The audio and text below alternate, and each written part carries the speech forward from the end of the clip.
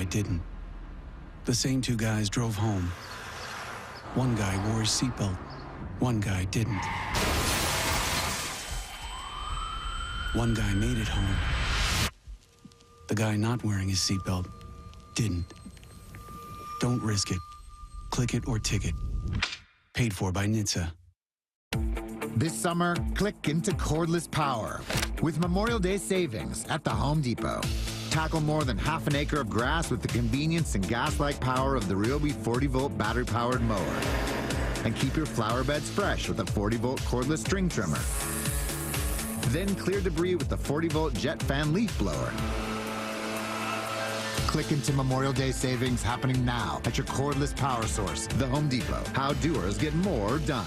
Prescriptions require an online consultation with a healthcare provider who will determine if appropriate. Restrictions apply. See website for details and important safety information. Subscription required. Price varies based on product and subscription plan. Hey guys, did you know there's a generic form of Viagra that works just the same but is 95% cheaper? And you can get it online at hims.com/joy. Through Hims, you'll get a free medical consultation to determine the ED medication that's best for you. Discreet shipping if prescribed, a 100% online process, and a range of treatment options, including trusted generic alternatives to the name brands, at up to 95% off. ED is personal, and at Hims, so is treating it. Just go to hims.com/joy and get connected to a licensed medical provider online for free, with zero copay, no expensive appointments, and no awkward face-to-face conversations. To start your free online visit, you need to go to this exclusive address, hims.com/joy. That's hims.com/joy for your free online visit. HIMS.com/JOY. Lexus is electrified, and the first ever RZ450E has the performance and range to get you where you need to go with the exclusive Lexus Direct 4 all-wheel drive technology. Lexus of Bellevue has over 50 RZs available for immediate delivery with electrifying savings up to $17,000 lease cash on every RZ450E. Visit LexusofBellevue.com.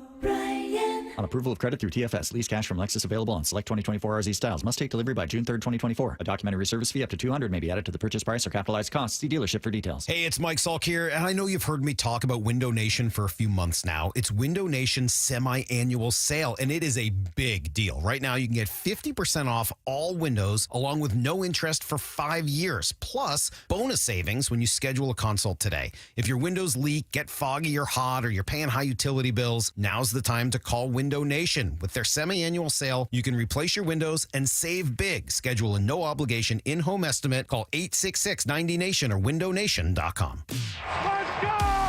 This is Seattle Sports. Streaming through the Seattle Sports app. KIRO AM Seattle. KIRO FM HD2 Tacoma. Home of the Seahawks, Mariners, and everything Seattle sports.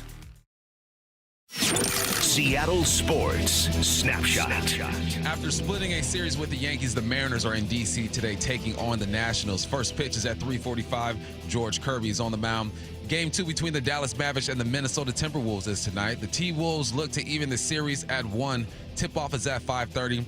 And in the NHL, the Eastern Conference Finals, Game 2 is tonight. The Panthers have a 1-game lead on the Rangers. Puck drops at 5 p.m.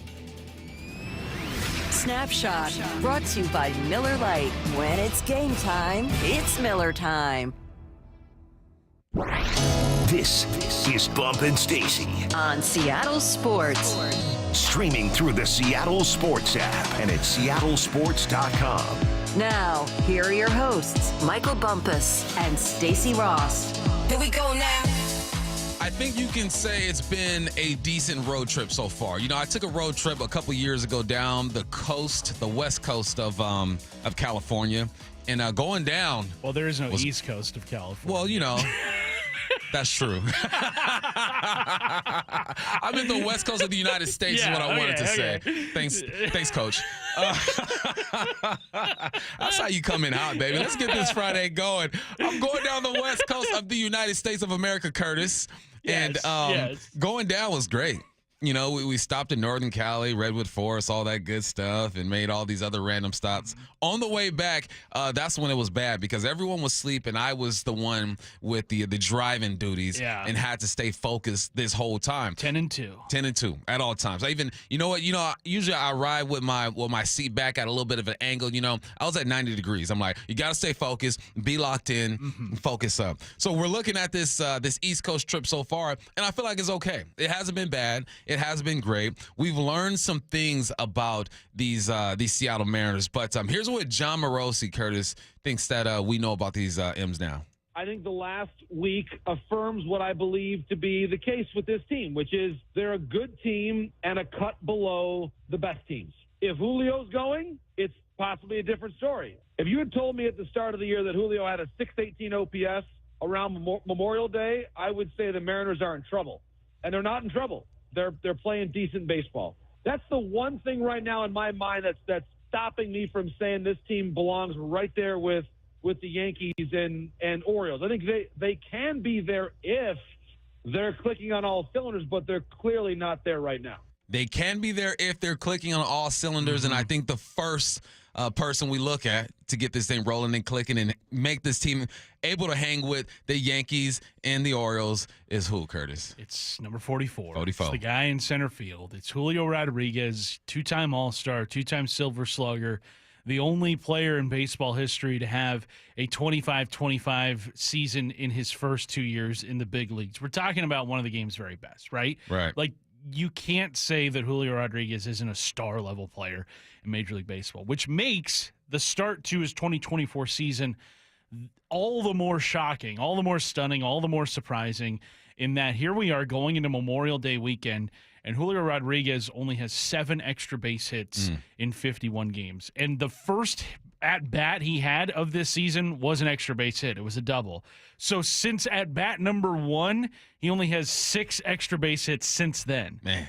That is insane to think about. And it's also crazy to think that the Mariners, even without typical Julio production, are in first place in their division. Now, maybe that says a little bit more about the rest of the American League West than it does the Mariners right now, who have a negative run differential, but also are, they're like 3 games ahead of the Rangers, who just got swept by the Phillies. They're 4.5 up on the Houston Astros, too, right now. But right now, Bump, if you could pick the one thing that you would change about the first 51 games of this Mariners season, you'd be hard-pressed to find anybody else that would pick something other than Julio and the start that he's had. Yeah, it's got to be Julio.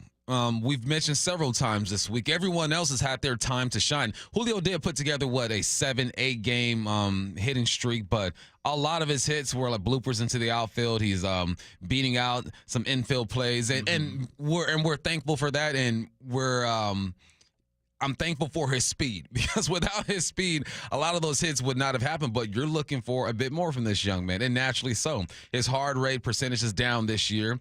His first year was at 50%, then it was at 52% last year. It's at 49%. Nothing too drastic, but to me, that just shows me that he's not squaring the ball up consistently the way that we're used to seeing it. And things kind of stand out.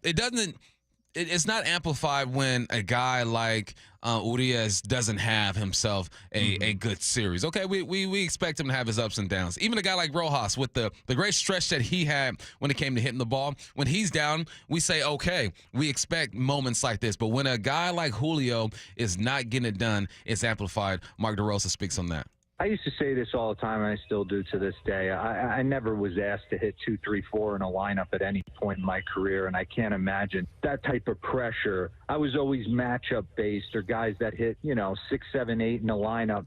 We'd always have this running joke that if, a series kind of fell in your lap that matched up for your swing, you'd be kind of kidding around with the guys saying, hey, guys, get on my back for this series, or get on my back for this week. The superstars are expected to be consistent daily for 162 and kind of carry it. When they struggle, it kind of shows the flaws of the team and the offense as a whole. So, the pressure's there, but he's got the contract and he's got the talent to do it. So I think if he relaxes a little bit and kind of rides this, he's getting a few knocks to fall, a couple homers here and there, if he can kind of build off that, catch a heater here in Yankee Stadium and hit that short right field porch a couple times, I think it gets going. I wish it was as easy as just relaxing. Right. I mean, there's more to it than that. But just, hey, man, chill out. Hey, deep breaths before you go up there, and everything will be fine. It's a tough place to be in as an athlete when you feel like you're not doing what you're capable of doing. You can easily start tweaking some things and go to a mental coach here and listen to this guy there. But Julio's right in this thing, man. When you look at Julio and his swing and what you think he's going through mentally, what stands out to you, Curtis? It does feel like he's pressing. It feels like he wants to hit a 10-run home run every time he's at the plate, and it's like you can't do more than a grand slam, Julio. Like, that's not possible.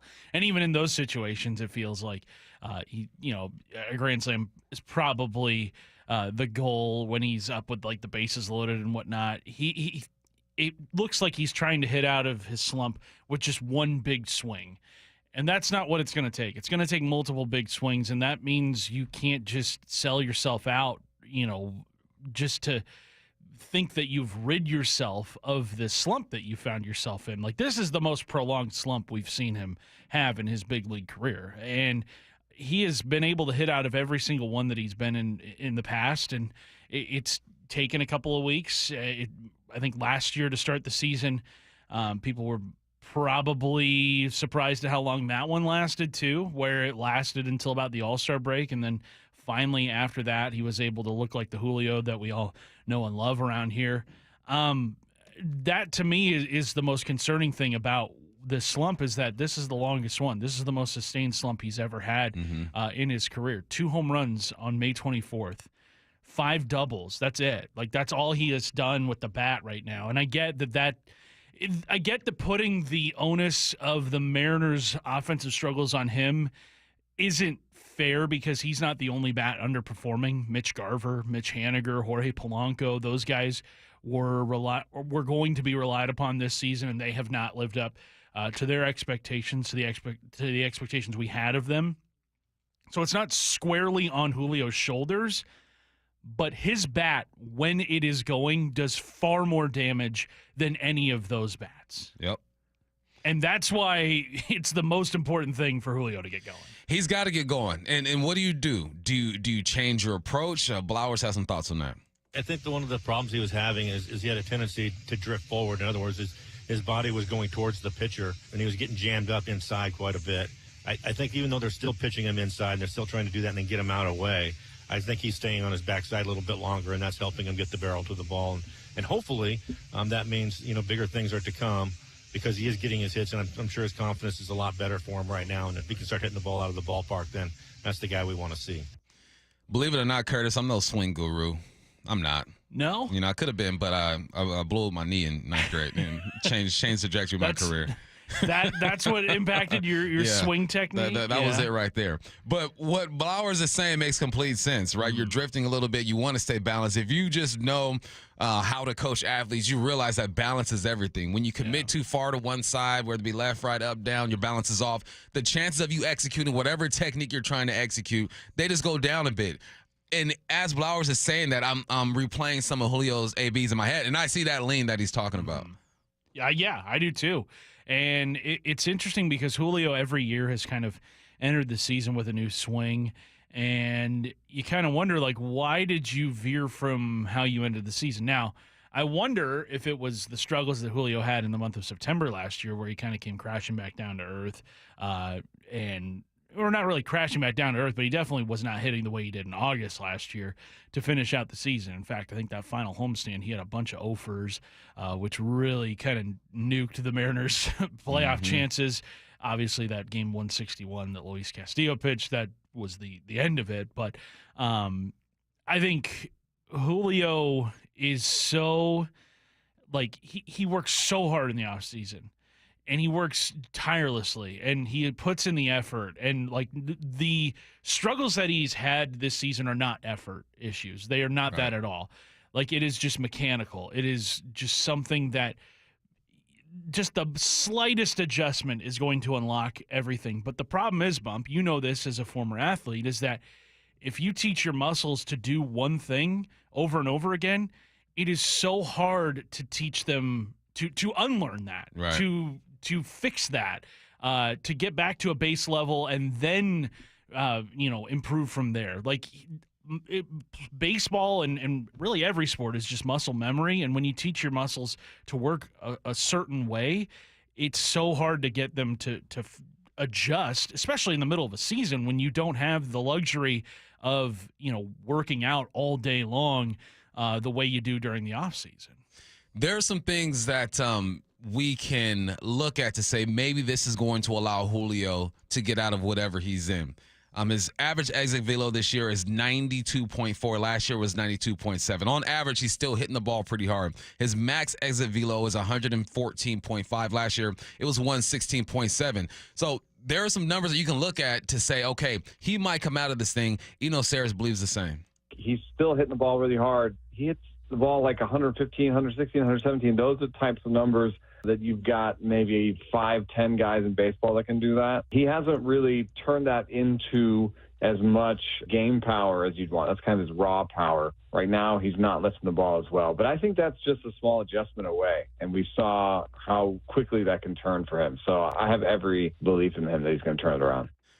The scary part about this whole thing, Curtis, is that it can easily sound like you and I, plus all these other voices that we've heard, are giving Julio excuses. Right. Like, but he's doing this, but he's doing that. If Stacy were here, she would say, it's like when you're dating a guy and you see all the red flags, and she's like, get up out of there, sis. Yeah. Get up out of there. But we can't get up out of there with Julio. It's still, it's not early in the season, but you're about 50 games in. There's a lot more to be played. You can look at some numbers that indicate he might get out of this. He's doing some things correctly. Is that the right approach with Julio? Like, how patient are we? We saw Service move him down to the 6 spot, which I thought was a good move. Some people didn't like it. Me, I'm like, look, you got to switch some things up. Right. How patient should we be? I think he has earned the benefit of the doubt because every time he's had a slump like this, he's busted out. He has been able to rectify it. He's been able to get back to the level of production that we've expected from him. It hasn't just been him hitting with a 300 slugging percentage. No, like he has been able to do this before, which I think has earned a level of trust with the Mariners fan base.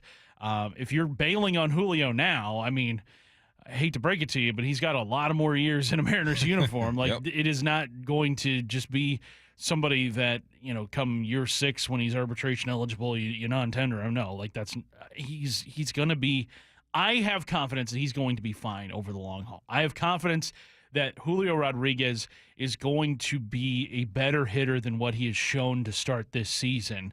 Because you know why? It's hard to get much worse than what he's been. And I know Julio to be a way better hitter than what he has been here in 2024. Yeah, I'm with you. I think he'll work himself out of this. Me and the 253 got something in common. Oh? 253 says, if only my parents got me that Fred McGriff instructional video. Oh. I mean, goodness, if I didn't hurt my knee. Back AAU national champions. Hey, I always picture the way his hat sits on his head and how he points at the camera. I remember waking up at night and having one of those commercials on. I'm like, should I do it? On SportsCenter every day. You had the guys throwing from center field into the garbage can. Into the garbage can, baby. They like frame by frame. It's like, how does this technique work? But it got results. That's what Fred McGriff taught us. This is the video that gets us results. And these are headline rewrites. Extra, read all about it. Headline rewrites. We must make headlines. The real story behind the headlines in today's news with Bob and Stacy. The NCAA and Power 5 schools have agreed to a deal that will let schools directly pay players. What's the real headline? Real headline, Bump. Does this mean you can collect back pay from Wazoo? I'm washed. Oh, no. I missed the window, Curtis. Dang. When you're 38 years old, your last season was in 2007. They're like, nah, those guys are good. Yeah. I mean, I got to take the L on this one. No, but this is good, I think. I think that we're going to dive into this deeper later on to the show, but I think that the NCAA had no choice but to change their approach to this whole thing because the landscape of college sports is changing, especially in football and basketball. But no, Curtis, I missed it. You know what did happen? KookFan.com cut me a small little check because I used to do things for them for free 15, 20 years ago.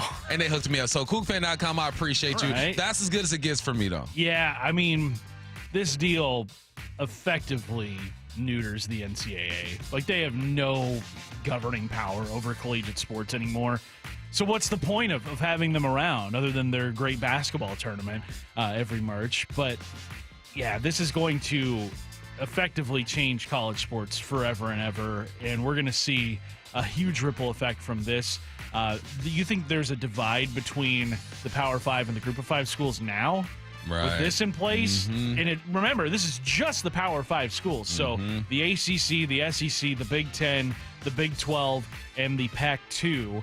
It's those schools, plus like Notre Dame, I think, is involved in this.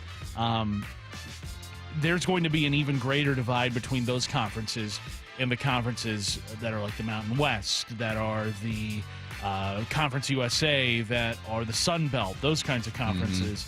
It's going to be even more, it's going to add another wrinkle to what college recruiting is like, but this is our future. Either embrace it or get off the train. Get right or get left. Headline rewrites. The Celtics took a 2-0 series lead on the Pacers, and Indiana star Tyrese Halliburton's status for Game 3 is in question after he left last night's game with a hamstring injury. What's the real headline? Real headline, Boston's road to the finals has been smoother than freshly paved asphalt. Ain't nothing like freshly paved asphalt. It's the greatest to drive on. That bumpy road that paved by angels. That spills your coffee in the morning or rattles the whip when you got your baby girls in the backseat sleep. This is what Boston Celtics are going through right now. That road is smooth as heck. Curtis, break down the obstacles they've had to go through this The playoffs. obstacles. Didn't face Jimmy Butler against Miami in round 1. Donovan Mitchell got hurt midway through the second round against Cleveland. And Halliburton might miss time for Indiana here in the Eastern Conference Finals. Those are the 3 best players on each of those 3 teams. You kind of wonder... Hopefully nothing happens to Anthony Edwards or Luka Doncic in the NBA Finals, because if that happens, then, sorry, Boston, you get labeled as a Mickey Mouse champion if that's the case. Not facing anybody's best player? Come on now. I think this series is a wrap. We heard it last night on, I think it was the pregame show, or no, I think it was the postgame show. Stephen A. was like, I'm kind of praying for a short series because I could use some extra time off. People were roasting him for saying that, but I feel like if Charles Barkley was the one that said that, people would be like, Chuck. Oh, Chuck. People don't realize Stephen A. is everywhere. Yes. He does a lot of things. So I feel him on that, but you're right. Because he gets paid all this money, because he's always on TV, people are like, look, you live the life, you shut your mouth. But I look at the Celtics, man, and And the only good thing about them winning an NBA Finals this year is that what you said. You call it a Mickey Mouse championship. That's what they call my Lakers championship in 2020. Oh, in the bubble? Yeah, so let's go ahead and switch the narrative if it goes that route. Headline rewrites. The officer who arrested number 1 ranked golfer Scotty Scheffler will be disciplined by the Louisville Police Department for not turning on his body camera. What's the real headline? Real headline, if you look at his previous history of discipline, this shouldn't surprise anybody. He has, over the course of his career, let's see here, 1, 2, 3, 6, 9, 12 separate reprimands from the Louisville Police Department. One time, just a coincidence, but fool me once, shame on you. Fool me 12 times, can't get fooled again. I'm looking at my man's little rap sheet. All right, Gillis was suspended for 5 days for conduct unbecoming for driving an intoxicated civilian in his police car. He was doing donuts. All right, he also was disciplined for pursuing a vehicle that did not commit a crime. He was found at fault for accidents on May 22nd and August 6th in 2019. He was found to be at fault in 2013, an incident that led to an oral reprimand and mandatory driver's license, suspended the driver's license. This man is reckless. The fact that he's still employed by the police department is amazing to me. That means, 1, they don't care, or 2, they just ain't got nobody to replace him. We know it's tough for these guys out here to do those jobs. But yeah, I think it's looking good for Scotty right now. I saw one piece of film. I don't know if it was official or not, but it showed Scotty kind of bumping the police officer with his car. It seemed like Scotty might have been confused. Do I go? Do I stop? But you listen to the reporter, read the report that Gillis put in. He says, he ran me over and dragged me, and my knees are sore and all this stuff. And I'm looking at the tape. I go, it don't look like that. Yeah. So you look at his rap sheet, you hear the story. To me, it sounds like he knows that this might be the last straw, so I'm going to go out swinging and fabricate this whole thing. I hope that what could have saved this incident from blowing up. I hope that's what happens here in the court of law, is that cooler heads prevail, because what I saw on tape did not warrant a felony charge for Scotty Scheffler, who by all accounts has like no previous rap sheet at all. Like this is a very boring guy from what we've heard about his personality. I just think this was a huge miscommunication on both sides that should just be thrown out. Like, Scotty Scheffler doesn't need to serve any time beyond what he did that morning of round 2 of the PGA Championship. Here's that cut we love to play. There's an old saying in Tennessee, I know it's in Texas, probably in Tennessee, that says, fool me once, shame on you. If fool me, we can't get fooled again. Can't get fooled Can't again. get fooled again. 12 times, can't get fooled again. And let's keep it real. No one expects Scotty Scheffler to do any type of time. Come on now. No. You guys never been in trouble. He's a golfer Pay for a crying fine. out loud. Yeah. Ain't nothing going to happen to Scotty. And especially when he's going up against a officer that has a lot on his rap sheet. So, yeah, Scotty, you'll be all right. World rank number 1. You still make money. He's like $50 million he's made this year. He will be fine. All right, you're listening to the Bump and Stacy Show on Seattle Sports and the Seattle Sports app. Man, we're learning a lot about these players during OTAs, but what about the coaches? Curtis and I discuss that next. Seattle Sports, your home for Brock and Salk. New Seahawks tight end Pharaoh Brown. Weekdays 6 to 10. What are the initial impressions of being here in Seattle? The locker room is great. The coaches is great. We're building a great foundation, and no stone is being unturned. You know, we getting to know each other. Starting from the staff, they never been together. So it's kind of like we all starting together and learning this thing step by step. And Grubbs, it seems like he has a lot of plays and a lot of ideas. So I think as we continue to build, it's going to be a very high-powered offense. On Seattle Sports and 97.3 FM HD2. 1877 Cars for Kids. KARS Cars for Kids. 1877 Cars for Kids. Donate your car today. Donate today at carsforkids.org. That's cars with a K. Your car can be picked up as soon as the next day. Receive a tax deduction and vacation voucher. 1877 Cars for Kids.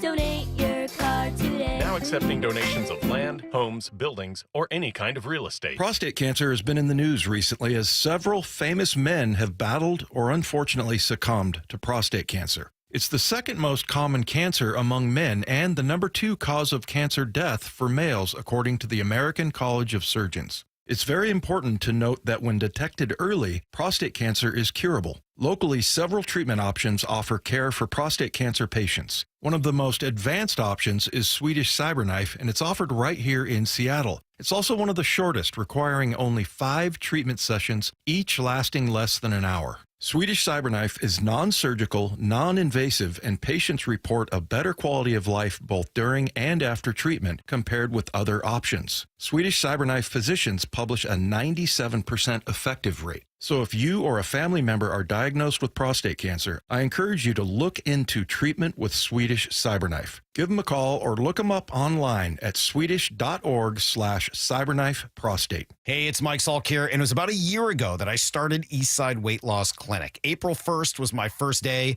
By April 15th, I'd already lost 17 pounds. I ended up losing 35 in 8 weeks, and here's where I felt it. I wasn't hungry. I wasn't craving junk food. I had a lot more energy to do things that I like to do, walk 18 holes. I bought brand new clothes. They fit me better, and people were all saying I look 10 to 15 years younger also. Eastside Weight Loss Clinic made and continues to make a big difference in my life, and I know it will for you too. Do you have an upcoming vacation you want to look your best for? You're looking to get ready for summer. You want to be healthy and look your best? EastsideWeightLossClinic.com. It's healthy, safe, sustainable weight loss. Just schedule a free 15-minute, no-obligation consultation right now and take the first steps towards being your better self. Call 425-588-0080 or go to eastsideweightlossklinic.com. I lost 35 pounds. How many will you lose? Dr. Ryan Coogan, D.C. Results may vary. From whiplash to herniated discs, there are a few car accident injuries we've all heard of. J.P. Pendergast with Pendergast Law explains that even the most common injuries differ from one another. Pre-existing conditions, health history, beginning of treatment. There are hundreds of factors that make every person and every injury unique. While these variables aid medical treatment, the strongest case recoveries must also take them into account. Could you explain a little bit more? Our team at Pendergast Law is obsessed with turning over every stone to differentiate each case. This requires thorough investigation, diligent listening, and relentless research. We never pursue cases with a one-size-fits-all approach. We built our success by treating every injury and every case with the individualized attention our clients need and deserve. Pendergast Law's individualized approach to even the most common injuries makes the difference in case outcomes. It's another reason why I can't recommend them enough. If you or a loved one has been injured in a car accident, call Pendergast Law. We can help. Headed outdoors or on the water this weekend? Check in with Joey and Nellie on the Outdoor Line from 6 to 8 a.m. every Saturday on SeattleSports.com. They say teachers don't impact for a year, but for a lifetime.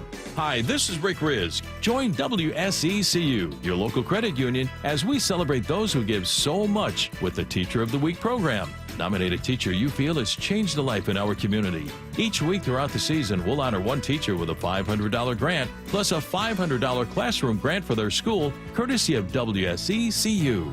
Find out more and nominate a teacher at mynorthwest.com/teacher.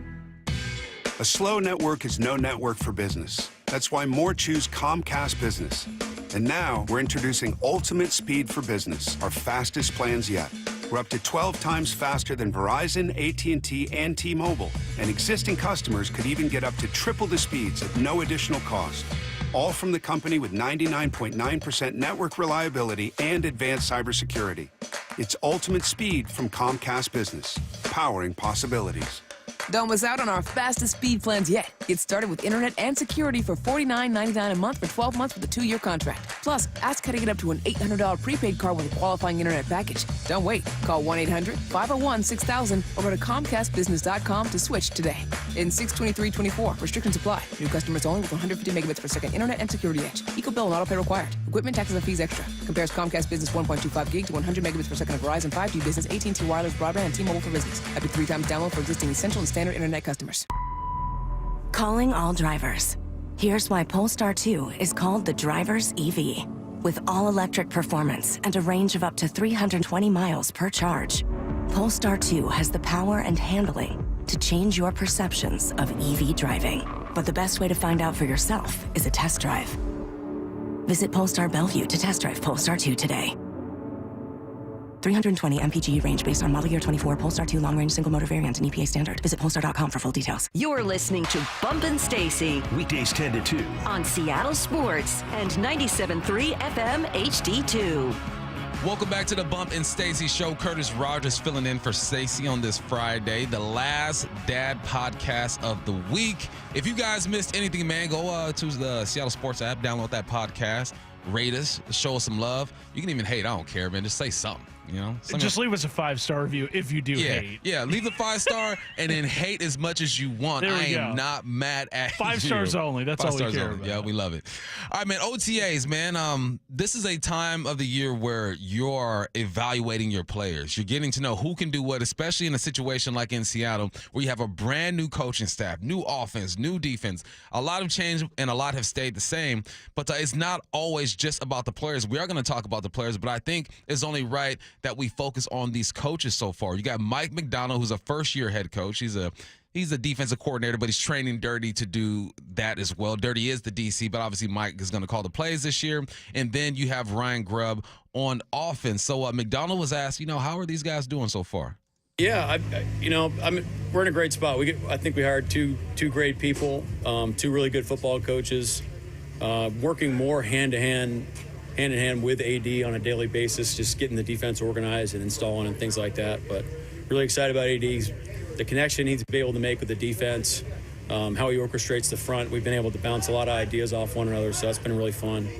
And then Grubb, he's talking about a really detail-oriented guy, knows exactly what he's looking for. He's very precise. We talk about it as a team, we're always like, we want clarity in everything we're doing. We want the guys to know exactly what the expectations are, exactly what they're, what's being asked of them, and he has that. He's a very clear communicator for sure.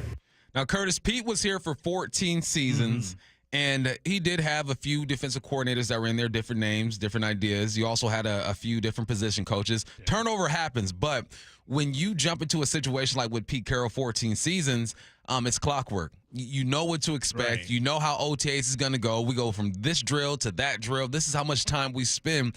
And those guys had a relationship. The core of that group had a relationship. This is brand new. So as much as we focus on the players and how they're executing and what they're learning, McDonald building relationships with these guys and trust with these guys is just as important. Absolutely, especially from the very start. You don't want to be seen as like a micromanager right out of the gate, especially because, I mean, there's zero stakes. I mean, there are stakes in OTAs, sure. Like you want to, we'll hear from McDonald later on, about what percentage of their installs they have done right now. But you can't lose any games at this point of the calendar. So you just got to empower all of your staff around you.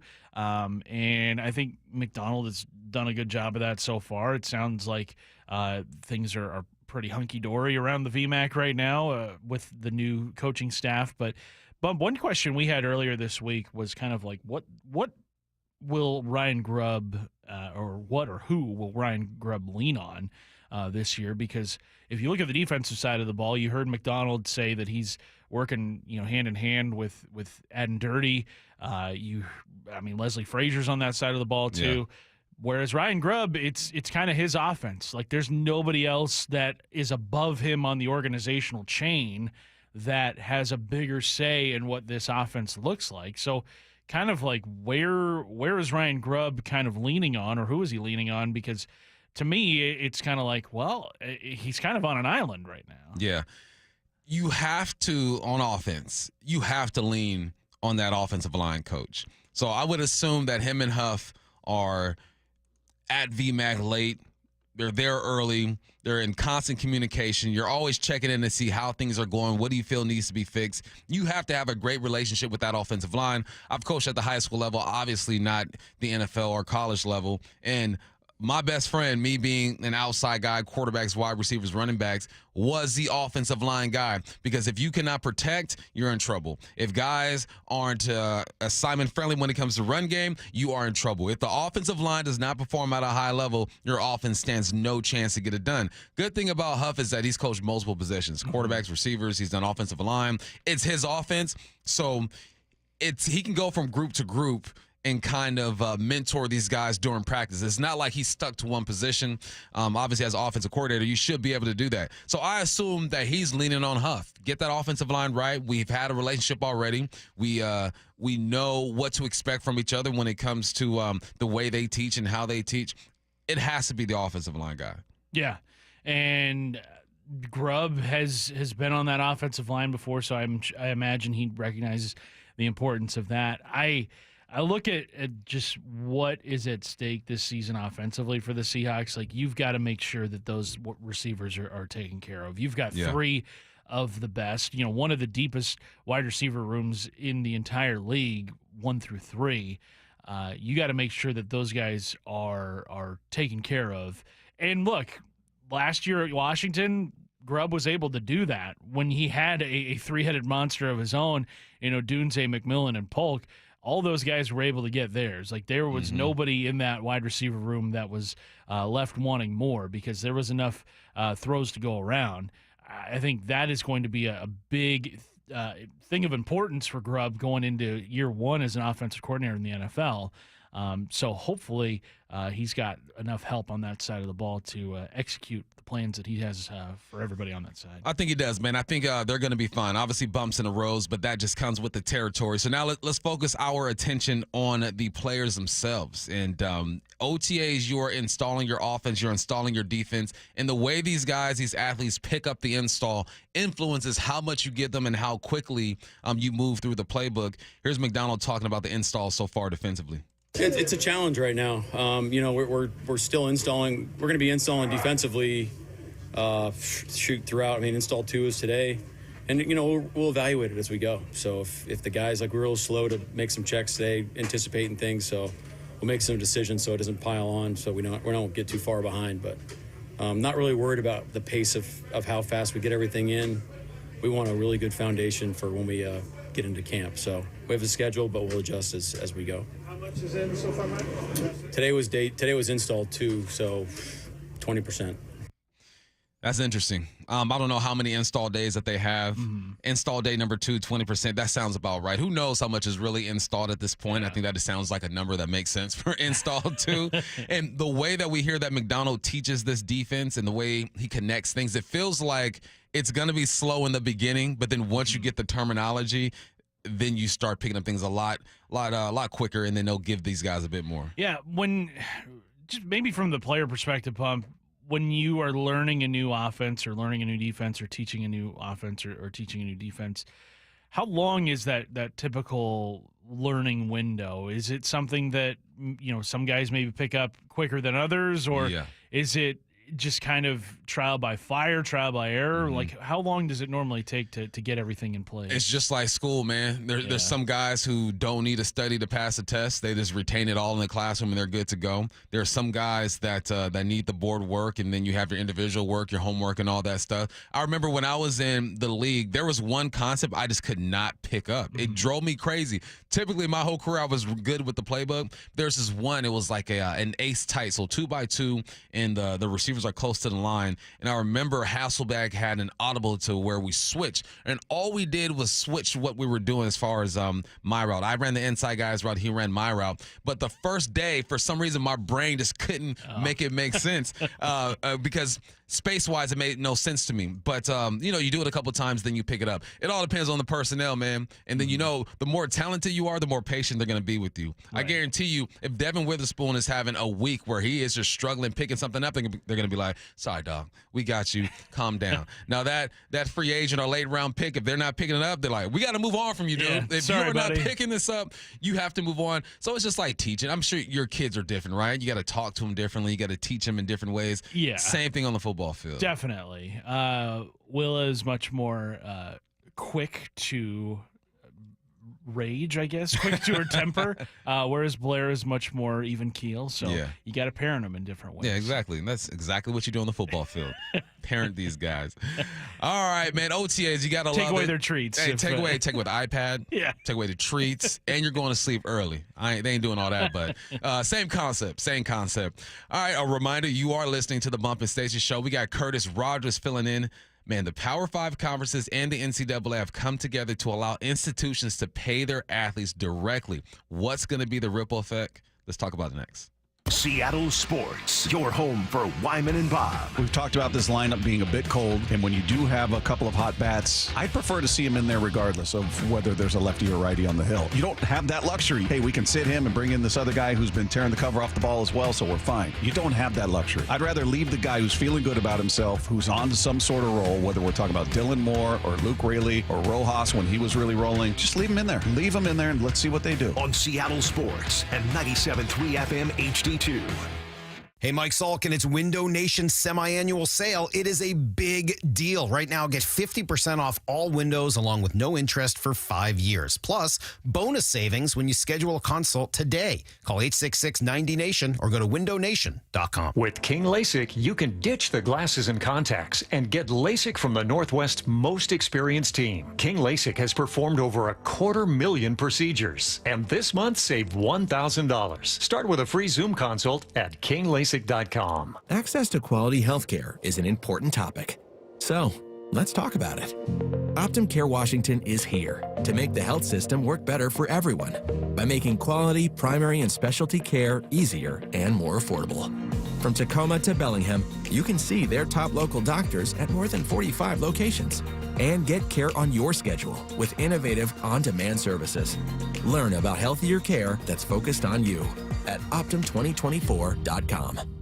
I'm still going for it, even with higher stroke risk from atrial fibrillation and a regular heartbeat not caused by a heart valve problem. Over a 3-year study, Eliquis apixaban tablets reduced stroke risk better than warfarin, and over 97% of Eliquis patients did not experience a stroke. A first stroke occurred in 2.9% of warfarin patients versus 2.3% of Eliquis patients. Don't stop taking prescription Eliquis without asking your doctor. It may increase your stroke risk. Eliquis can cause serious and in rare cases fatal bleeding. Don't take Eliquis if you have an artificial heart valve, abnormal bleeding, or antiphospholipid syndrome. While taking, you may bruise more easily or take longer for bleeding to stop. A spinal injection while on Eliquis increases risk of blood clots, which may cause paralysis, the inability to move. Get medical help right away for unexpected bleeding, unusual bruising, or tingling, numbness, or muscle weakness. Medications such as aspirin products, NSAIDs, SSRIs, SNRIs, and blood thinners may increase bleeding risk. Tell your doctor about all planned medical or dental procedures. Learn more at Eliquis.com or call 1-855-ELIQUIS. This is Matt Coker from West Coast Men's Health.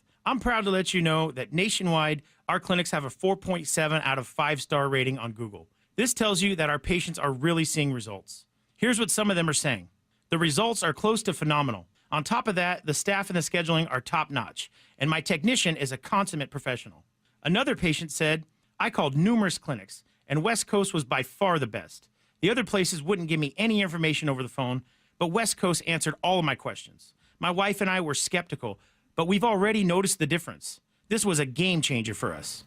West Coast Men's Health has helped thousands of men reverse their ED using acoustic wave therapy. No pills or shots necessary. Give us a call today so we can help you too. With clinics in Redmond and Tacoma, call 206-519-6541. That's 206-519-6541. 206-519-6541. Online at westcoastmenshealth.com. Bonneville International radio station contests are open to participants 18 years of age or older that are residents of Washington State unless otherwise specified. Employees or agents of the station, Bonneville International Corporation, other area radio stations, or any entity associated with the contests are not eligible to win unless the station otherwise specifies at its own discretion. Persons who have won in the last 60 days from a station contest or event may not be eligible. Full general contest rules are available on seattlesports.com or in person at the station during regular business hours. Subscribe to the Seattle Sports YouTube page to find new and exclusive content from your favorite shows and personalities daily. Just head to YouTube, search Seattle Sports, and click subscribe. When you're high, you feel different. You think different, you talk different, you draw different, you listen to music different, but you probably knew that. Problem is, you also drive different, and not in a good way.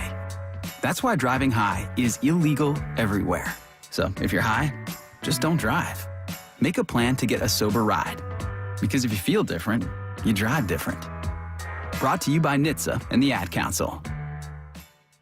Put your phone on D&D. That means that do not disturb when you're driving. And when you're going from point A to B, I need you to stay safe, please, so always sing with me. So put your phone on D&D. That means that do not disturb when you're driving. And when you're going from point A to B, I need you to stay safe, please, so always remember this beat. Don't drive distracted. A message brought to you by the National Highway Traffic Safety Administration, Project Yellow Light, and the Ad Council. You want more speed? Well, you're in luck because Xfinity just increased their internet speeds and they are faster than ever. Plus, with super fast internet and that reliable connection, you can do more of what you love whenever you want. So that means more gaming. So when my son Titus has his entire baseball team over and they're all gaming, no problem. That means more downloading, more video chatting our kids from away. And for the wife and I, yeah, maybe that means more nights on the couch streaming our favorite movies and TV shows every single night. It's time to get more out of your internet with faster speeds from Xfinity. And now through June 21st, get 150 megabit Xfinity internet for only $19.99 a month for 12 months with a 1-year contract. That's double the speed for the same great price. Go to Xfinity.com, call 1-800-XFINITY, or go visit that Xfinity store today. Requires paperless billing and auto pay with stored bank account. Restrictions apply. Equipment taxes and other charges extra. After promo, regular rates apply. Actual speeds vary and not guaranteed. Make the call to 1-800-XFINITY. This is Bumpin' Stacy. Weekdays 10 to 2. On Seattle Sports and 97.3 FM HD2. NCAA. It's looking a bit different these days, Curtis. The Power 5 conferences have come together with the deal and says, look, we're going to allow these institutions to pay their athletes. Here's what you need to know about this whole deal. The agreement, which still needs to be approved by a judge, will settle 3 pending federal antitrust cases, but not all legal issues the NCAA is facing. Under the terms of the agreement, the NCAA will pay more than $2.7 billion in damages over 10 years to the past and current athletes, sources said. The agreement also includes a revenue share plan allowing each school to share up roughly $20 million to athletes. All Division I athletes dating back to 2016 are eligible to receive a share as part of the settlement class, but if they do so, they cannot sue the NCAA for potential antitrust violations. Athletes can object to the settlement or opt out of the settlement class. A series of formulas devised by sports economists will be used to decide how to split the money among more than 10,000 former and current athletes. Lastly, schools likely will begin sharing revenue in the fall of 2025, sources said. That's a lot there. It seemed like it happened so quickly, too.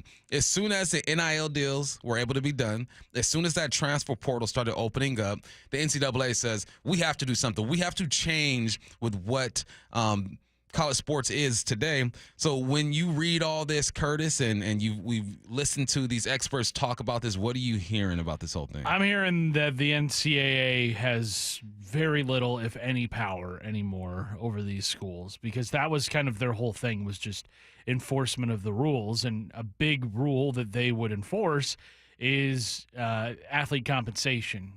That was a huge no-no. That was the ultimate no-no when amateurism was the thing. And amateurism doesn't exist anymore, at least at the collegiate level. It still does in high school, but it just has effectively rendered the NCAA meaningless. And this isn't the first step that we've seen these colleges take in order to distance themselves from the NCAA, which is just a governing board, by the way. Like, it's not something that, schools can, or it's not something that rules over every university. Like, it's just over college athletics. And if these schools say, we don't need you anymore, NCAA, like, they can pack up their ball and go elsewhere, which I think is what this is kind of starting to do. Like, heck, we talk, a lot about the upcoming NCAA football video game, the upcoming EA Sports video game, which, if you haven't noticed, Bump, and those listening, there is no NCAA marker anywhere on this video game. I didn't know that. It's called EA Sports College Football 2025. Okay.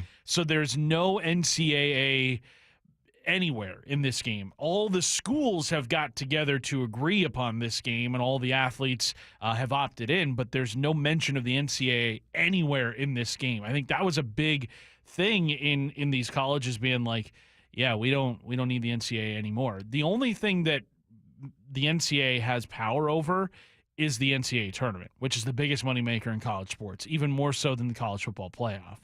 That, to me, if that ever changes, if the Power 5 schools maybe make a tournament of their own, I think that's the only way I could see the NCAA completely evaporating and no longer being a thing. Because once the NCAA tournament goes up in smoke, there's no reason for the NCAA to even exist after that. So I mentioned one of the three cases against the NCAA. One is the House versus NCAA. This is what not sparked it, but one of the main conversations that's being held around this whole thing. The NCAA signed an 8-year, $8.8 billion deal to broadcast the biggest tournament in all the land, March Madness. Naturally, the players are looking at that number and saying, hold on, we are the product. We are when the 16 seed beats the number 1 seed. Don't think that's ever been done. I don't know. You tell me, Curtis. A couple of times. Yeah, a couple of times. All right. Like, we are the ones who create the madness. Why aren't the players getting a piece of that? So that's part of the deal as well. Some of the challenges I see with this revenue sharing, you and I were talking about this. How are you going to allocate the money? Right. Because we know who the money makers are in college sports. It's basketball and it's football, specifically men's basketball. I think the women, as of late, have there are definitely some programs that have, you got the LSUs, the Notre Dames, the Tennessees, the UConns for sure. But how are you going to allocate the money? Because in business, you look at, okay, who's bringing in the most revenue? Okay, they should get a bigger piece of the pie. Something tells me on college campuses, it ain't going to fly if Alabama's football team is getting 40% of the pie and everyone else has to share. Yeah, if there is an All-American swimmer in Alabama's athletic department, they're going to want a decent chunk, but also it's like, how much does college swimming bring back to the university? Yeah. Not a lot, especially compared to the football team, where the football team is making like tens, if not hundreds of millions of dollars for the school. So, let's say you've got not an all-conference running back or an all-conference wide receiver, but somebody that, gets like 800 yards, 5-6 touchdowns.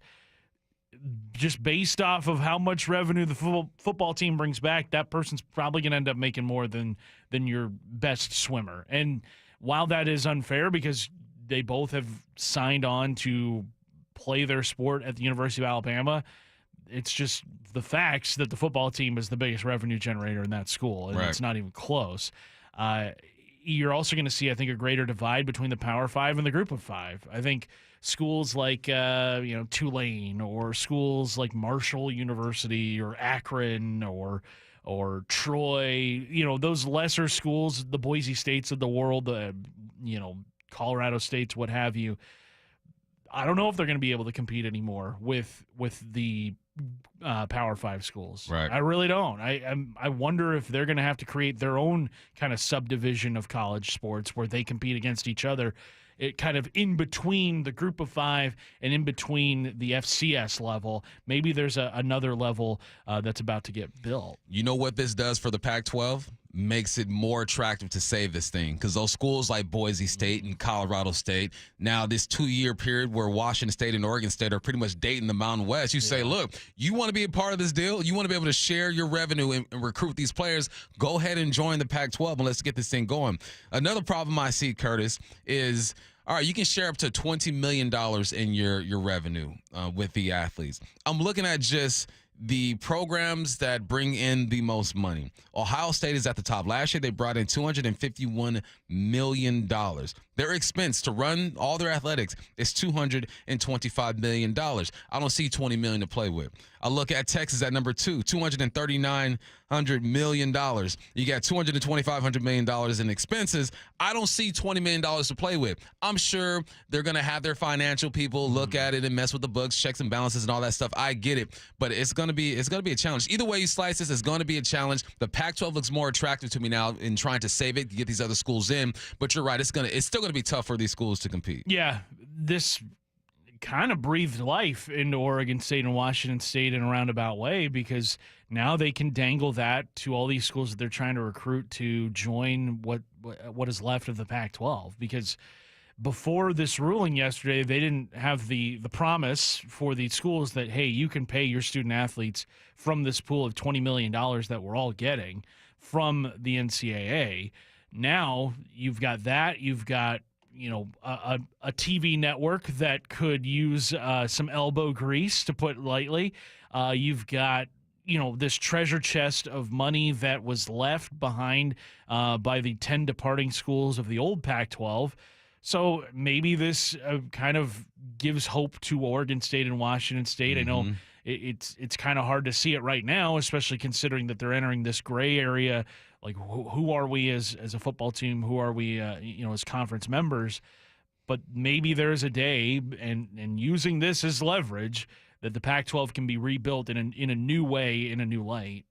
Hey, it gives us hope. It gives us hope. All right, that's the first hour down. We're going to get to some football coming up. We'll be visited by the Athletics' Randy Mueller on the Emerald Queens Casino Sportsbook Hotline, and then we got some 4 down territory. That's next here on the Bump and Stacy Show. Seattle Sports is your exclusive home for Mariners baseball. Going, gone! Every strikeout. Swing and a miss, and a fastball, strike 3, and the ball game is over. Every home run. Blasted out to right field. An absolute take by Luke Raley to the second deck. Every Mariners win. And the ball game is over. The Mariners with a colossal comeback here in the Bronx. Stream every game at seattlesports.com or on the Seattle Sports app. We are Seattle Sports, the home of the Mariners. You gotta love baseball season, but when it comes to your windows, you don't want any curveballs. Rick Riz here, reminding you to trust your clubhouse with locally owned Pella Windows and Doors of Western Washington. Experience the difference with high-quality products, expert installation, and top-notch customer service. It's always a home run with Pella. Schedule a free consultation with Pella Windows and Doors of Western Washington. Just go to PellaPNW.com. That's PellaPNW.com. Memorial Day weekend. You know what that means. No work on Monday. And the start of the summer season. With all the summer sales this weekend. Look at all these ads. I know, but there is one store we really should visit. Why? To check out the new TVs from Samsung and LG and Sony. Aren't those expensive? Not this weekend. Video Only has huge deals on the new models and even trade-in discounts. What about online or the warehouse clubs? We can do better at Video Only. They've got the lowest prices of the year on the new TVs, including all the top-rated models. Okay, let's check them out. Or we'll be sorry. At Video Only, you won't find huge stores with refrigerators or dishwashers, but you will find the best deals on the best TVs, soundbars, and home theater systems. Shop around, but then make sure you visit Video Only, because if you don't, you'll be sorry. In South Center, Bellevue, Linwood, Federal Way, and Tacoma. Video Only. I call myself a confident backseat driver. Mom, brakes, please. Gotcha. But I'm less confident in the economy. Same here, buddy. Thankfully, Les Schwab Tires helps make sure that our safety never takes a backseat, even when we're watching our wallets. Roll into summer. Save up to $200 instantly on a wide selection of tires and wheels. Les Schwab Tires. Limited time offer. Terms and conditions apply. Details at leschwab.com/sale. Prostate cancer has been in the news recently, and it's very important to note that when detected early, prostate cancer is curable. Locally, several treatment options offer care for prostate cancer patients. One of the most technologically advanced options is Swedish CyberKnife. It's also one of the fastest, requiring only 5 treatment sessions, each lasting less than an hour. If you or a family member are diagnosed with prostate cancer, I encourage you to look into treatment with Swedish CyberKnife. Go to swedish.org/cyberknifeprostate. Lexus is electrified, and the first ever RZ450E has the performance and range to get you where you need to go with the exclusive Lexus Direct 4 all-wheel drive technology. Lexus of Bellevue has over 50 RZs available for immediate delivery with electrifying savings up to $17,000 lease cash on every RZ450E. Visit lexusofbellevue.com. On approval of credit through TFS, lease cash from Lexus available on select 2024 RZ styles. Must take delivery by June 3rd, 2024. A documentary service fee up to $200 may be added to the purchase price or capitalized costs. See dealership for details. Hey, it's Dr. Coogan with Eastside Weight Loss Clinic. Are you tired of losing weight just to see it all come back again? Summer is around the corner and you want to look and feel like yourself again, but getting back on that frustrating weight loss roller coaster is the last thing you want to do. You've heard about the new drugs but are concerned with the possible side effects, or you're taking weight loss drugs but also want to learn how to change your lifestyle for long-lasting results. At Eastside Weight Loss Clinic, we know the secret for fast and lasting weight loss using real healthy foods and lifestyle strategies. Schedule your free consultation online at eastsideweightlossclinic.com. Yeah, one of the great things about the Eastside Weight Loss Clinic program for me was the lack of hunger. That's how I got into the problem to begin with, as I was eating too much, and I thought that would be the case as I was losing weight. No. Delicious recipes that keep you full. Our program has successfully helped thousands of people lose up to 10 to 20% of their body weight in 60 days. You can start our program in person in Kirkland or virtually from anywhere you live. Schedule your free phone consultation today by calling 425-522-5070 or eastsideweightlossclinic.com. Dr. Ryan Coogan, D.C. Results may vary. Free consultations, no fee guarantees, 5-star reviews. J.P. Pendergast with Pendergast Law explains the importance of going beyond these familiar offerings. Accident victims want an attorney, Tom, that satisfies their needs. Someone who handles those needs with the highest degree of care. Pendergast Law offers the no-fee guarantees and free consultations, but these only scratch the surface. Okay, explain more. We make sure that every member of our team is genuinely passionate about helping others. Customer service and communication are our top priority. It's how we take care of our clients so they always feel one step ahead of the insurance companies. Our strong reputation for high standards provides comfort and confidence when it's needed most. Pendergast Law offers the free consultations, the no-fee guarantees, and of course, they are 5-star rated. But what really makes them different is their genuine passion for helping others. I can't recommend them enough. If you or a loved one has been injured in a car accident, call Pendergast Law. We can help. That's PendergastLaw.com. This is Seattle Sports. Streaming through the Seattle Sports app. KIRO AM Seattle. KIRO FM HD2 Tacoma. Home of the Seahawks, Mariners, and everything Seattle sports. Seattle Sports Snapshot. After splitting a series with the Yankees, the Mariners are in D.C. today taking on the Nationals. First pitch is at 3:45. George Kirby's on the mound. Game 2 between the Mavericks and the Timberwolves start tonight. Tip-off is at 5:30. Game 2 of the NHL Eastern Conference Finals is tonight. The Panthers have a 1-game lead on the Rangers. Puck drops at 5 p.m. Snapshot, brought to you by Miller Lite. When it's game time, it's Miller time. This is Bump and Stacy on Seattle Sports. Streaming through the Seattle Sports app and at seattlesports.com. Now, here are your hosts, Michael Bumpus and Stacy Ross. Here we go now. Curtis Rogers in for Stacy Ross. I'm Michael Bumpus, still here. This is the Dad Podcast, and now we are joined by the Athletics' Randy Mueller on the Emerald Queen Casino Sportsbook Hotline. Randy, how we doing today? Doing great, guys. What's going on? Nothing much, man. You know, it's OTA season. OTA season, Yeah. and over here in Seattle, as you know, there is a brand new coaching staff. Randy, we spend a lot of time focusing on the players as we should. They're the guys that are going to be making the plays. But as of late, Curtis and I have been taking a look at this coaching staff and kind of wondering what's it like for them during OTAs. You got a brand new staff, new offensive coordinator, new defensive coordinator. They have to gel as well. What type of challenges might these coaches be facing right now? Well, it's a great question. And anytime you have the amount of change that Seattle had in the offseason, this is almost like practice coaching, right? I mean, it's training camp for them. It's going through a lot of their teaching technique. As a GM, I would find myself really gaining most value during this OTA season, as you mentioned, from just how the new guys, and I'm talking about players in this case, how they assimilate with teaching methods, with schemes in the classroom, and in their communicative skills with their teammates. So I'm sure the staff is going over the same things every day, but they're for the most part, understanding of what they need to get across, but they've tried to spend as much time as they can getting to know these new players while they're teaching them new approaches and really a different way of life than what the Seahawks have known for many years under Pete Carroll. Randy, the Seahawks offensive coordinator, Ryan Grubb, comes from the college game. Part of your history is that you were in Miami when Nick Saban went from LSU to Miami. What are those differences between the college game and the pro game that people just might not think about, that these coaches are going to have to adjust in a big way if they want to have success at the pro level? Well, I think mainly it is you're dealing with adults now. You're dealing with men, with families. So really your coaching style probably has to be altered a little bit. I know that was somewhat a struggle for Nick initially in Miami. You mentioned that, but I think he figured it out quickly. You have to coach the pro guys a little different. I think from a technical standpoint, with regard to Ryan Grubb, his schemes, his systems, his processing of information won't be any different. What he'll find that's different is players are bigger, faster, more explosive. They're not throwing to wide open windows. The windows that the quarterbacks have to find receivers are minute, and sometimes they are covered. And as Michael can tell you, they got to throw you open.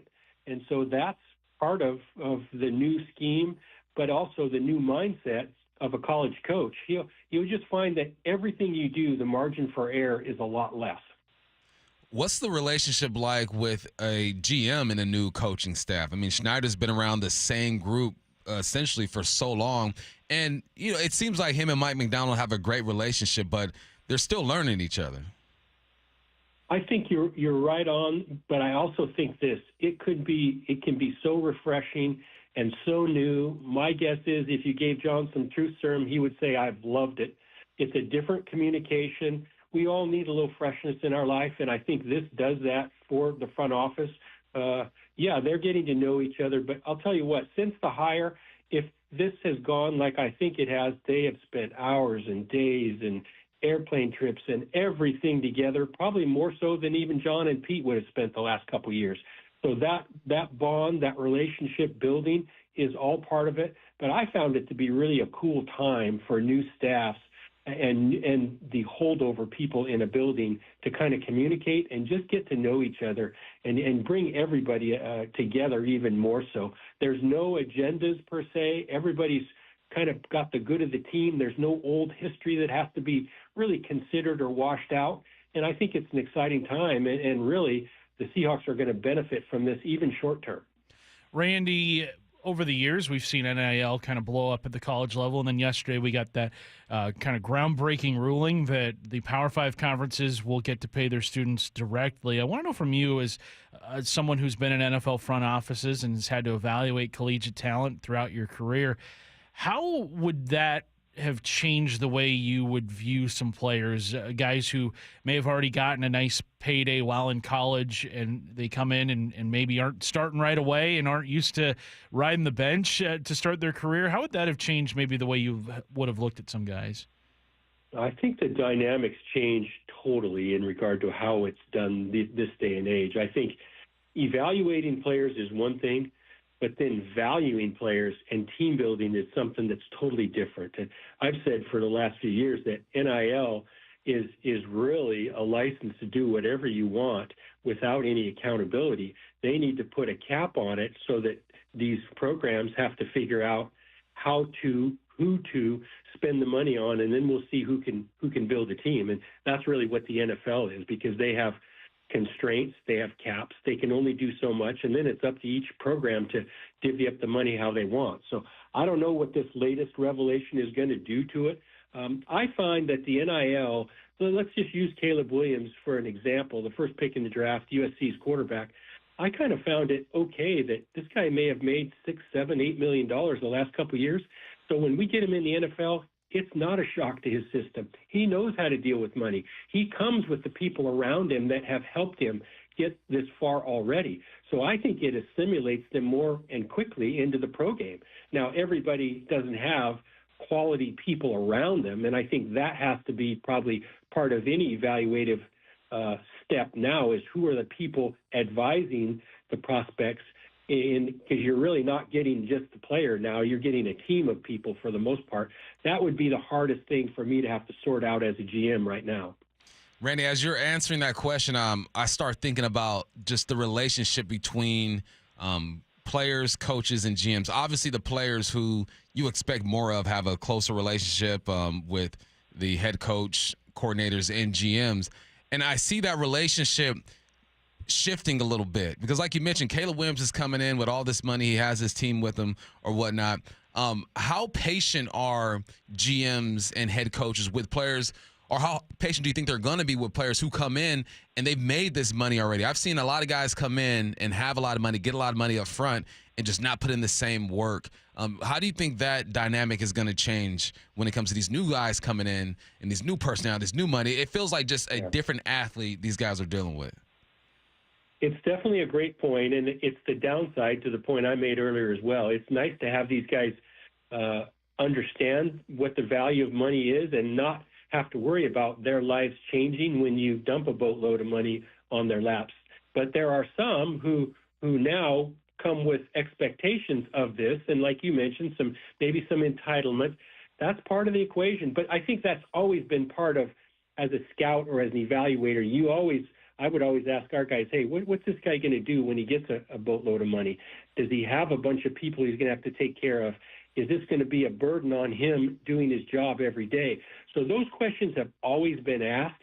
I think the projection they come now with a little more entitlement and thinking they have a little more voice, I think that'll find a way to work itself out.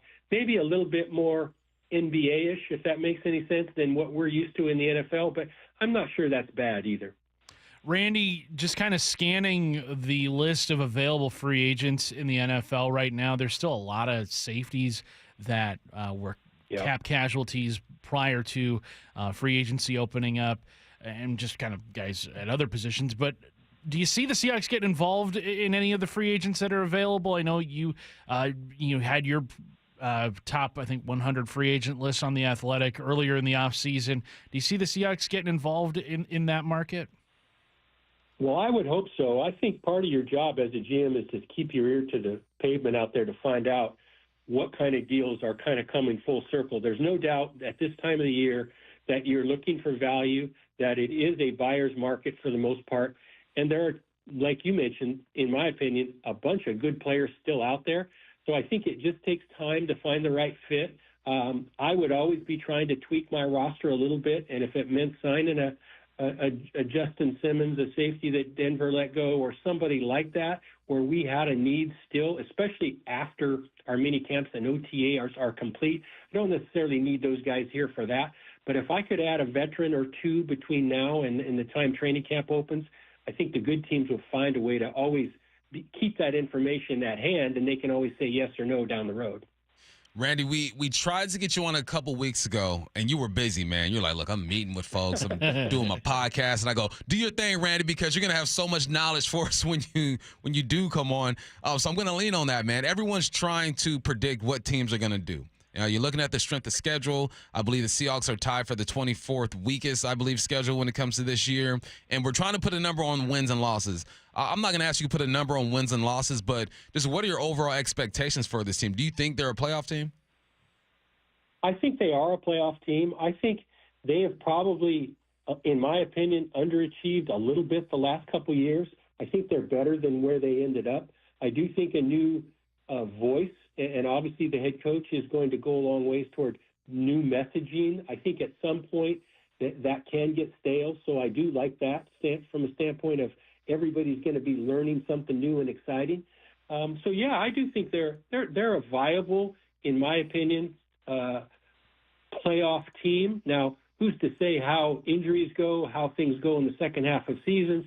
I think it's all about making adjustments, and we'll see how this new staff can adjust when in the first half of the season things get taken away from them for the second time they play, especially division teams. Randy, just kind of scanning across the NFL after the draft. Now we've got the OTAs going on right now. Is there any team you think has done a standout better job of all the offseason moves, trades, free agency, draft? Is there one team that you would crown the offseason champs right now? For me, and it's really without a doubt, I think the Minnesota Vikings have been awesome. I think the plan that they were able to execute in free agency and yet come back with a really solid draft with some really good players and to solve the quarterback dilemma that kind of rears its head all around the league all the time, I think they've made the best choices. I think it's not easy to let Kirk Cousins walk out the door. You had really no safety net. But they obviously had a plan. It was Sam Darnold for 1 year, and to find a way to get their identified quarterback of the future, and they did that with J.J. McCarthy, they would win my award for best offseason. And I'll say this. When I was in Indy for the workouts, I didn't know that the Vikings had any plan at all. I was questioning, what are they doing? They kind of were wandering to me at that point. And it came to fruition to me clearly after free agency started, and they've carried it through. And so I would give that award, if it is such a thing, to the offseason of the year. It would be the Vikings to this point. I agree. I love what the Vikings have done, obviously the Texans, and then I really like what the Steelers are doing over there as well. Mm-hmm. I'm going to ask you about a former quarterback, but it ain't Russell. It ain't Russell, former Seattle quarterback. I'm talking about Drew Lock. It seems like that's a real competition in New York. Do you see a scenario where Drew Lock starts some games for the football Giants? I'll be honest. I don't think I see the scenario, but I understand the narrative. And if there are people inside the buildings pushing it, I understand why. I think they've got to find a way to motivate, not that Daniel doesn't work at it, and I'm talking about Daniel Jones. He does that, but he just has to play better. And I think this is a last straw for him to make his career as a starter or as a backup. And trading for Drew gives him a legitimate competition beyond what they've had there before. So I do think that is in the cards. I think the only way Drew plays is if something happens to Daniel. I don't think that they want to replace Daniel. I just think they're trying to do everything they can to push that competition to where they get his best, which they have not been able to unlock in New York.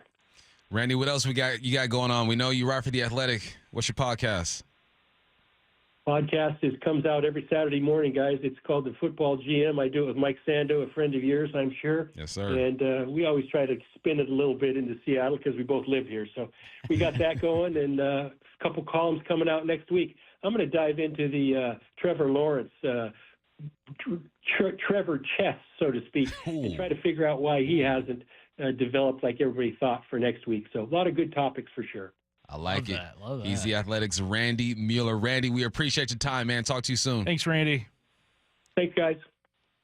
Randy always a good interview, man. You get former GMs out there. He's got his podcast. He writes for The Athletic. I mean, Randy's on point, man. We've had a couple of him and we had Mike Lombardi on earlier this week, another former GM. Those guys, I mean, they've seen so much of the NFL, Yeah. and they just know how this stuff works on a level that the you and I, who have never been executives in the football world, they see it so much differently than how everybody does. I always enjoy those kinds of conversations. Even you fantasy GMs who think you know everything. Right. You ain't touching Randy Mueller on this one. Let's get to 4 down territory. This is 4 down territory, going inside the game with former Seahawks and Coug wide receiver Michael Bumpus. All right, Bump, first down. How is Peyton Manning being a hater, but at the same time not? Please explain. Yeah, he's a hater for sure. Okay. But this is a good place to be a hater. He hopes one day a quarterback breaks his NFL record for rookie interceptions. Oh, man. Interception in this rookie season. 28 of them things. People forget. 1998. You know who's behind him? 27? Like Jameis? It's our guy Jim Zorn. Rookie season. Jim Zorn, he got Terry Bradshaw with 24 in 1970. The most recent rookie to kind of give it a push was Deshaun Kaiser in 2017. Oh, that was 0-16 Brown team. Yeah, all bad. He got 22 of them things. So I'm looking at Peyton Manning. I go, I ain't mad at you, dog. You got so many records. This is one that you don't want. He had 4 games his rookie season where he threw for 3 interceptions. A 34-31 loss to the Niners. A 24-23 win to the against the Jets. A 28-31 loss to the Bills, and then a 39-26 win against Cincinnati. He only played 1 game that year where he didn't throw an interception. He threw 575 passes in 1998. That feels like it'd be 1,000. Sam Howell threw 612 attempts in 2023 and only had 21 interceptions. Needless to say, Peyton Manning had himself a rough rookie season. He hopes that it's broken one day, but he also mentioned that because offensive coordinators are so quick to pull their quarterbacks these days, it probably ain't going to happen anytime soon. So, yeah, Peyton Manning, your record lives on. Second down. Bump, though you and we don't know the specifics on why Justin Fields wasn't receptive to Nick Foles' mentorship. What do you think he missed out on, and what other young quarterback is taking that right approach to getting mentored? We don't know the specifics. Maybe Justin Fields and Nick Foles had an altercation, some type of argument or something that just soured their relationship. But I'm looking at just Justin Fields and his career in 40 games and Nick Foles and his 71 games as a starter. And there are some things to be learned. Nick Foles only has about 6 or 7 more interceptions than Justin Fields. And even if Justin Fields, his completion percentage, Foles is a bit better than Fields. But all the other major categories, Fields is either right there or throwing hands with Nick Foles. But what you're missing are just the little things. How to read a defense. What little tips that a linebacker, an edge rusher, or a corner can give you.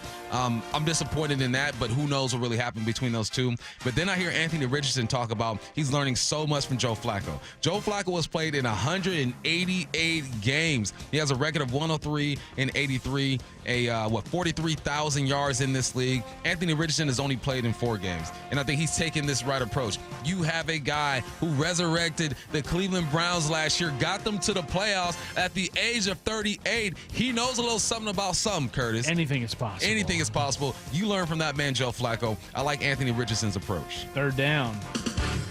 Bump, what did Geno Smith say that gave you some insight on what the Seahawks will look like under Ryan Grubb?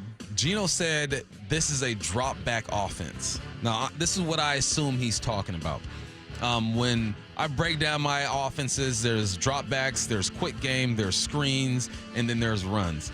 So when I hear drop back, that means that Geno is going to be getting to his 5-step drop, hitting that back foot, hitching up, and throwing the football down the field.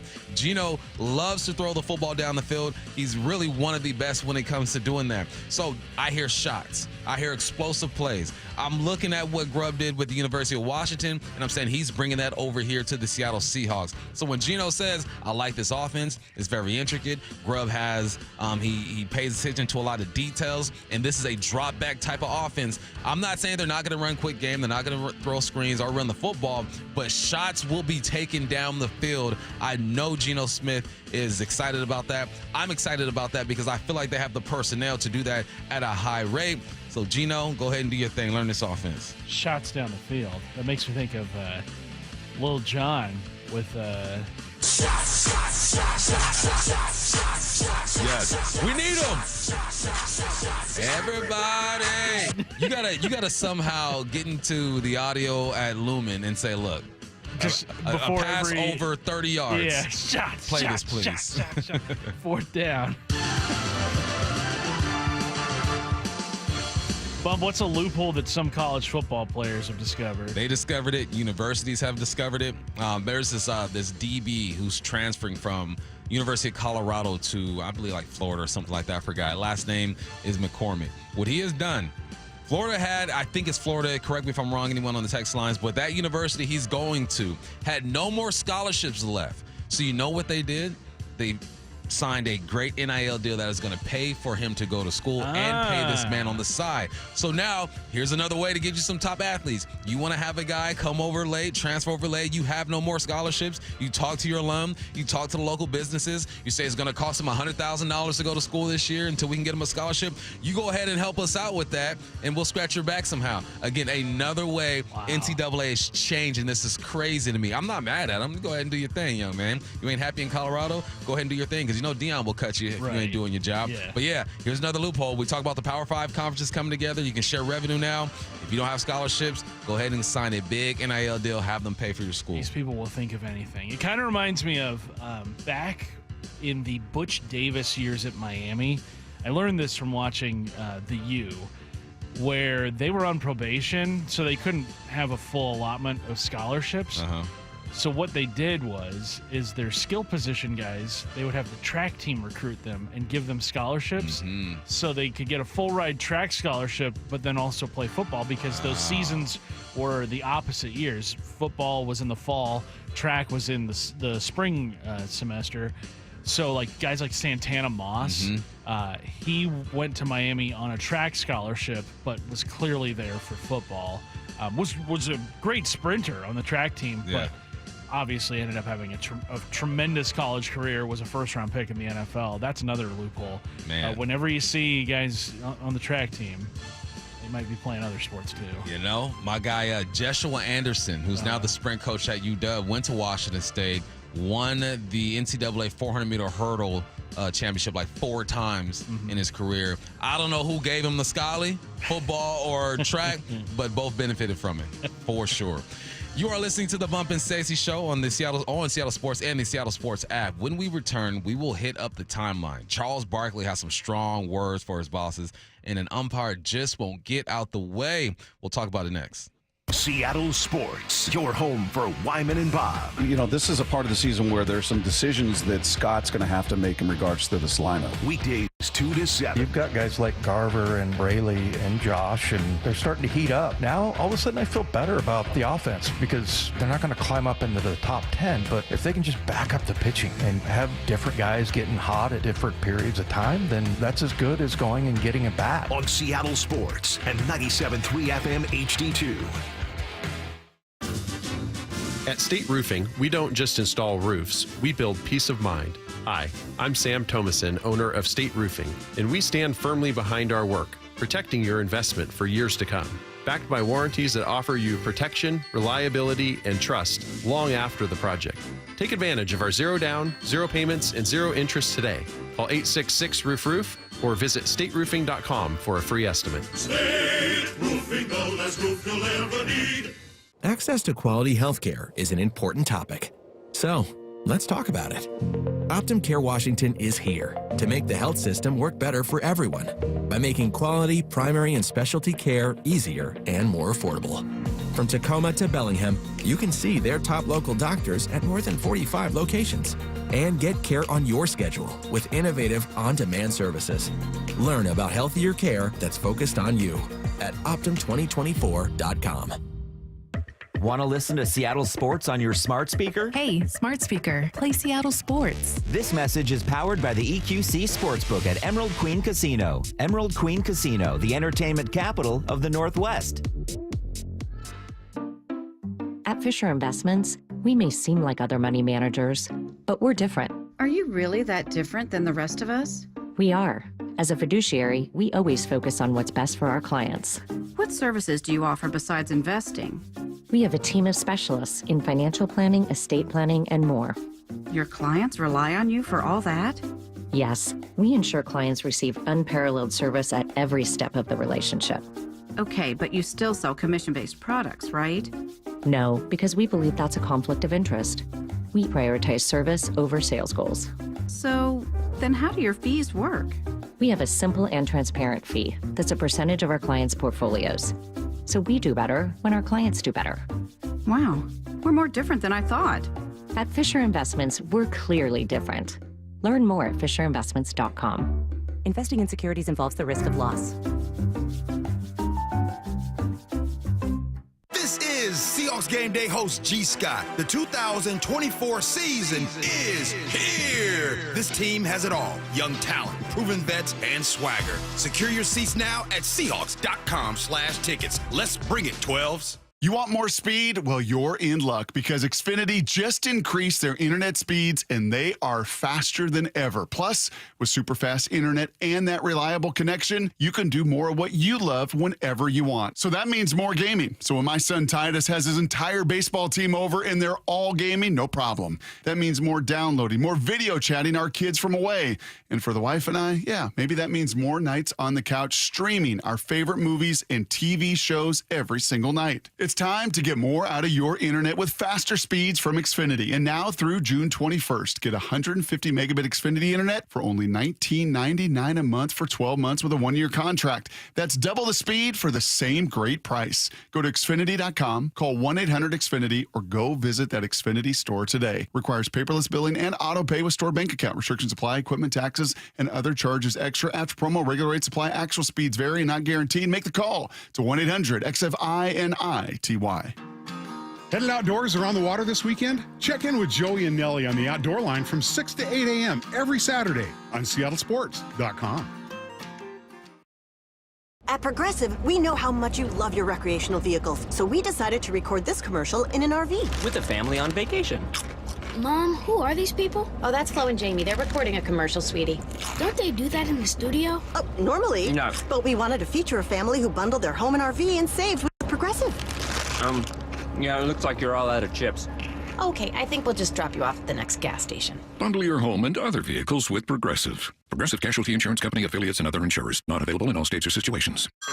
Hey everyone, it's Ted from Consumer Cellular, the guy in the orange sweater, and this is your wake-up call. If you're paying too much for wireless service, you don't have to keep having that nightmare. Consumer Cellular has the same fast, reliable coverage as the leading carriers for less. And for a limited time, new customers receive their second month free when they sign up and use promo code MONTHFREE by May 31st. So why keep spending more than you have to? Seriously, wake up and call 1-888-FREEDOM or visit consumercellular.com. Taxes, fees, and other third-party charges will apply. See website for additional details. Endless hours of research, seeking referrals, dozens of calls. Hiring the right attorney can be a challenging process during an already difficult time. JP Pendergast with Pendergast Law explains. In Washington State, Tom, there are thousands of attorneys to choose from. Referrals and online research can be helpful, but discovering the right attorney requires a conversation. It can be hard to identify integrity and authenticity without that interaction. So, what do you recommend? We encourage anyone looking for personal injury representation to call for a free consultation with our team before making a decision simply based on referrals or online research. Accident victims need an attorney that listens, demonstrates honesty, and is genuinely understanding of their unique circumstances. The care, attention, and preparation that our firm provides throughout the case mirrors the effort involved when taking on the insurance companies. Save time and avoid mistakes after an injury. Contact the caring and compassionate team at Pendergast Law. If you or a loved one has been injured in a car accident, call Pendergast Law. We can help. This is The Timeline with Bump and Stacy. Brought to you by 1-800-DUI-AWAY. This is The Timeline on the Bump and Stacy show. Curtis Rogers filling in for our girl while she is away. And whenever we talk about Charles Barkley, you just know it's going to be interesting. It's going to be fire. It's going to be controversial. You know, I love me some Charles Barkley, man. He is the people's champ. Back in the day, I used to watch, was it Thursday Night SmackDown for WWE, WWF? Yeah.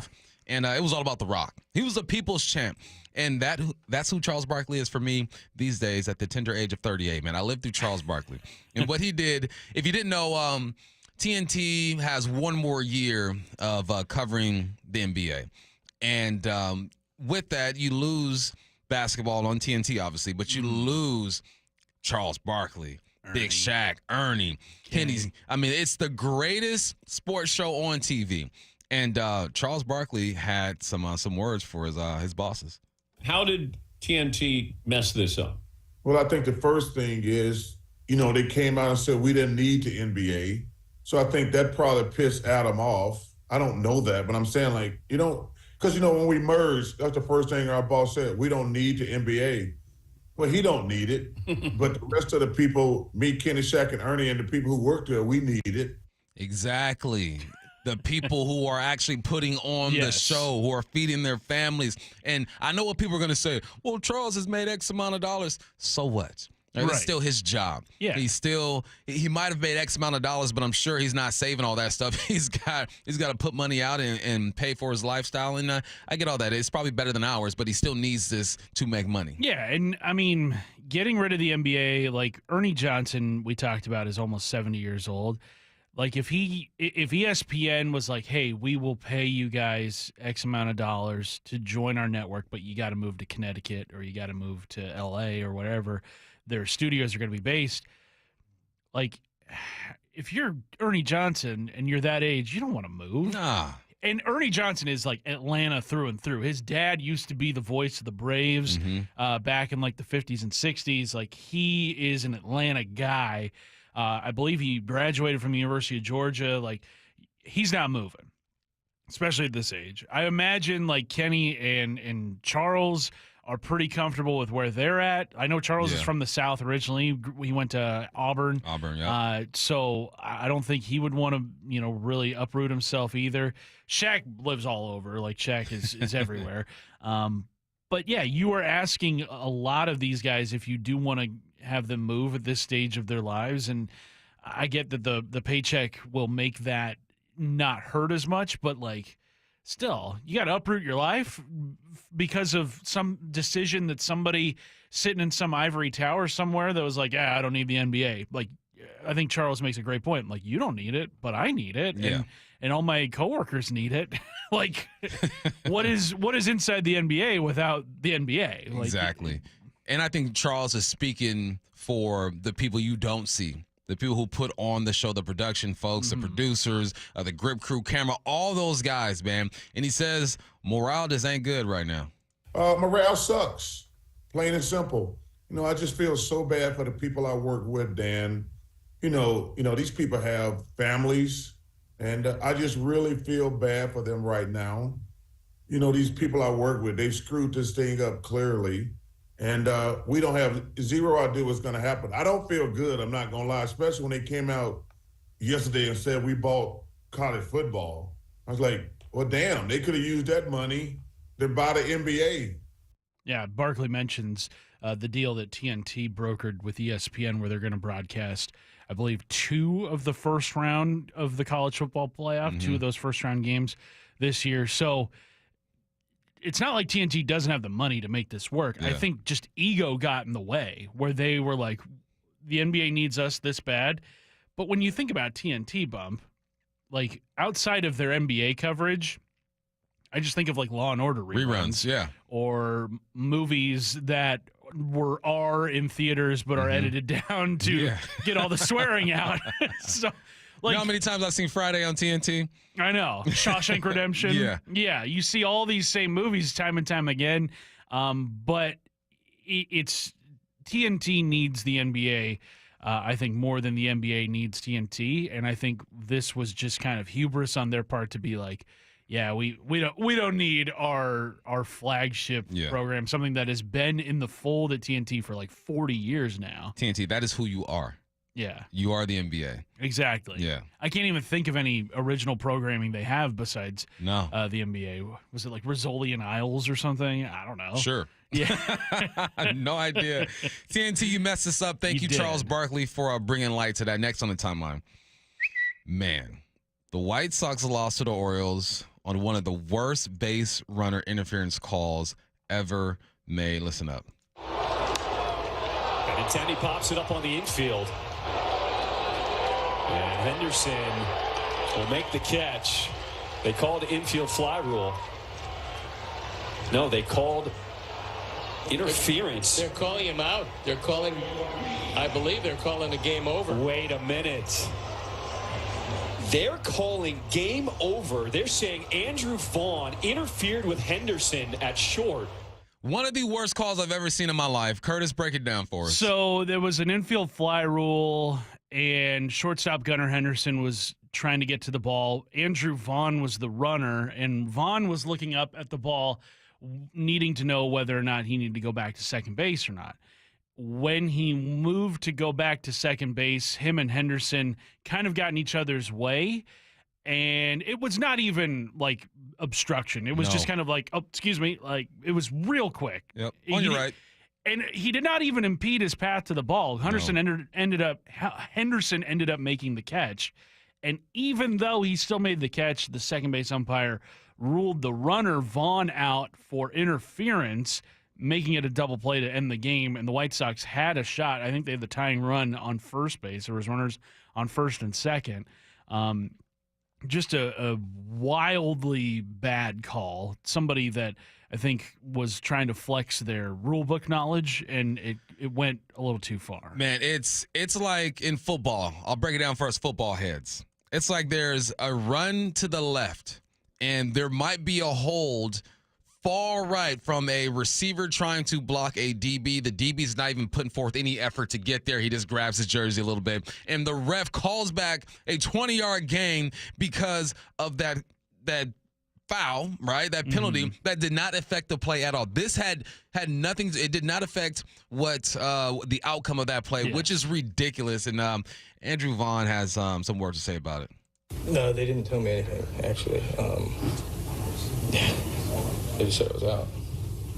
What happened down there? Did you make contact with Henderson?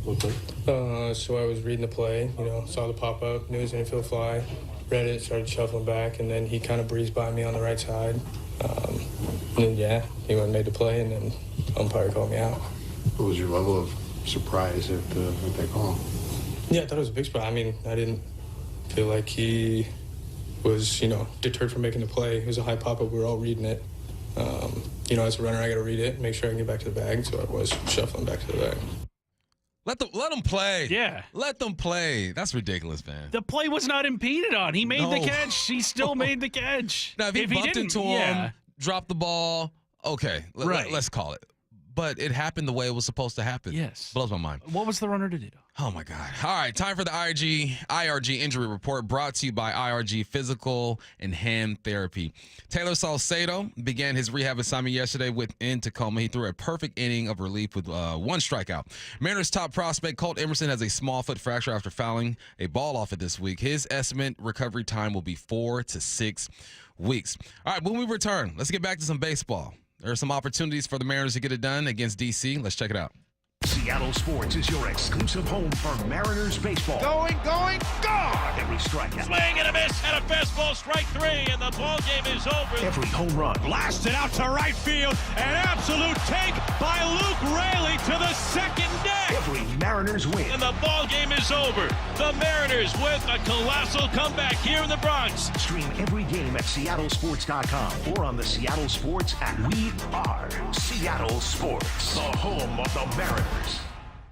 Welcome to IRG Sports Injury Update. We're with Shannon O'Kelly, physical therapist and president of IRG Physical and Hand Therapy, and our guest, Dr. Jamie Antoine, orthopedic surgeon with Pro Ortho in Kirkland. Dr. Antoine, how are you? Doing well, Shannon. How are you doing today? I'm doing fantastic. We're going to talk about this syndesmosis, high ankle sprain injury, kind of called a tightrope. Tell us about that injury. So a high ankle sprain or a syndesmosis injury involves an injury to the ligaments above the level of the ankle joint that connect the two big bones of our leg, the tibia and the fibula together. Usually that injury is happening when the foot is getting rotated externally or away from the body relative to the leg. And in football players, this typically happens as the foot gets pinned by another player and the player goes down to the ground. And how do you diagnose it and repair it? So usually this is diagnosed on exam with pain above the level of the ankle joint and a lot of swelling and pain with weight bearing. So physical examination and then x-rays, including special x-rays, usually called a stress view, or an MRI can be helpful to diagnose it. If it's an unstable injury, that can require surgery to line the bones up as the bones have been disrupted or separated from one another. And so that's done surgically by lining things up under x-ray. And more recently, we'll tend to fix this with a special suture button and suture device, or a tightrope type of device that can hold the bones together. Return to play. So return to play with the more accelerated rehab that we're able to have can now be as short as 8 to 12 weeks, whereas traditionally using screws to hold this together, this was often a 3 to 6 month recovery. Dr. Antoine, great job. If you want more information regarding sports medicine injuries, you can contact Dr. Antoine at AntoineOrthopedics.com. That's AntoineOrthopedics.com. With over 40 neighborhood clinics around Washington, IRG has you covered. Let IRG be your family's physical therapist. Find the location nearest you at irgpt.com. That's IRG. Life, and I know it will for you too. Do you have an upcoming vacation you want to look your best for? You're looking to get ready for summer. You want to be healthy and look your best? EastsideWeightLossClinic.com. It's healthy, safe, sustainable weight loss. Just schedule a free 15-minute, no-obligation consultation right now and take the first steps towards being your better self. Call 425-588-0080 or go to eastsideweightlossclinic.com. I lost 35 pounds. How many will you lose? Dr. Ryan Coogan, D.C. Results may vary. Summertime is Pacific Power Batteries time. Okay, maybe that's a stretch. But we do sell more batteries in the spring and summer because you folks are all out there doing stuff. Golf carting and boating and buzzing around on stuff that needs batteries. When's a good time? How about tomorrow? We're open 7 days a week to test any battery and let you know the honest answer. Summertime and the cranking is easy. Happy trails from Pacific Power Batteries. Headed outdoors or on the water this weekend? Check in with Joey and Nellie on the Outdoor Line from 6 to 8 a.m. every Saturday on SeattleSports.com. Lexus is electrified, and the first ever RZ450e has the performance and range to get you where you need to go with the exclusive Lexus Direct 4 all-wheel drive technology. Lexus of Bellevue has over 50 RZs available for immediate delivery with electrifying savings up to $17,000 lease cash on every RZ450e. Visit LexusofBellevue.com. On approval of credit through TFS, lease cash from Lexus available on select 2024 RZ styles. Must take delivery by June 3rd, 2024. A documentary service fee up to $200 may be added to the purchase price or capitalized costs. See dealership for details. Hey guys, do you know your T level? Revive Men's Health here in Seattle is helping you take that first step toward better health and enhanced intimacy with a free testosterone level test, exam, and consultation. Plus, for this month only, qualified patients can kickstart their treatment with a free supply of ED medication. Call Revive Men's Health Seattle at 206-529-1111. That's 206-529-1111. Or visit ReviveMen'sHealth.com. A slow network is no network for business. That's why more choose Comcast Business. And now we're introducing Ultimate Speed for Business, our fastest plans yet. We're up to 12 times faster than Verizon, AT&T, and T-Mobile. And existing customers could even get up to triple the speeds at no additional cost. All from the company with 99.9% network reliability and advanced cybersecurity. It's Ultimate Speed from Comcast Business, powering possibilities. Don't miss out on our fastest speed plans yet. Get started with internet and security for $49.99 a month for 12 months with a 2-year contract. Plus, ask how to get up to an $800 prepaid card with a qualifying internet package. Don't wait. Call 1-800-501-6000 or go to ComcastBusiness.com to switch today. In 6/23/24, restrictions apply. New customers only with 150 megabits per second internet and security edge. Eco bill and auto pay required. Equipment, taxes, and fees extra. Compares Comcast Business 1.25 gig to 100 megabits per second of Verizon 5G Business, AT&T Wireless Broadband, and T-Mobile for Business. Up to 3 times download for existing essential and standard internet customers. This is Bumpin' Stacy. Weekdays 10 to 2. On Seattle Sports and 97.3 FM HD2. The Mariners are almost done with their East Coast road trip. They went to Baltimore, won 1 out of 3. Then you split 4 games with the New York Yankees. And now you're going to D.C. With all that being said, they still have a 3-game lead in the AL West. The Texas Rangers right behind them. You put in our email last night that you wouldn't be surprised if the Mariners swept the Washington Nationals. The Nationals are 21-27. They're third in the NL East. So let's start a little preview. What should we expect from the Washington Nationals? What's interesting about this Nationals team is that they are built, well, not built similar to the Mariners, but their results are very similar to the Mariners, especially offensively. Their offense is not good. The best bat that they have in their lineup is C.J. Abrams, who has an OPS of 776 and OPS plus of 125, which those are both above average numbers, but not tremendously above average. He's 23 years old, but you look up and down this Nationals lineup, their starting catcher, Kybert Ruiz, hitting 157. Their first baseman, Joey Meneses, has an OPS of 599. Jesse Winker, you might remember him. He's one of their best bats in the lineup. He's hitting 226 with a 400 slugging percentage, so he's really cooled off. Nick Senzel, their DH, hitting 196. Joey Gallo, he strikes out a ton. I believe he has, let's see here, he has 3 singles this season. 3 home runs, 6 doubles, 12 hits overall, so he has 3 singles on the season. So this Nationals team does not have the offensive firepower, I think, to keep up with the Mariners' arms. I think the Mariners pitching staff has an opportunity here to unleash hell on this on this Nationals offense. Now, that's easier said than done, obviously, and that's why they play the game. All the cliches about matchups, you can definitely use them in this instance. But I look at the matchup between the Mariners pitching and the Nationals offense. I see opportunities for George Kirby, for Brian Wu. Who else is starting in this series? Is Logan starting in this series? I forget who is the middle starter, but there is going to be a great chance for the Mariners to win at least one, or to win at least two games in this series. Yeah, it's Kirby, Gilbert, and Wu on Sunday. Another thing, Bump, that I'm looking at is Sunday's starter for the Washington Nationals, and that is a guy by the name of Patrick Corbin. At least that's who is scheduled to start now. Corbin last year against the Mariners, I believe, went 7 shutout innings against them in Seattle. But if we go further out, the 30,000-foot view, Corbin has been probably the worst starting pitcher in baseball over the last 4 years. Goodness gracious. He has led the National League in losses in each of the last 3 seasons, 16 in 2021, 19 in 2022, and then 15 last year in 2023. He has not had an ERA below 5.20 since the 2020 shortened COVID season. He's leading all of baseball in hits allowed and in earned runs allowed this season. He has allowed more runs this season than strikeouts. Goodness gracious. Goodness gracious. You are more likely to score a run off of this guy than you are to be struck out by him. Like, that's what Sunday's starting pitcher for the Nationals is right now. So if the Mariners do not win this series, I will consider it a disappointment.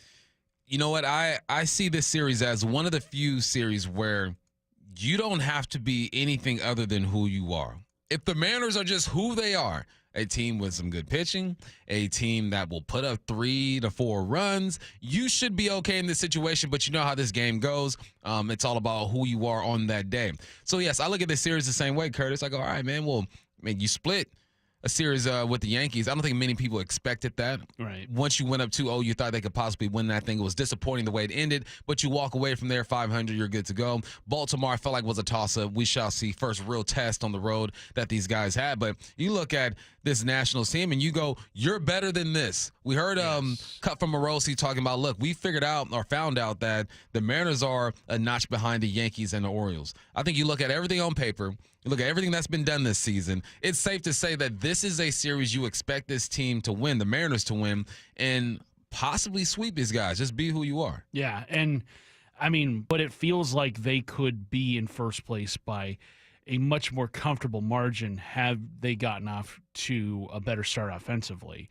There are going to be opportunities. We know the weather's getting better.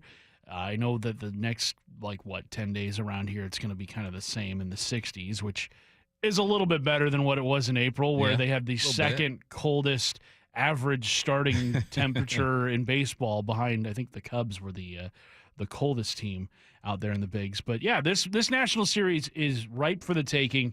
The only bit of concern I have in this one are the 2 starting pitchers that the Nationals have going tonight and tomorrow. That would be Mackenzie Gore, a 25-year-old lefty who has an ERA of 3.30 in 46 innings this season, 54 strikeouts. So he really can shut you down with the strikeout, which is obviously something the Mariners have struggled with this season. And then on Saturday, a guy by the name of Trevor Williams, who's 4-0 this season with a 2.35 ERA in 46 innings pitched.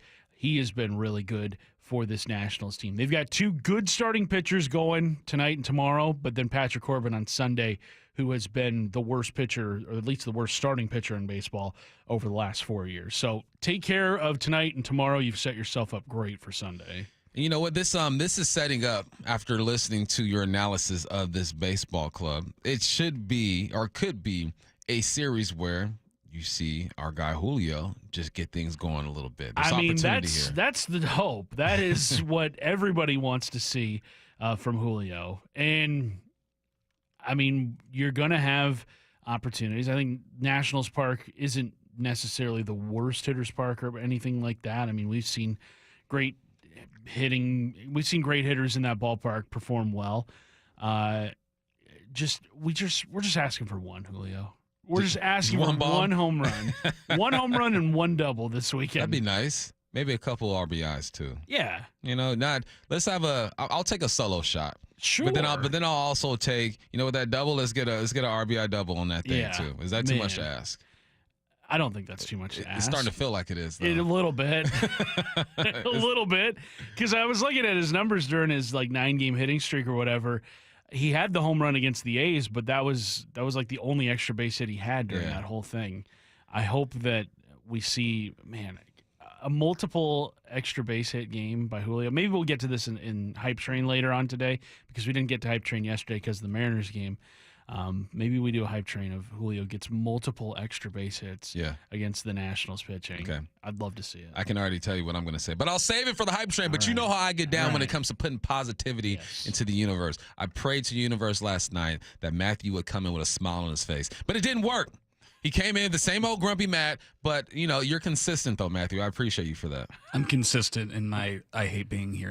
Yeah, definitely. You can Especially always on a count Friday. on me for that. Yeah. Gotcha. Noted.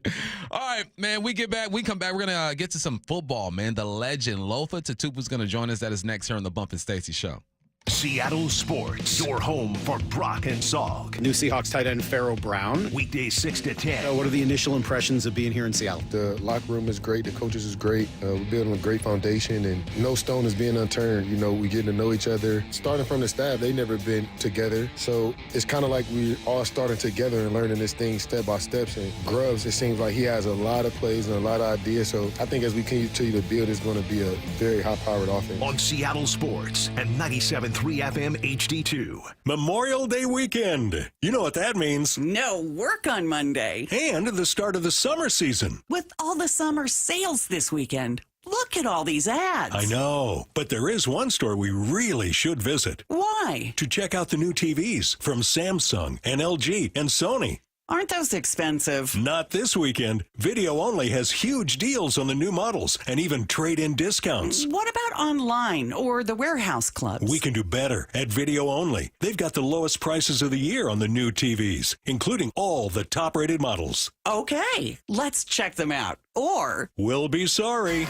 At Video Only, you won't find huge stores with refrigerators or dishwashers, but you will find the best deals on the best TVs, soundbars, and home theater systems. Shop around, but then make sure you visit Video Only, because if you don't, you'll be sorry. In South Center, Bellevue, Linwood, Federal Way, and Tacoma. Video Only. Rick Riz here for the Pella Windows and Doors of Western Washington's Improve Your Play program. Many of our local youth sports teams need help with field enhancements, training, and equipment. Local Pella owners Keith Dashafy and Luke Wilson are stepping up to donate $5,000 to 2 deserving teams. We need your help finding them. Head to seattlesports.com/play to nominate a deserving team in need. Let's help our local youth improve their play this year with Pella Windows and Doors of Western Washington. Contest and rules at seattlesports.com/play.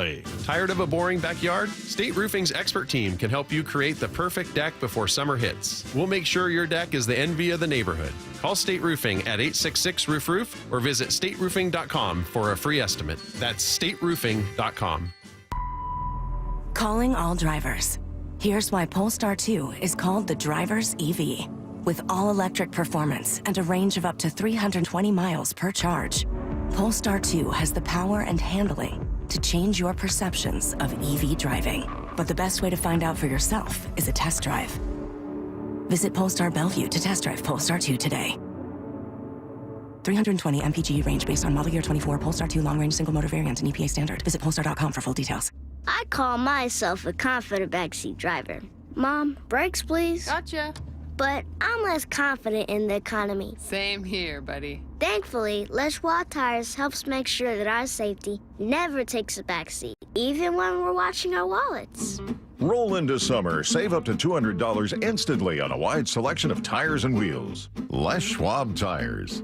Limited time offer. Terms and conditions apply. Details at leschwab.com/sale. Hi, I'm Henry Winkler. My eyes are very important to me. My eyes connect me with everything I love. I loved my late father-in-law dearly. He always lit up a room, but his vision dimmed with age. He had age-related macular degeneration, or AMD. And since partnering with Apellis, I've learned there's an advanced form of dry AMD called geographic atrophy, or GA. His struggle with vision loss made me want to help others know about GA's warning signs. For some, colors appear dull or washed out. For others, hazy or blurred vision make it hard to see details, like fine print on price tags. Many have trouble seeing in the dark, making driving at night difficult. GA gets worse over time and cannot be reversed.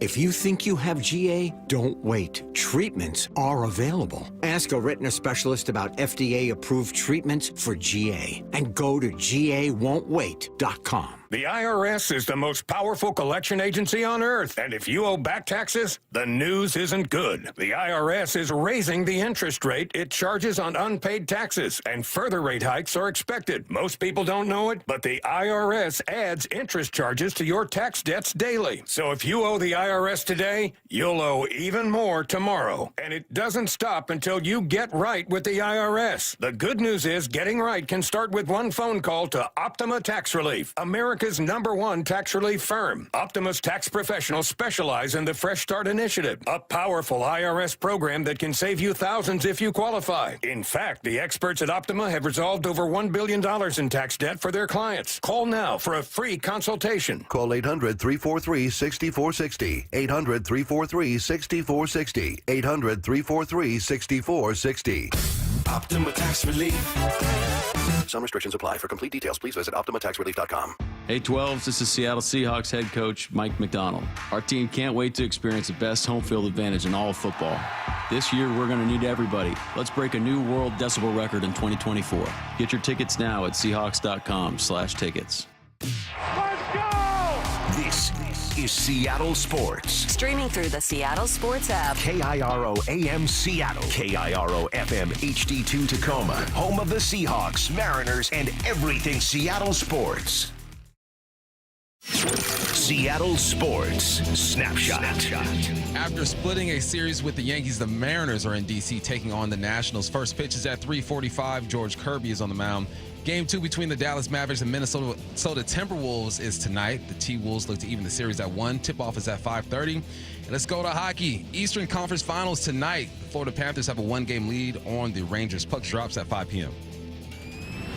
Snapshot, brought to you by Miller Lite. When it's game time, it's Miller time. This is Bump and Stacy On Seattle Sports. Streaming through the Seattle Sports app and at seattlesports.com. Now, here are your hosts, Michael Bumpus and Stacy Ross. Here we go now.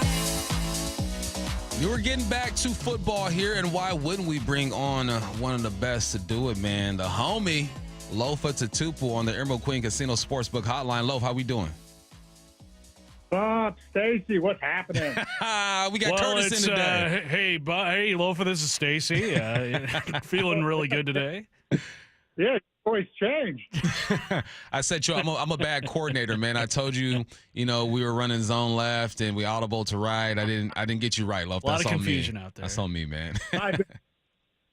How we doing? We good, man. We're good. Let's talk some OTAs. We were talking about the coaches and what they're experiencing, because naturally the players get a lot of the attention, as they should. They put on the jerseys, are the reason why people show up to the games. But we got some coaches experiencing some firsts as well. You got Mike McDonald as the new head coach and defensive coordinator. What are some of the things you think they're experiencing?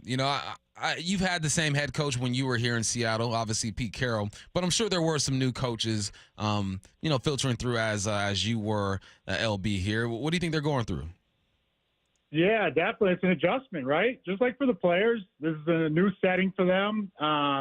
Not sure how many or if any have really worked together in the past. So, getting a feel for the schedule. Obviously they got hired because they're on board with, or their philosophy. Everybody has their own.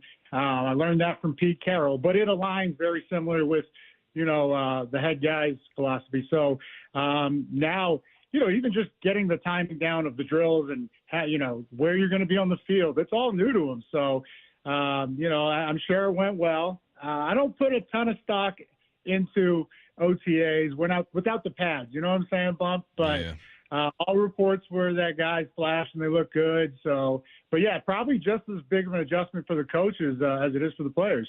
Lofa, in looking at this defense that Mike Macdonald runs, I don't know how much Ravens film you've studied, but of the film that you have seen, what kind of opportunities exist for this linebacking crew under Mike Macdonald?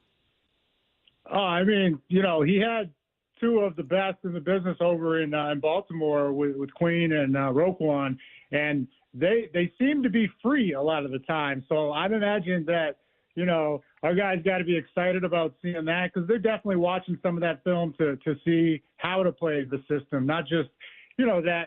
I always watch the best linebackers every year. I would watch the top 5 or so and try to pick things from their game and try to get better myself.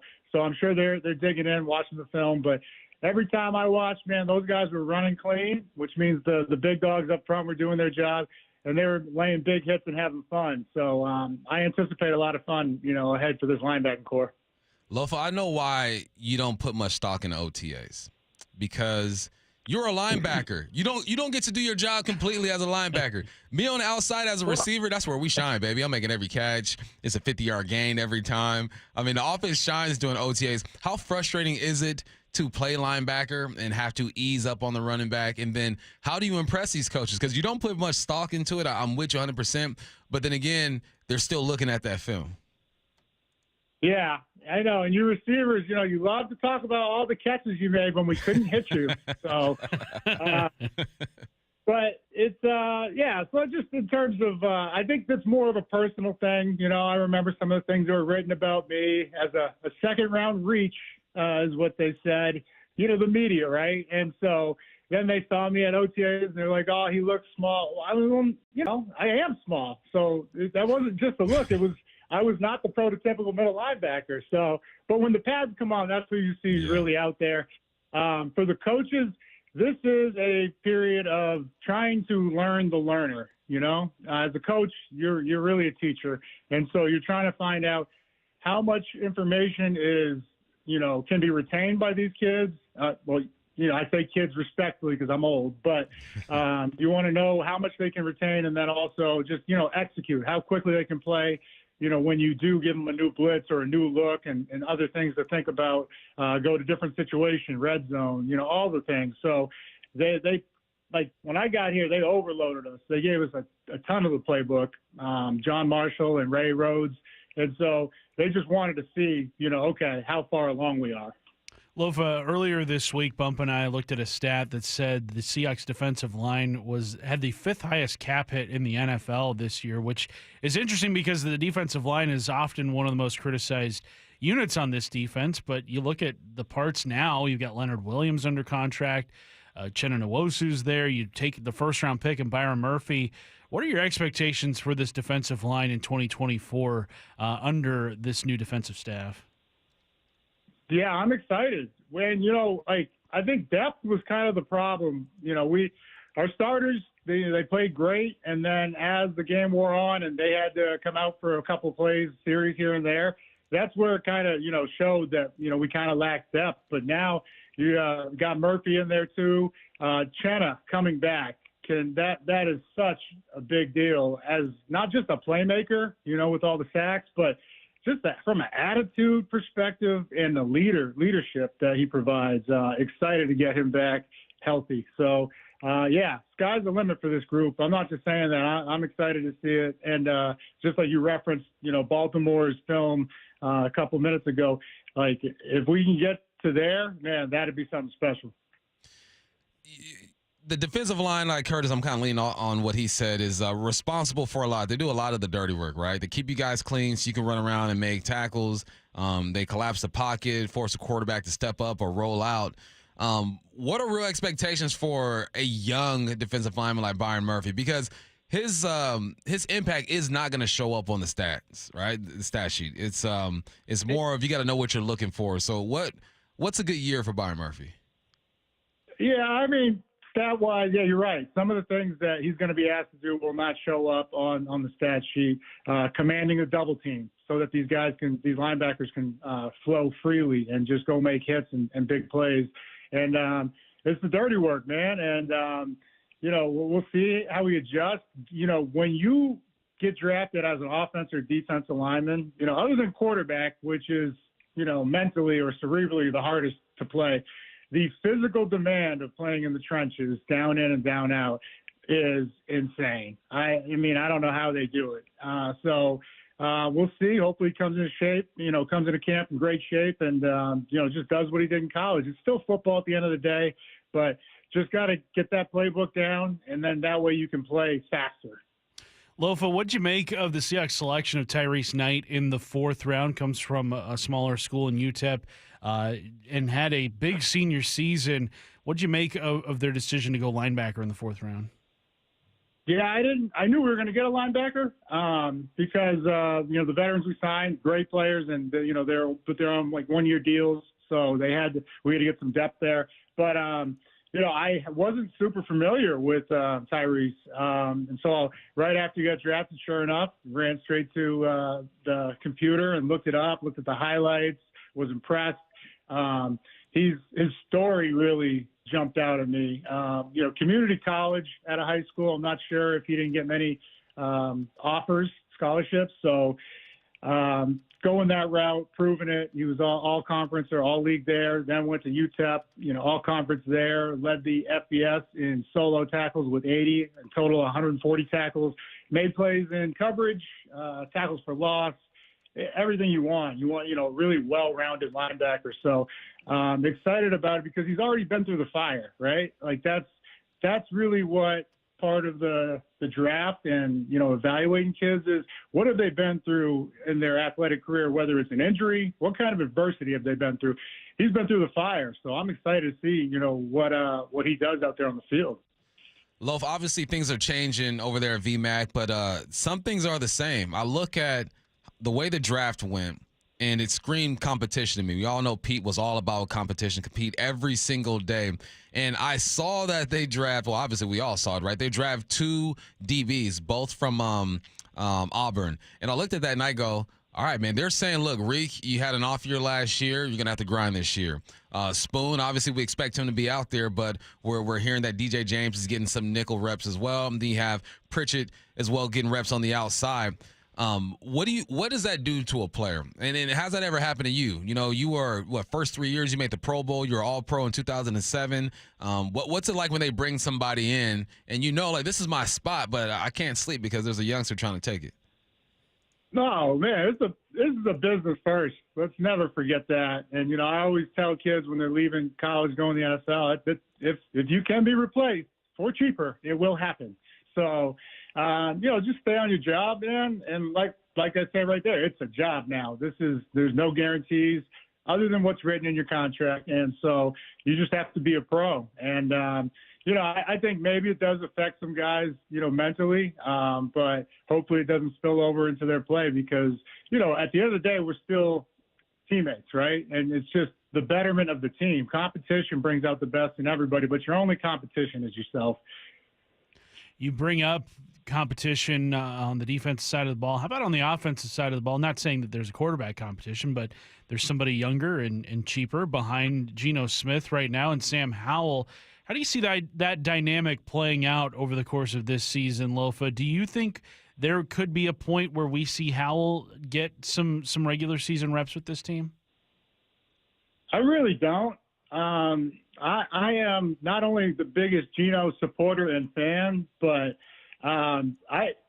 he's played outstanding the last 2 years, and I just don't see that happening. The trade for Howell. I mean, he's a good quarterback, and, you know, he did great, put up great numbers last year. But I think it was kind of, you know how these other teams are going out and drafting a young quarterback early. Well, if you could get one that's already seen NFL time, you know, a season or two, all the reps that he's had, and prepare him for the future, whether it's next year or a year or two down the road. I mean, I feel like that's actually more financially fiscal opportunity right there. It was a great move by Schneider and the boys to just be a step ahead of the curve, whereas everybody else, you know, they're going for the younger guy straight out of college. There's a lot of development that has to happen there. For Howell, there's not a ton of development. He has to learn his teammates and he has to learn the scheme. So I think that's like a move for the future. I don't anticipate him getting any snaps over Geno, though. Loaf, I look at my position that I played at wideout, and I see just how these guys have changed, right? They're ready to go once they hit the league. Back in our day, you had to wait a couple years before they kind of figured it out and got things going. When you look at the linebacker position, how has that player changed from when you were in the league?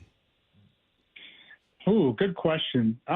Well, they're actually like my size, so they're smaller and they're a lot faster is how I've seen them physically change. There's always going to be a couple guys that are ready for it, and I think that's more on the, you know, the preparation, the mental aspect of the game, you know, instincts, right? And so I think that's something that has changed the other way, right? So while we're getting, you know, technically bigger, faster, stronger, definitely faster and stronger, I don't see as many kids ready right away to play. So I don't know if that's, you know, the college coaching and how the schemes kind of changed, you know, especially with the offenses that are ran down there and how barely anybody runs the ball in college anymore. You know, that's what I would do. If I had a college team, I would just run. I would get the biggest, strongest guys, and I would have 22, 23 personnel and see, you know, if you could possibly stop me. I love it. I love it. Lofa, how much pressure do you think Riq Woolen is under heading into year 3? You know, I don't see a lot of pressure, and I know the competitor he is. I think he'll be fine. It's, you know, he was dealing with a knee injury that wasn't really talked about last year. Missed it out a bunch he had a procedure in the off season during OTAs or whatever, so missed out on all that. And Bump will tell you that, man, when everybody else is hitting their peak during this off season, it's tough to rehab. I had to do it every off season since my second year, recover and rehab from an injury, and just to try to make it back in time for camp. And so when you're like 70% and everybody else is thriving, it's going to look different than, you know, your years previous. So he'll be fine. I'm excited to see what he does, you know, under the new scheme. And, yeah, I can't wait to watch him.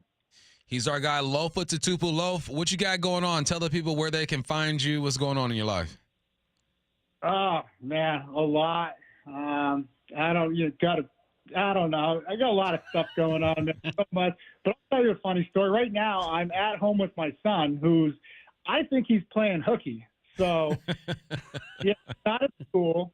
So get this. I'm coming downstairs, and he's in the living room with my wife, and she's kind of talking like, oh, do you think you can go? And he's like, I don't know. My throat hurts.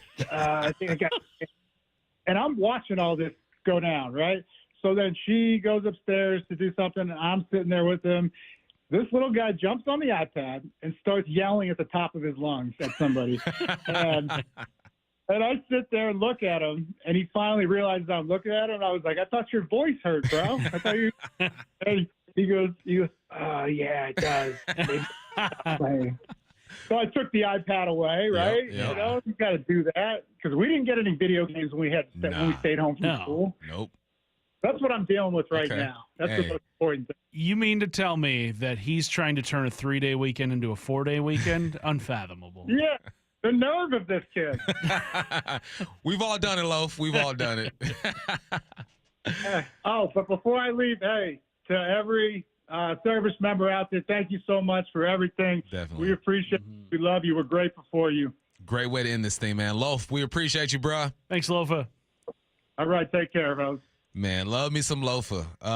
Quick story about Lofa. I was doing the pre-game in it's not Touchdown City anymore. What is it called? It's like Tailgate. Some sponsor named Tailgate. I should probably know this. I say it 100 times a year. Toyota Tailgate? No. I was in the center where we do the live show. You and I are not going to be welcome back. Yeah, they were like, come on, find a new host. So I'm sitting there, I'm going through the show, and I see this guy in a hoodie just walk up to the little table we're at and hand me an adult beverage and put it right on the table. Our producer, Nasty Chubby, said, "Can you get rid of that?" And I go, "Who was that?" And then I look at the corner of my eye. It was like a movie. I see Loaf with the hoodie on, just a slight little grin as he's fading into the crowd. I go, classic Loaf. I love that dude, man. One of the best personalities. Awesome. All right, let's get to headline rewrites. Extra, read all about it. Headline rewrites. We must make headlines. The real story behind the headlines in today's news with Bob and Stacy. The NCAA and Power 5 schools have agreed to a deal that will let schools pay players directly. What's the real headline? Real headline bump. Does this mean you can collect back pay from Wazoo? I wish. And Wazoo, I mean, if you guys are a university that cares about your athletes and how they contributed to the success of your programs, hook a brother up, man. I still see 5 jerseys around town, and I can tell that was my error because they only made them during that time. But no, man, I'm not bitter at all. Curtis, can't you tell? I'm not bitter definitely at all. not. No. I'm trying to think back to the athletes that were at Arizona when I was there because I'm not in this window either.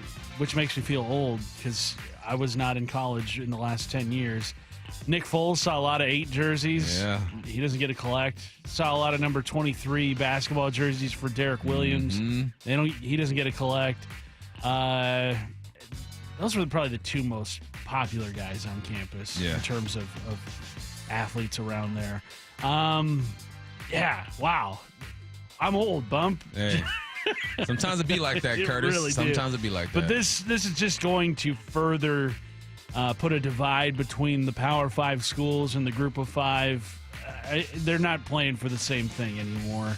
The Power 5 are playing just on a completely different field than all the Group of 5 schools. It makes me wonder kind of if the Group of 5 should just say, you know what, let's create our own championship because we're not ever going to be able to sniff a college football playoff anymore.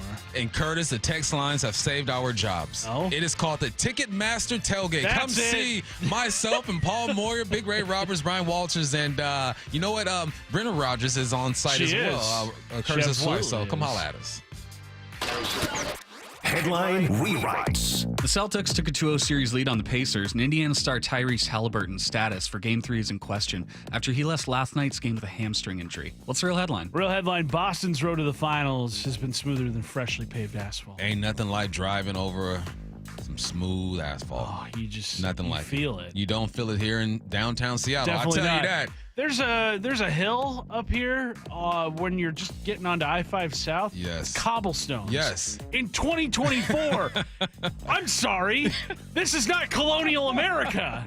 They're saying, look, we got to keep our history. That road reminds me of when I was 20, I went to Puerto Vallarta. I felt like every road was like that in Puerto Vallarta. Yeah, it's frustrating. I avoid that road now. I'm like, it's going to take me 20 minutes to get up here because I don't want to jack my car Every time I drive up it, my teeth chatter. It's... What are we doing with cobblestones?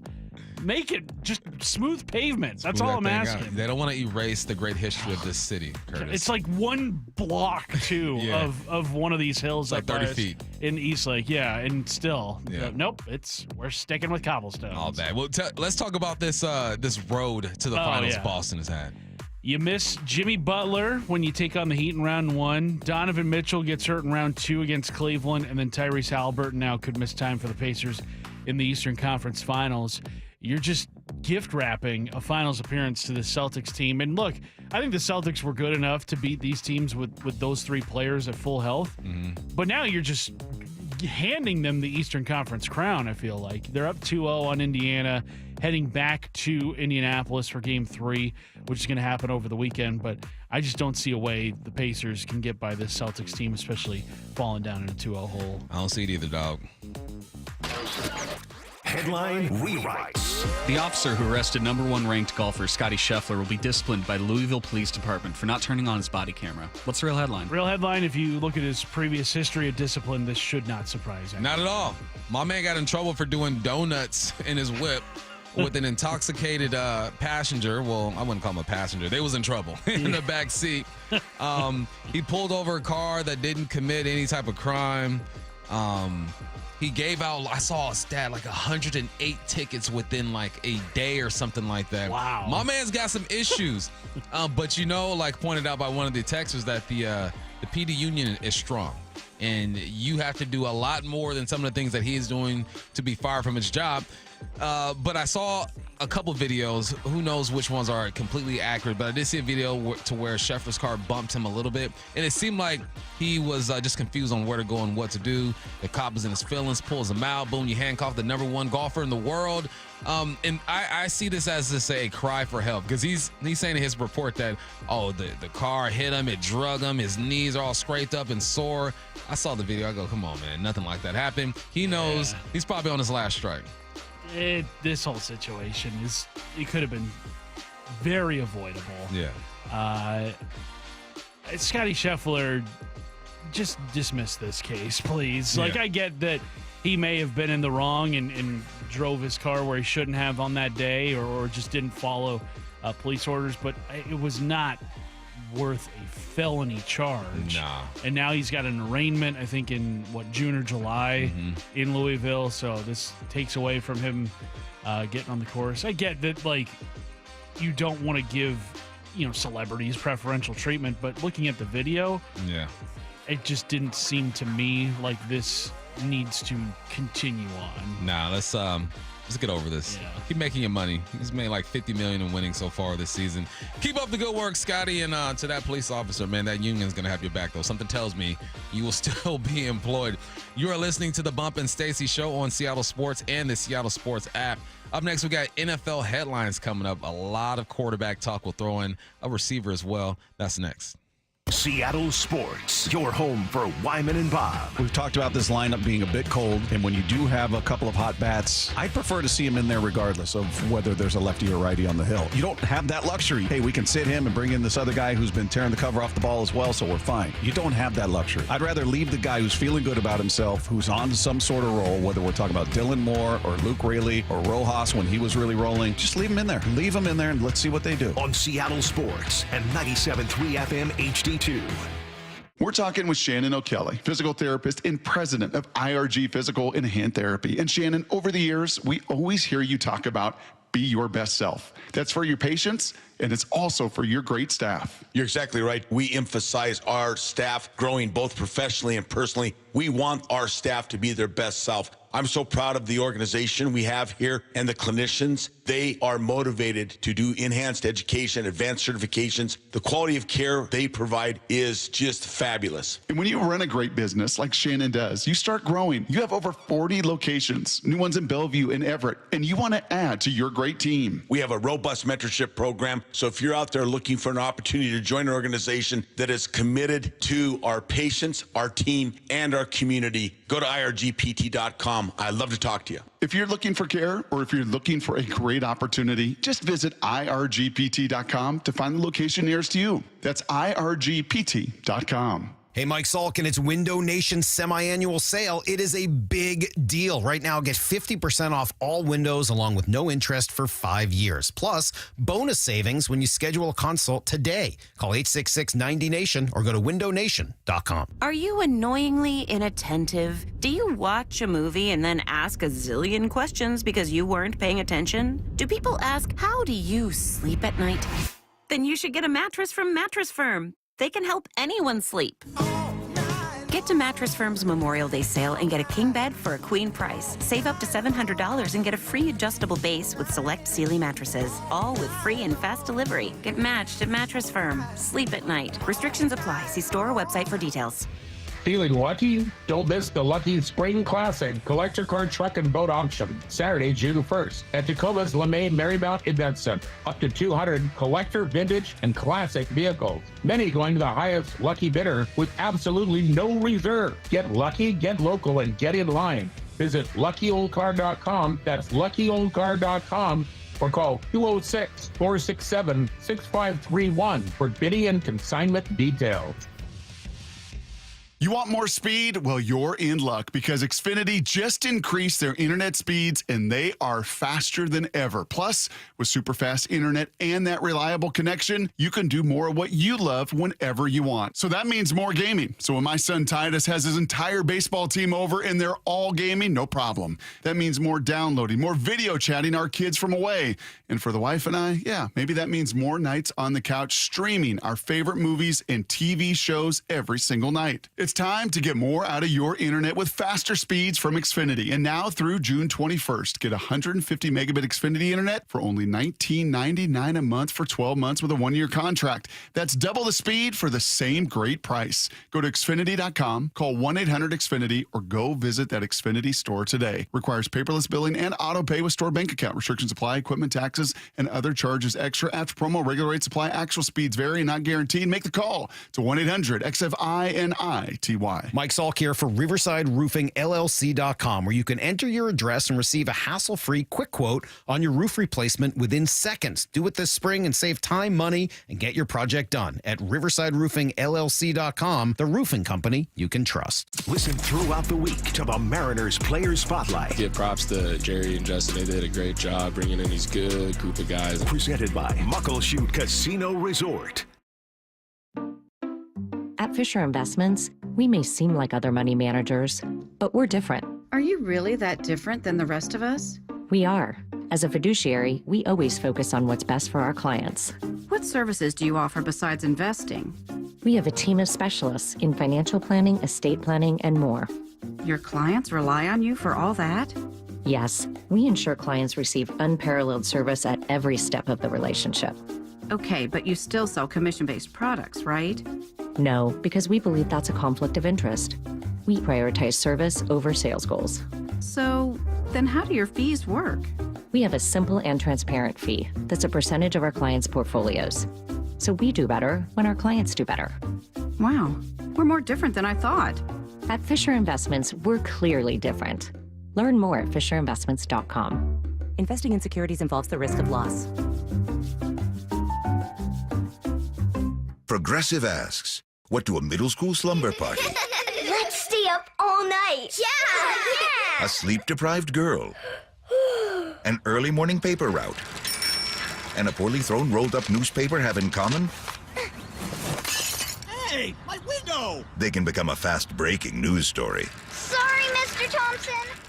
Bundle your home and auto with Progressive for great savings and round-the-clock protection. Progressive Casualty Insurance Company, affiliates, and other insurers. Not available in all states or situations. Hey everyone, it's Ted from Consumer Cellular, the guy in the orange sweater, and this is your wake-up call. If you're paying too much for wireless service, you don't have to keep having that nightmare. Consumer Cellular has the same fast, reliable coverage as the leading carriers for less. And for a limited time, new customers receive their second month free when they sign up and use promo code MONTHFREE by May 31st. So why keep spending more than you have to? Seriously, wake up and call 1-888-FREEDOM or visit consumercellular.com. Taxes, fees, and other third-party charges will apply. See website for additional details. This is Bumpin' Stacy Weekdays 10 to 2 on Seattle Sports and 97.3 FM HD2. Curtis Rogers filling in for Stacy Ross. So let's get into NFL headlines. Daniel Jones says he expects to be the Giants' starting QB in Week 1. And I think Drew Lock is saying all the right things, at least back in March he was. What have you been told about your opportunity just there to come in and compete and potentially start? Yeah, Daniel Jones is the starter of this team, and that's been conveyed to me. Now I need to come in and push Daniel to be the best he can be, and that's the role that I've played for Gino. That's the role that I played for Teddy. That's the role that Brett Rippon played for me when I was the starter in Denver. I've had both sides of this. I've been the guy to push the starter, and I've been the starter that's being pushed by the backups. It's all about making that room as best it can be, and if we do that, the sky's the limit for this team. Yeah. Sounds good, Drew. Sounds good. You say all the things that you were supposed to say, but you know dang well once you put the pads on, it's time to go. And I honestly think, I know they're paying Danny Dimes $40 million this year, but there's a reason why Drew Lock is there. I think they feel like he's more than capable of winning this job. Daniel Jones is going to get every opportunity to keep the job, and he should. You just paid him. You drafted him high. Dayball co-signed on him. It's all good. But I see a scenario where Drew Lock starts a game or two for the New York Football Giants. Agree with you 1,000%. Daniel Jones is very replaceable in terms of talent. The only thing that has him slotted above Drew Lock right now is that contract you mentioned, Bump. Like, there's no other reason why Daniel Jones would start ahead of Drew Lock. I think talent-wise, they're pretty similar quarterbacks. I know Daniel Jones, I think, is a better scrambler than Drew Lock is. Like, he can keep plays alive with his legs. I think he had a few hundred yards rushing his last full season as a starting quarterback. But, yeah, if I'm the Giants, I'm looking to 2025, that class of quarterbacks. I'm looking free agency trades, wherever I can improve over Daniel Jones.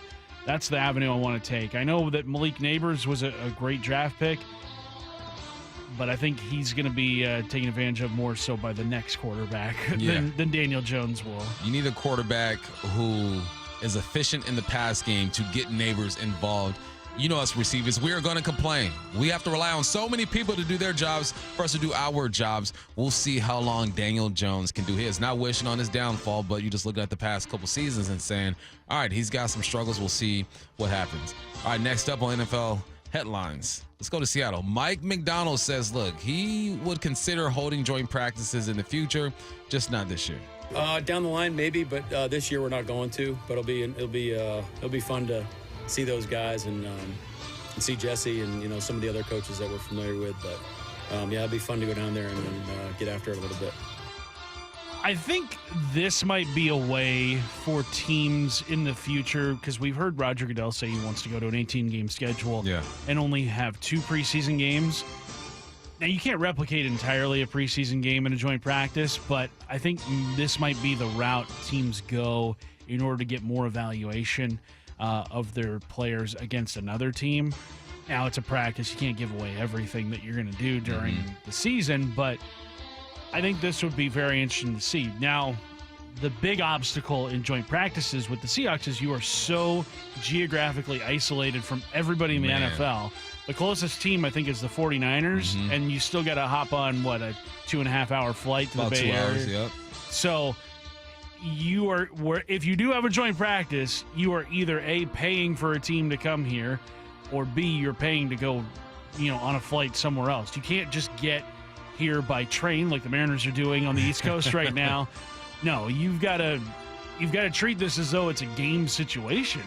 And that's been the biggest obstacle as to why the Seahawks haven't done it in years past. Yeah, I think that's a great point. They're going to have to rely on these joint practices because you have to go live. You have to go live to see what some of these young guys can do. And you can go live in a joint practice and not risk the older guys, your starters, getting all banged up. But you got to see it. There's a reason why Lofa was like, I don't put too much in the OTAs because there's no pads on. This isn't real football. It's a pageantry. But you are showing the coaches you can move and be assignment friendly and all that. There is some benefit, but in the day, it's not real football. I feel like the one team that the Seahawks would probably be most open to having a joint practice with would be the Chargers because of McDonald and Harbaugh's history together. You've got Jay Harbaugh and staff here in Seattle. I feel like the Seahawks don't play the Chargers that often anymore. They used to be divisional opponents, but not anymore. So if you were to face them in a joint practice and not face them in the regular season, you wouldn't be really, letting all your secrets out. But I'm sure Jim Harbaugh knows quite a bit about what McDonald's doing here. I think they would lean on the Chargers and the Raiders because you don't want San Francisco. You don't want to see the Rams. Let's get out of the division and out of the conference and go that route. Dak Prescott told the Dallas media he doesn't play for money when asked about his contract. He goes, look. Okay, Dak. I don't work for money either. He goes, I don't play for money. Never cared for it, to be honest with you. Yeah, Prescott said after the Cowboys OTAs on Wednesdays, we give it up just to play this game. So I allow that to the business people and see what he's worth and who he is as a player and as a quarterback. He pretty much says, look, I don't focus on those things. I'm just showing up and I'm balling. One, when you've been paid as much as he's been paid already, you don't have to care too much about the money. Guarantee you once you got into the NFL, you want to start, you want to make that money, get that big contract because you are a quarterback, you will get paid the most. But don't sit here and tell me that if they lowball you The Dallas Cowboys lowball you because he's probably worth about $55 million a year now. Yeah. If they come at you with $40-45 million, you're going to feel disrespected and you're going to dip. Why? Because of the money. It sounds good. I think you want your players to say this, but we all know that the NFL is a business. Yes, and I think Dak probably wants top of the market money. I mean, he's a Pro Bowl quarterback. Yep. I don't think he's ever been an All-Pro, but he has been the quarterback for a lot of successful teams in the regular season. It's the playoffs where he's fallen short. And Dallas is in a very similar spot with him that they were in with Tony Romo, where it's like, this guy is statistically a phenomenal quarterback. Great quarterback. He's so good in terms of his accuracy, so good in terms of just his overall numbers. But when the moment gets bright for him, when the moment got bright for Tony Romo, they just had a way of choking things away. And I get you can't whittle a football game down to like one or two plays as the reason why a game didn't go your way. It's all just kind of a culmination of all the plays that you made during a game. But for whatever reason, Dak the Cowboys are in a spot where it's like, if you move on from Dak Prescott, who are you going to get that's better than him? Trey Lance is over there, right? I saw something that Trey Lance was like, I've never been more confident in myself. And it's like, okay, that's cute, Trey. Yeah. Hey, Trey's getting paid though, so I'm sure he's all right. He's laughing to the bank. Where do you go if you move on from Dak Prescott? There's nowhere to There's go. only probably 7 or 8 quarterbacks that are better than him, and they're all locked up. They're all not going anywhere. You're going to win ball games this year. Yeah, so you're it's not like win. you're going to have a high draft pick. The Cowboys are probably going to win at least 10 games this year. Easily. All right, next up, Sean Payton has been splitting first-team reps evenly with QBs Bo Nix, Zach Wilson, and Jarrett Stidham. I love this. I love the competition. We know it's going to be Bo, right? At least we feel it's going to be Bo. If anything, Zach might start the season as the guy, but it's going to be Bo Nix eventually. It needs to be Bo Nix because he's 24 years old. Like, how much more seasoning can this guy have? Because if you wait any longer, then you're going to have a guy who's like 25 years old who has never taken a snap in the NFL. It needs to be Bo Nix for Denver's case. I think that pick bump got overshadowed by the Michael Penix pick as maybe the most head-scratching in the draft. I think Denver could have gotten Nix maybe a little further down. So? Yeah. Pick 12 for him? I don't know. Do you think that, and Penix was what, 9? 8. All right, so do you feel as if, I mean, maybe New Orleans, who was after? What if Atlanta doesn't take Penix? Do you think they would have taken Penix over Nix if both are available? If Atlanta didn't take Penix, I don't think they would have taken a quarterback. I think they would have gone probably defensive line or something like that. Oh, no, which then, I think Atlanta, the pick that made the most sense for them was Leatu Latu. Yes. But they passed on him. He went to Indianapolis. I don't think Penix gets taken. Like, if they pass on Penix, I think both Penix and Nix are probably available at 12 to Denver. And then that means the Raiders pick up a quarterback too, because I think they would grab one of those two guys instead of Brock Bowers. Yeah. Interesting stuff. Interesting. All right, just a heads up: the Eagles signed a former first-round pick, John Ross, to a 1-year deal. He retired earlier this year and then came back and said, nope, I want to play some more ball. So, Dog fans, you got another dog to cheer for. You are listening to the Bump and Stacy Show on Seattle Sports and the Seattle Sports app. The biggest name in basketball is getting a lot of love and a lot of hate. Where do you stand? We will tell you where we stand. That is next. Seattle Sports, your home for Brock and Salk. Shannon Dreyer, who joins us right now. You and I spoke about Coolio and kind of where he was at, and you said, well, I wouldn't do anything too drastic. You always have the next step, which is to drop him down in the lineup. The always prescient Shannon Dreyer was, of course, exactly right. The same way he was last year when it happened, and very, very curious. A comment from him, which was the same comment that he made last year, was sometimes it's good to hit lower in the order because you have more time to see more pitches beforehand. On Seattle Sports and 97.3 FM HD2. A slow network is no network for business. That's why more choose Comcast Business. And now we're introducing Ultimate Speed for Business, our fastest plans yet. We're up to 12 times faster than Verizon, AT&T, and T-Mobile. And existing customers could even get up to triple the speeds at no additional cost. All from the company with 99.9% network reliability and advanced cybersecurity. It's ultimate speed from Comcast Business, powering possibilities. Don't miss out on our fastest speed plans yet. Get started with internet and security for $49.99 a month for 12 months with a 2-year contract. Plus, ask how to get up to an $800 prepaid card with a qualifying internet package. Don't wait. Call 1-800-501-6000 or go to ComcastBusiness.com to switch today. In 62324, restrictions apply. New customers only with 150 megabits per second internet and security edge. Equal bill and auto pay required. Equipment, taxes, and fees extra. Compares Comcast Business 1.25 gig to 100 megabits per second of Verizon 5G Business, AT&T Wireless Broadband, and T-Mobile for Business. Up to 3 times download for existing essential and standard internet customers. Tired of a boring backyard? Want to impress your neighbors and friends with a stunning outdoor space? State Roofing has just what you need. Hi, I'm Sam Thomason, owner of State Roofing. Our expert team at State Roofing can help you create the perfect deck. From custom designs to flawless installation, we'll make sure your deck is the envy of the neighborhood. So why settle for a boring backyard when you can have the best? Contact us now to get started. Call State Roofing at 866-ROOF-ROOF or visit stateroofing.com.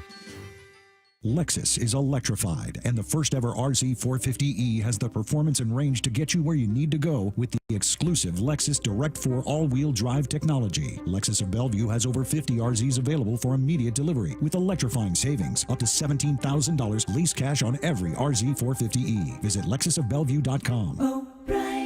On approval of credit through TFS, lease cash from Lexus available on select 2024 RZ styles. Must take delivery by June 3rd, 2024. A documentary service fee up to $200 may be added to the purchase price or capitalized costs. See dealership for details. Access to quality health care is an important topic. So, let's talk about it. Optum Care Washington is here to make the health system work better for everyone by making quality primary and specialty care easier and more affordable. From Tacoma to Bellingham, you can see their top local doctors at more than 45 locations and get care on your schedule with innovative on-demand services. Learn about healthier care that's focused on you at Optum2024.com. Hey, it's Amanda. Over time, wearing glasses and contacts can be a bigger expense than having LASIK from King LASIK. The quick, painless, state-of-the-art way to see life better. And this month, save $1,000. Start with a free Zoom consult at KingLASIK.com. This is Seahawks Game Day host G. Scott. The 2024 season is here. This team has it all. Young talent, proven vets, and swagger. Secure your seats now at Seahawks.com/tickets. Let's bring it, 12s. Calling all drivers. Here's why Polestar 2 is called the driver's EV. With all-electric performance and a range of up to 320 miles per charge, Polestar 2 has the power and handling to change your perceptions of EV driving. But the best way to find out for yourself is a test drive. Visit Polestar Bellevue to test drive Polestar 2 today. 320 mpg range based on model year 24 Polestar 2 long-range single-motor variant and EPA standard. Visit Polestar.com for full details. We are Seattle Sports, the home of the Seahawks, Mariners, and everything Seattle sports. Watch your favorite show live at seattlesports.com. Hey guys, do you know your T level? Revive Men's Health here in Seattle is helping you take that first step toward better health and enhanced intimacy with a free testosterone level test, exam, and consultation. Plus, for this month only, qualified patients can kickstart their treatment with a free supply of ED medication. Revive's customized ED treatments can provide immediate results, restore blood flow naturally, and even bring spontaneity back into your love life. With both in-person and telemedicine appointments available, plus free shipping directly to you, Revive takes the hassle out of treating low T and ED. Having an optimal testosterone level can change your whole life, and it starts with knowing your T level. Take that first step and book your free testosterone test, free exam, and free consultation, and kickstart your treatment with a free supply of ED medication this month only. Call Revive Men's Health Seattle at 206-529-1111. That's 206-529-1111 or visit ReviveMen'sHealth.com. Between his hobbies and decades of work in a boatyard, Philip had put his body through a lot. I'm an avid fly fisherman and an avid skier. It takes its toll. Not to mention one other thing. I had a near-fatal motorcycle accident. Absolutely obliterated my lower left leg again. Philip couldn't live with the pain anymore, so he decided to see Dr. Mark Wagner, MD, at Seattle Sports and Regenerative Medicine for stem cell therapy. Listening to all these radio spots, I said, what do I got to lose? What was your experience like with Dr. Wagner? What I was so impressed with Mark about is that how often you have a surgery like this, and the guy calls you the next day to see how you're doing. I can't say enough good things about the guy, honestly. And how are you feeling now? I have no pain, none. Zero. Wow. So would you recommend stem cell therapy to others? I'm a fan, believe me. I'd recommend it to anybody. Before you choose surgery, consider stem cell therapy with Dr. Mark Wagner, MD, at Seattle Sports and Regenerative Medicine. Schedule your consultation at drmarkwagnermd.com. You're listening to Bumpin' Stacy. Weekdays 10 to 2. On Seattle Sports and 97.3 FM HD2. This is the Bump and Stacy Show, Dad Podcast Edition. Got Curtis Rogers, myself, Michael Bumpus, and we got Uncle Matthew on the ones and twos. So before the break, I spoke about the biggest name in basketball right now. And I'm not talking about LeBron, Jalen Bronson, the Joker, Luka, Kyrie, Tatum, Jaylen Brown. None of these guys who you watch or are watching now, and Edwards in the NBA. We're going to the WNBA because at least locally, at least in the States right now, this name has caused a lot of discussion. I'm talking about Caitlin Clark. Yeah, now, especially locally, too, because she was just here the other Just night. here. I went to the game, Curtis, and it's real. The Caitlin Clark effect is real. I mean, my daughter made her own shirt for Caitlin Clark. I mean, they had fans everywhere. I would say it was probably 70-30 Storm fans to Indiana Fever fans, but they're out there. But the thing that people are talking about are just the treatment that she's getting, whether it be positive or negative. And I watched the game on Wednesday. It was a physical game. She gets no calls. She's a rookie. She gets no calls. It's not like she is Sue Bird out there, and if you touch her, they're going to call a foul. No, you're a rookie. You will be treated as a rookie, and I kind of appreciated that. But people are taking shots. And there's two sides you can be on when it comes to this. You can be on the side of, hey, y'all better appreciate what Caitlin Clark has done for you guys. She got charter planes for you. You got Nike deals popping up now. You're selling out arenas. And that is the side that Charles Barkley is taking. Hey, LeBron, you're 100% right on these girls hating on Caitlin Clark. Y'all petty, girls. I expect men to be petty because we're the most insecure group in the world. Oh, you are. Y'all should be thanking that girl for getting y'all ass private charters, all the money and visibility she bringing to the WNBA. Don't be petty like dudes. Listen, what she's accomplished, give her flowers. Stop being petty, all you women out there. She got y'all ass charters. She bringing all y'all this money to the table, but y'all being petty like dudes. LeBron, you 100% right. Y'all girls, stop being petty. Caitlin Clark, thank you for bringing all that money and shine to the WNBA. So that's the Chuck side. Okay. Stop being petty. Be grateful for what she's doing for you guys. But then there's the other side. Ellie Duncan of ESPN had some words. Who are these girls that are hating on Caitlin Clark? Are you just combing through Twitter? What else are these women supposed to do? Fawn over her? Fangirl over her? Kiss the ring? Like, what do you want from them? We cannot, every time the girl plays a game, she got 40 games, guys. She got 35 more games. We are not, every single game, going to revisit and retread this same tired rhetoric that all these girls are hating on her, and they need to be thankful. They have been. Sure. They've said it time and time and time again. You want the girl every single time she walks out onto the court? What are we supposed to do? You want them all to give Caitlin their firstborn? Like, what are you looking for?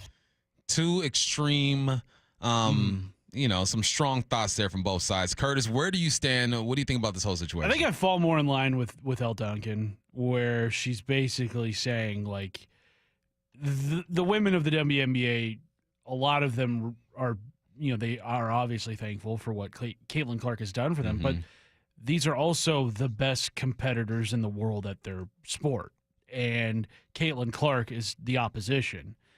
I want to beat the very best every single time. Right. Like, you don't want to just, lay down and let Caitlin Clark drop 40 on you. Like, that's not what these women are programmed to do as alpha competitors at basketball. Like, they are not going to let Caitlin Clark, have her way with the league just because she's the most popular girl in the entire sport. Like, thank you for what you've done for opening doors to us and opening avenues to us that have previously been closed to us, the whole charter flight thing. But, hey, you're still my competition. Yep. I still want to beat you. It reminds me a lot of, how golf was after the Tiger Woods explosion, where, like, yes, Tiger Woods was the best golfer out there, and yes, he was very tough to beat, but that didn't stop, guys like Phil Mickelson and David Duval and Ernie Els and all those guys from showing up every tournament and giving them their very best, because anything less than that, would be a huge disservice to us, the consumer, who are looking to see the level of competition. Agree 100%.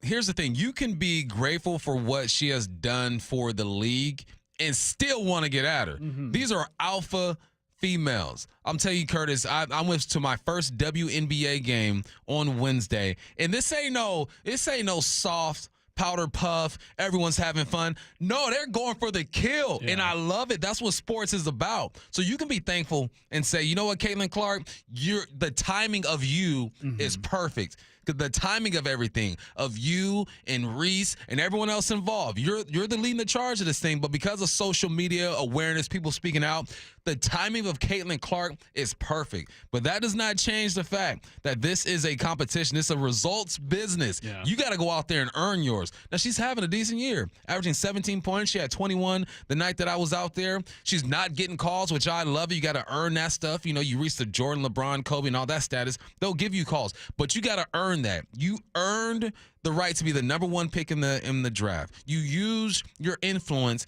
to elevate these women in the league, but now you got to play ball. Yeah. Let's line up and let's go get it. I watched her. She's going to be fine. She's got to get stronger. She's got to work harder off the ball. She's got to play good defense, and all that is going to happen. But this is competition. This ain't no pageant, and everyone's just uplifting each other. Heck no. And I'm going to talk to you. I'm going to thank you before. Hey, girl, you did your thing. We appreciate you getting these charges. Now I'm about to drop 35 on you. You know what? Yes. It kind of reminds me, and now I wasn't old enough to experience this, and you weren't either, Bump, but like from what I have researched about the NBA, from what I know, just as a sports fan and somebody who loves the history of the NBA, it kind of reminds me, too, of like when Magic and Bird were coming on the scene, and the NBA back then, the NBA finals were tape delayed. Yeah. You had teams flying coach everywhere. Like the NBA, what it is now, where guys in this next CBA are probably going to be making north of like $75-80 million per season. Yeah. It was not that. Magic and Bird took the league to another level, and then there was Michael Jordan immediately following those two guys to take it to an even higher level. It kind of feels like the Caitlin Clark effect can be kind of what Magic and Bird were, where the WNBA gets much better time slots on network television. You see, jersey sales go up across the league. You see all sorts of increased revenue. Arenas are selling out because of the interest in this one person, or in the NBA's case, they got lucky in that it was two people, and it was two people in the league's biggest markets, LA and Boston. I think Caitlin Clark can have that impact on the WNBA, but that doesn't mean that the rest of the league should just bow down and be like, here, you win a championship. No, Indiana has been one of the worst teams over the last couple of years. Exactly. They've had back-to-back number one overall picks.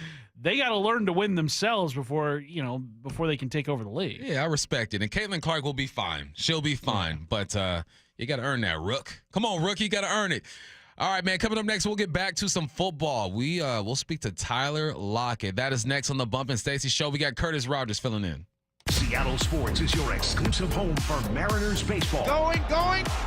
Every strikeout. Swing and a miss, and a fastball, strike three, and the ball game is over. Every home run. Blasted out to right field. An absolute take by Luke Raley to the second deck. Every Mariners win. And the ball game is over. The Mariners with a colossal comeback here in the Bronx. Stream every game at seattlesports.com or on the Seattle Sports app. We are Seattle Sports, the home of the Mariners.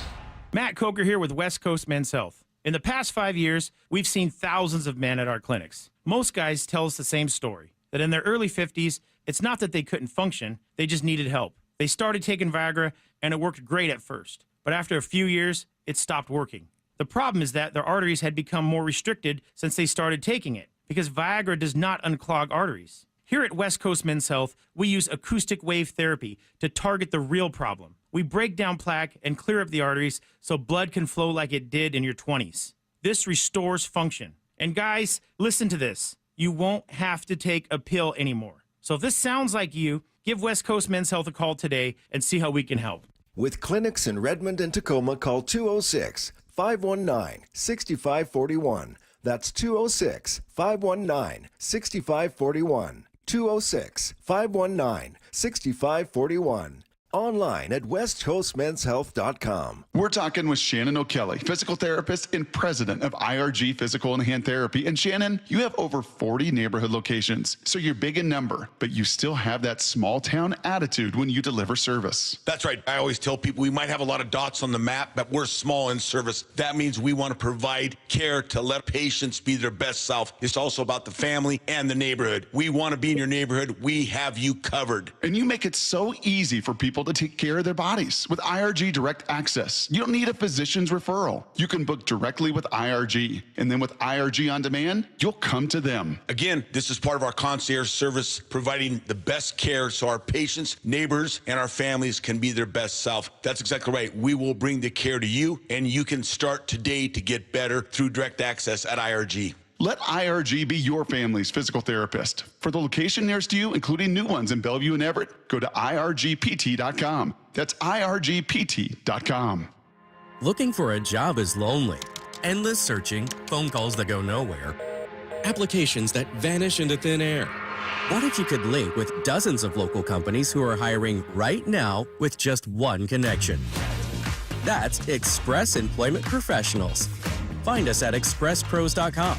One connection, endless opportunities, and no fees ever for job seekers. Express Employment Professionals. expresspros.com. If you love to travel, Capital One has a rewards credit card that's perfect for you. With Venture X, earn unlimited double miles on everything you buy and turn everyday purchases into extraordinary trips. Plus, receive premium travel benefits like access to over 1,300 airport lounges where you just check in and chill out. Open up a world of possibilities with Capital One. What's in your wallet? Terms apply. Lounge access is subject to change. See CapitalOne.com for details. This might be the most surprising statistic I've shared in decades of doing local news. More than 75% of commuters will be involved in a car accident at some point. JP Pendergast of Pendergast Law with more. What makes it more surprising? The average person will be involved in 3 to 4 collisions in their lifetime. With accidents unbelievably prevalent, what are some safety tips if it happens to you? Safety first. Secondary collisions are not uncommon while awaiting help. Turn on those hazards and remain in a safe place. If a bystander witnessed the accident, capture their information and encourage them to remain at the scene. Seek medical attention immediately if needed, as delaying can be a costly mistake. Lastly, remember that statements made to police and insurance adjusters can affect your case. Collisions are more common than we'd like to think. If you find yourself in one, follow these helpful tips and then call my friends at Pendergast Law. If you or a loved one's injured in a car accident, call Pendergast Law. We can help. PendergastLaw.com.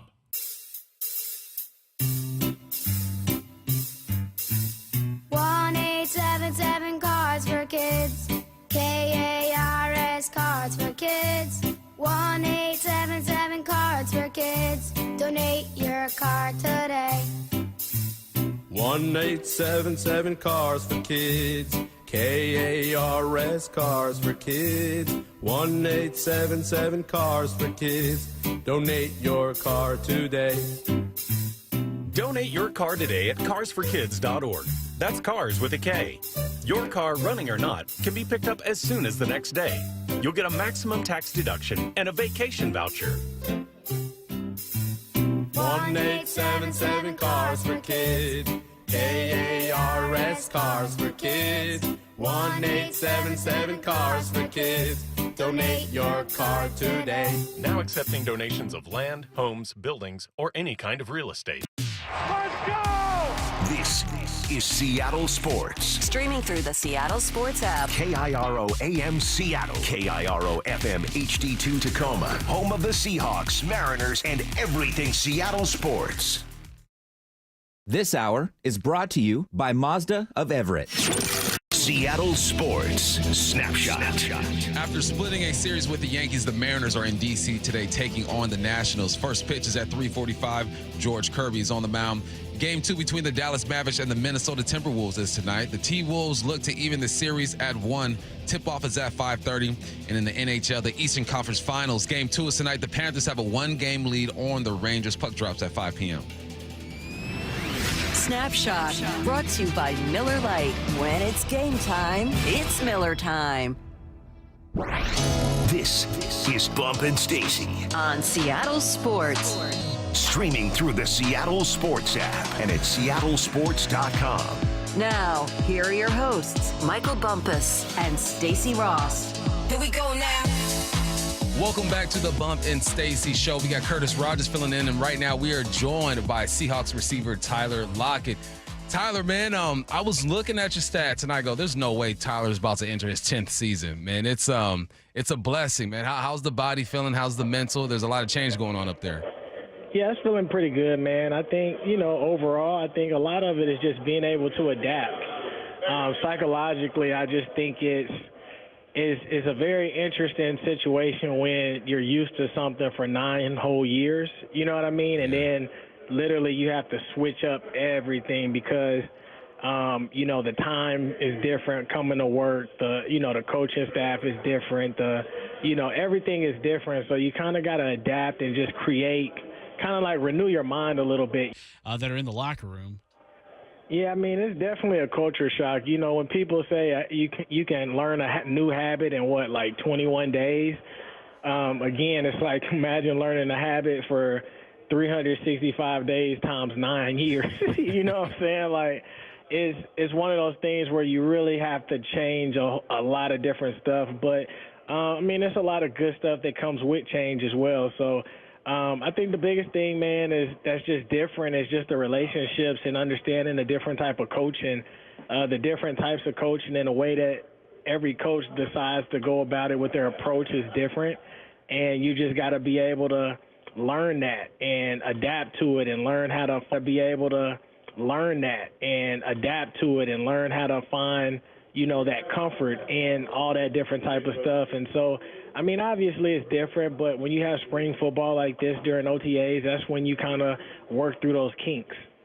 Hey, Tyler, I was having a conversation with Curtis a few shows back, and I was breaking down. I go, okay, what do I want to see from JSN? What can he improve on? What about DK? And then we get to you, and I'm like, man, Tyler's been in the game 10 years now. Like, what do you do during this offseason to improve? Because you've seen almost every defense out there. You've ran every route. Like, what do you do or what do you work on during the offseason? I think the biggest thing I try to work on is consistency, making sure that I try to continue to work on the fundamentals, especially during this time. As we're learning about a new offense, just being able to figure out kind of the ins and outs of the offense and the little intricacies of the things that I can and can't do within the offense. Obviously, some things you can be creative with. Other things you just got to kind of run and get to your spot.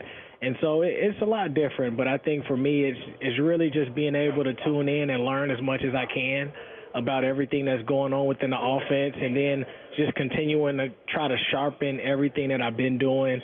Obviously, as you get older, you get a lot more wiser. And so understanding how to just continually grind, but grind in a smart way. Tyler, you guys have a new offensive coordinator, Ryan Grubb, who cut his teeth at Washington last year. What have you seen so far from his offense that has you most excited about the possibilities here in 2024? I think the tempo. I think just the level of assignments that all of us have with learning the offense, the different things that we can get to at the line of scrimmage. It's super, super, not only sophisticated, but it's literally detail-oriented. And so I think, we got to really be able to study the playbook and understand the different type of spots, because any of us could be at any given position at any given time. And so that's the cool part about the offense, but it's also the tough part, because that means that everybody has to learn every single spot, and you can't get stuck just knowing one spot. Hey, you were a kick returner back in the day. That's kind of how you made your mark here in Seattle before you became one of the best receivers. When you look at the changes in the kick return game, what do you see, and do you expect more explosive returns? I mean, I think it'll be interesting to kind of see. Obviously, I think you don't have to worry about anybody running full speed and somebody missing their block. So I think it's a lot easier to get the blocks, based off of the technique and the details that they're going to try to teach. And, I think it kind of just brings you back to throw 'em up, jack 'em up. That's what we used to call it when you played on the field and everybody's standing there, and right when you catch it, it's like, all right, find the hole and go. I think, but I think it'll be pretty cool, man. It wouldn't surprise me if you see some running backs back there, because it's no different than a running back getting a toss and then being able to run. I think you'll see a lot of different creativity back there. But, I mean, I don't understand why they changed the rules, but at the same time, it's like you do understand, because they're trying to figure out how to limit people from, injuries, and that's probably the toughest one with people running full speed. Tyler, a new face on the offensive side of the ball is Sam Howell, who was acquired in a trade with Washington during the offseason. How much time have you gotten to work with him, and what are your early impressions of him as a quarterback? Man, I think he's a really great quarterback, man. I mean, you can tell he's calm and collective when he's in the pocket. He makes the throws, doesn't really force anything. Obviously, when we played against him, we saw what he could do with his legs, how he can extend plays or make a defense move up, thinking and collapse down, and then he just throws it to a running back or to a wide-open receiver. So, I mean, I think he's learning the plays really well, and I think he's doing a great job just as he continues to try to find his rhythm in his offense. The receiver room is looking good, man. Obviously, you got yourself, DK, JSN, but there's some new faces in that room, some old ones as well. Who has impressed you so far during this camp in that wideout room?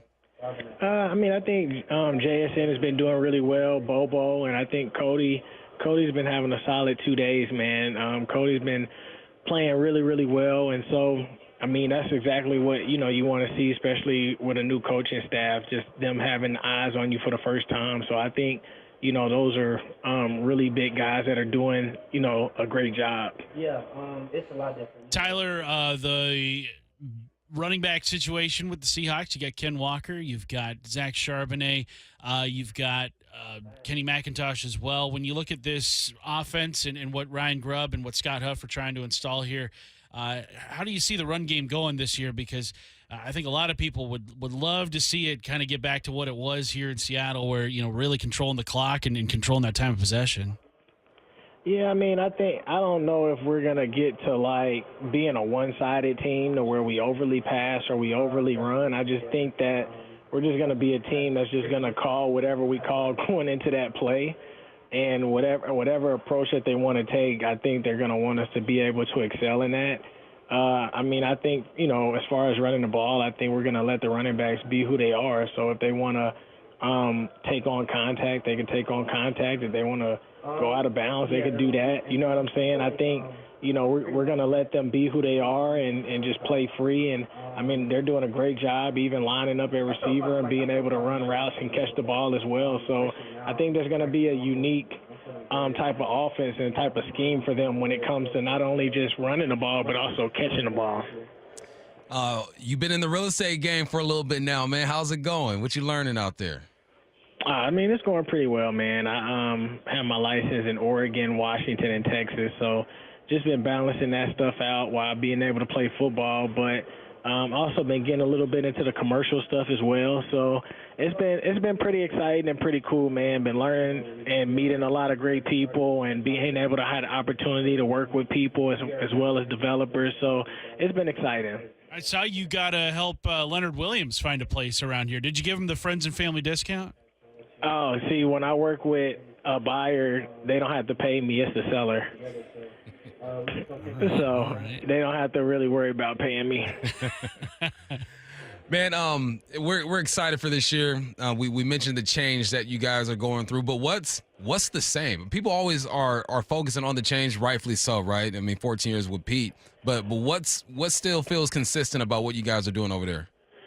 Well, I mean, a lot of the people that work around us as players are still the same. So the strength and conditioning coaches, the coaches that work with us with the electronic chips and all that GPS type of stuff, our nutritionist, that entire group, a lot of the staff that works upstairs and cooks, and the janitors and the athletic trainers. So it's still a lot of similar faces, especially when you look at the security.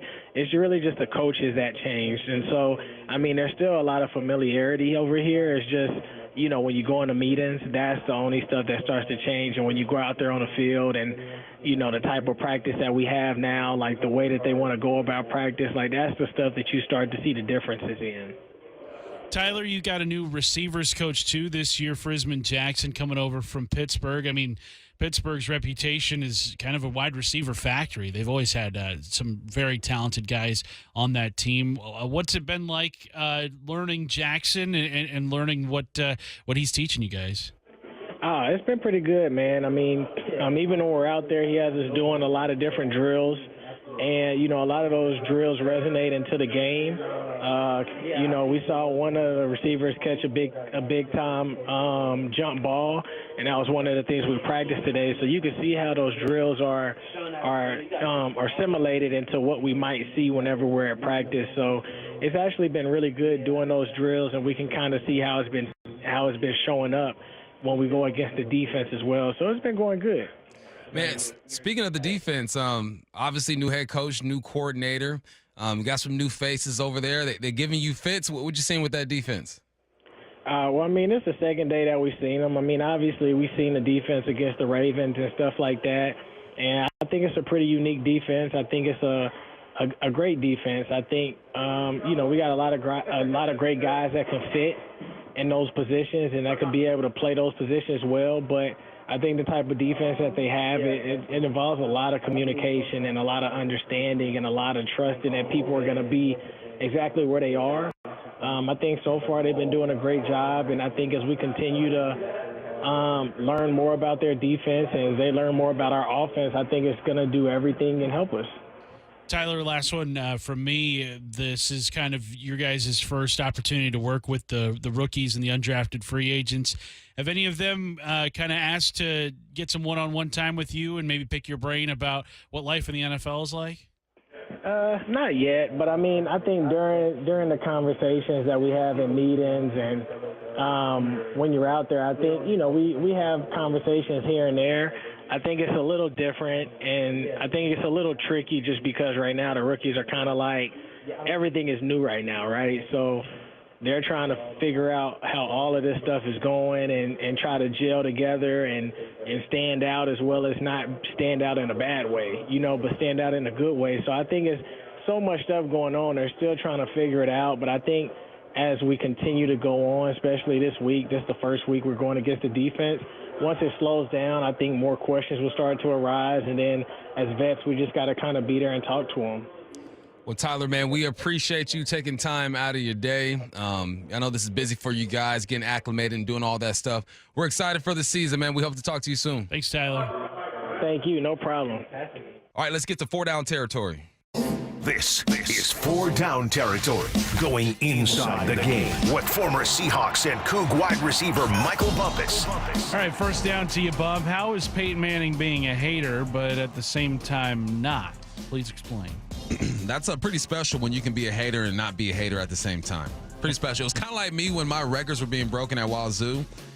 There was a kid named Marquise Wilson who had a chance to break it, and then he didn't play the last couple games. I go, yes. But then, I think he left the team. Yeah, he dipped, and then that's how petty you were. Yeah, we're like, yes, I know that this hurts us in the win-loss column, but my records are still intact. I'm like, you're going to the league anyway. You're good. Then Gabe Marks comes around and just shatters it. So, but this is how Peyton Manning is being me back in 2018, 2019. He has a record, many records, but this one stands out. He has a record for the most interceptions for a rookie quarterback. It stands at 28. He goes, I hope somebody breaks that record. So he's hating, but he's not hating because nobody wants that dang record. He had 28 of them things in 1998. 1976, our guy, we love him, Jim Zorn as number 2. 1970, we got Terry Bradshaw. The most recent one came, or the most recent attempt at breaking that record unintentionally was Deshaun Kaiser in 2017. Our guy Gino had 21 in 2013. So he wants someone to break the record naturally, and I think that he should. Here's the thing. I don't think it's going to be broken because a lot of teams will start their rookies, and if they start to struggle, they will sit him down really quickly. That's what offensive coordinators, their jobs are so fragile, right? They're so they could be fired mid-season. They're not going to risk it. The closest we've seen, I mentioned, was Kaiser back in 2017. Last year, Sam Howell, first year as a starter, not a rookie, threw the ball 612 times, had 21 interceptions. Peyton Manning threw it 575 times in 1999 and threw 28 interceptions. My man was struggling out there, but who's laughing now? What, 2-time Super Bowl champion, about 4 or 5-time league MVP. Second greatest passer ever. Yeah, so, it started off rocky for my man, and he recognizes that, and he hopes someone breaks that record. And for Peyton Manning's sake, I hope someone does too, but I hope it's not a Seahawk quarterback. Yeah, let's hope that never happens. Second down. Bump, we don't know the specifics on why Justin Fields and Nick Foles did not get along in Chicago. But what do you think Fields missed out on, and what other young quarterback is taking the right approach to mentorship? Man, I wish we could have been in that room and figured out what went wrong between Justin Fields and Nick Foles, who all I've seen and heard is one of the nicest guys in the world. I don't know Justin Fields at all, so I can't make any judgment on his character, really Nick Foles either. But something went down, and he wasn't listening to him. And you look at Nick Foles, he started in 71 games, has a completion percentage of 62, which is better than Justin Fields. He's thrown 47 interceptions in 71 games. We got Fields with 30 of them things in 40 games. Either way you slice it, man. Nick Foles is a Super Bowl champion. He's a Super Bowl MVP, and he's been to a Pro Bowl. I think Justin Fields has a potential to be better than Fields when it's all said and done. But you got to listen to the old head when he's blessing you with some knowledge. Thank you, Bobby Ingram and Nate Burleson, for helping me with my NFL career, my short NFL career, but they blessed me. Anthony Richardson is doing the complete opposite. He's got Joe Flacco in the same room as him. Joe Flacco has played in 188 games. He's 103-82 as a starter. He has he's rushed for 16 touchdowns. That's big. I didn't think he was going to have 16 of them things. He's thrown for 245 touchdowns. Anthony Richardson is saying, look, I am lucky to have Joe Flacco in the room. I'm looking forward to learning so much from him. Two complete different approaches. Joe Flacco kept Cleveland in the mix last year, took them to the playoffs. I mean, 80s baby, stand up. Good for you, Anthony Richardson, for taking what you want from Joe Flacco. You cannot believe in everything someone is saying, but just out of respect and because they've been there before, you have to listen. Then you decide whether you take that information and use it or not. I love the way Anthony Richardson is paying some respect to the old heads in the league. Third down. Bump, what did Geno Smith say at OTAs that gave you some insight on what the Seahawks offense is going to look like under Ryan Grubb? Geno said this is going to be a drop-back system. And when I hear drop-back system, I think of explosives. I think of shots down the field. Because at least the way I run my offenses, you have your quick game concepts, you have your screens, you got your RPOs, you got your runs, obviously, then you have your dropbacks. Dropbacks typically are 5-step with a hitch, and that means you're allowing plays to develop down the field or routes to develop down the field. You are going to be taking shots. I love Geno's deep ball. I think Ryan Grubb did a great job of allowing Michael Penix to throw the ball deep when he was with the University of Washington. So when I hear Geno say that, I get excited. That means there are going to be shots down the field. That means DK is going to have a few more 40, 50-yard gains that he did last year. That means they're going to find ways to get Tyler Lockett open going across the field. It's just explosive, but you got to connect the run to that, obviously, and set things up. But Geno seems to like it. He says it's a very efficient offense. He says Ryan Grubb knows exactly what he's doing. Obviously, he wouldn't be here if he didn't. But when your quarterback is coming out and saying all of these things in OTAs, it gets me excited. So a drop-back system, drop-back offense. Shots will be taken. They're not going to ignore the screen and RPOs and all that stuff. But I love hearing those words, Curtis. That's a great Lil Jon once said, shots.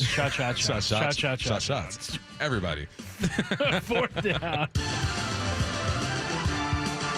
Bump, what loophole are college football players discovering right now? And I think it's awesome, honestly. I think we might as well just keep this thing crazy when it comes to college sports, but this is a loophole. So there was a corner who was transferring from University of Colorado to Florida, I believe. And his last name is McCormick, and what he has discovered is that NIL can pay for your education. The school he's transferring to has no more scholarships available. So what do? They get an NIL deal to where someone, something, some company, whatever, they're paying for his education. So he's going as a walk-on. He was the #1 DB in the country last year coming out of high school. He's going to his school as a walk-on, and his NIL is going to pay for that, and he's going to get money on top of that. Again, it's getting crazy out in these streets, man. These schools are going to find ways to get these top recruits, and they should. As long as there are no regulations around it, why not? But this is crazy times, man. We're going to start seeing more of this. We're going to see guys who it was that quarterback we talked about yesterday who was transferring to Florida. Florida dropped Jaden Rashada. Yeah. So there you go, Jaden. This is a way for you to do that. If there are no scholarships left and you are good enough and a university wants you and they got the right collective and alum and all these businesses that support them, they can pay for your education. Go ahead and walk on. And then the next year when they have a scholarship, all right, you go ahead and get your scholarship and you get money on top of that. It's getting crazy in college football. We just saw the Power Five come together and say, look, we're going to allow $20 million in revenue to be paid to the athletes on campus. This is getting nuts. If only I was born in like 04, 06 or something like that, I might be reaping the benefits. But no, I'm happy for these guys. But it's getting crazy. You might not even be here if you had collected millions of dollars in NIL money and your allotment of the $20 million that the Cougs are getting from the NCAA, your life could be completely different. Can't promise you we'd be doing a show together, Curtis. Right? I mean, think of the butterfly effect. Like Jen was with you in the trenches when you were dirt poor in college. Dirt. That's how you know she was a real one. She was a real one, man. And I appreciate Still is a real one. She still is. Hold it down, babe. I know you're not listening, but I appreciate you so much, man. Life is different for these college athletes, but go ahead and get it while you can because something tells me within 5 years things will be different for you guys. All right, so that was 4 Down territory here on the Bump and Stacy show. You guys don't go anywhere. We got Hype Train coming up next.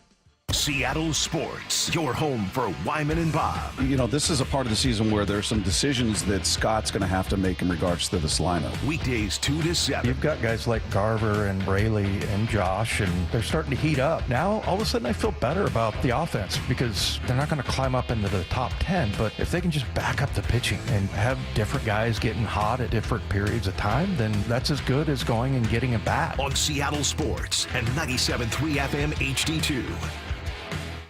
Your new beginning starts now. D.R. Horton has new construction homes available throughout the greater Seattle area. With spacious floor plans, flexible living spaces, and smart home technology, you can enjoy more cozy moments and sweet memories in your beautiful new home. With new home communities opening throughout the Seattle area, D.R. Horton has the ideal home for you.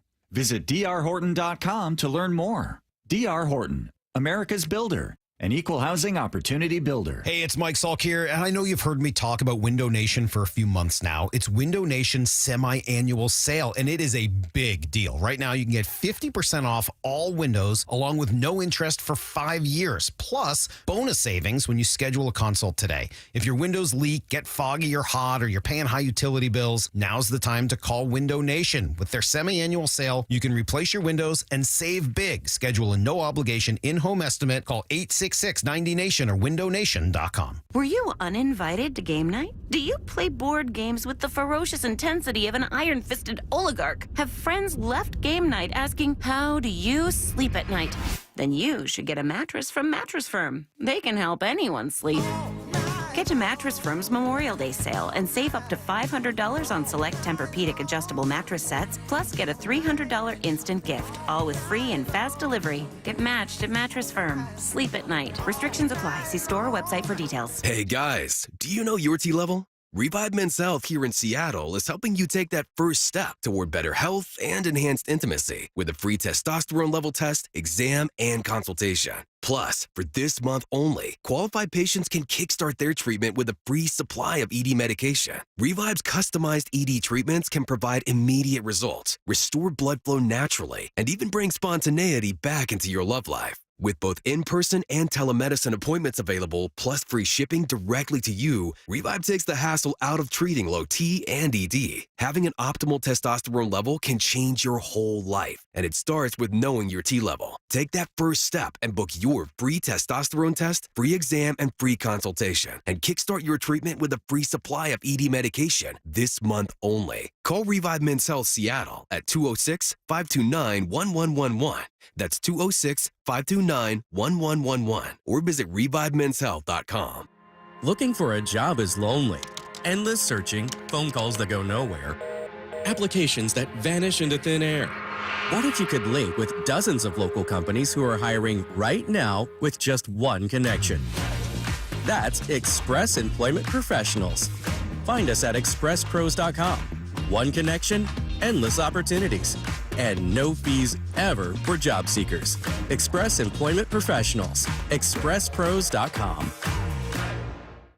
If you love to travel, Capital One has a rewards credit card that's perfect for you.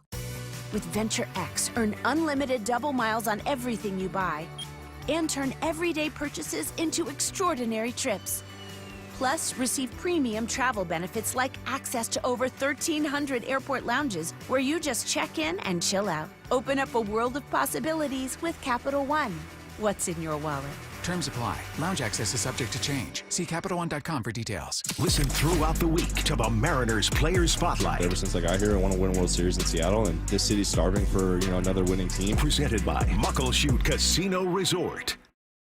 Hey, Brock, you're here with my buddy Shannon O'Kelly at IRG Physical and Hand Therapy. Shannon, pain comes in a variety of ways, at a variety of different stages in our life. How is IRG equipped to handle anything that walks in the door? Well, Brock, we're your family physical and hand therapists. We have you covered. We have services from pediatrics to geriatrics, from sports medicine, manual therapy, vestibular rehab, lymphedema, pelvic floor, you name it, we provide it. We can cover you. We can cover your family from basically head to toe. Here at IRG, our diverse service platform, we're a one-stop shop for you and your family. Is there anything that you're not prepared to work on? We are prepared to work on everything. We have providers that are specifically trained, advanced certifications. We can take care of everything. We want to take care of you, your family, and your neighborhood. We want you to be your best self. Man, I love that, Shannon. Having an answer and a solution to no matter what ails you. Find IRG today at any of their 35 locations or at irgpt.com. That's irgpt.com. From whiplash to herniated discs, there are a few car accident injuries we've all heard of. JP Pendergast with Pendergast Law explains that even the most common injuries differ from one another. Pre-existing conditions, health history, beginning of treatment. There are hundreds of factors that make every person and every injury unique.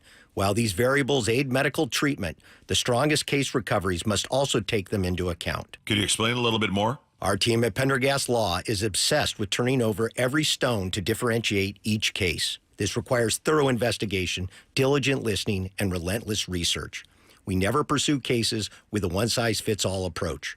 We built our success by treating every injury and every case with the individualized attention our clients need and deserve. Pendergast Law's individualized approach to even the most common injuries makes the difference in case outcomes. It's another reason why I can't recommend them enough. If you or a loved one has been injured in a car accident, call Pendergast Law. We can help. This hour is brought to you by Mazda of Everett. This is Bumpin' Stacy. Weekdays 10 to 2. On Seattle Sports and 97.3 FM HD2. This is the Bump and Stacy Show. We got Curtis Rogers filling in, which makes us the Dad Podcast. You guys, we appreciate you listening all week. 2 more segments to go before you get to your 3-day weekend. Maybe you're relaxing. Maybe you are honoring everyone who served for our company, our country, which you should. Me, I'll be on like Mercer Island doing soccer tournaments and basketball tournaments, and maybe up north somewhere. My schedule 3-day weekend just means another day of tournaments. It means like, for Bob. You get to play on Monday too. Yeah, thanks. AAU, appreciate you.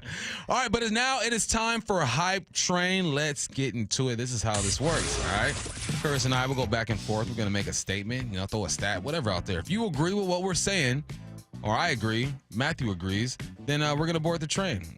Hype train. If not, we're letting that train go by, and we will wait for the next one to arrive in the station. So first up, I'll start us off, Curtis. Julio gets multiple extra base hits against Washington.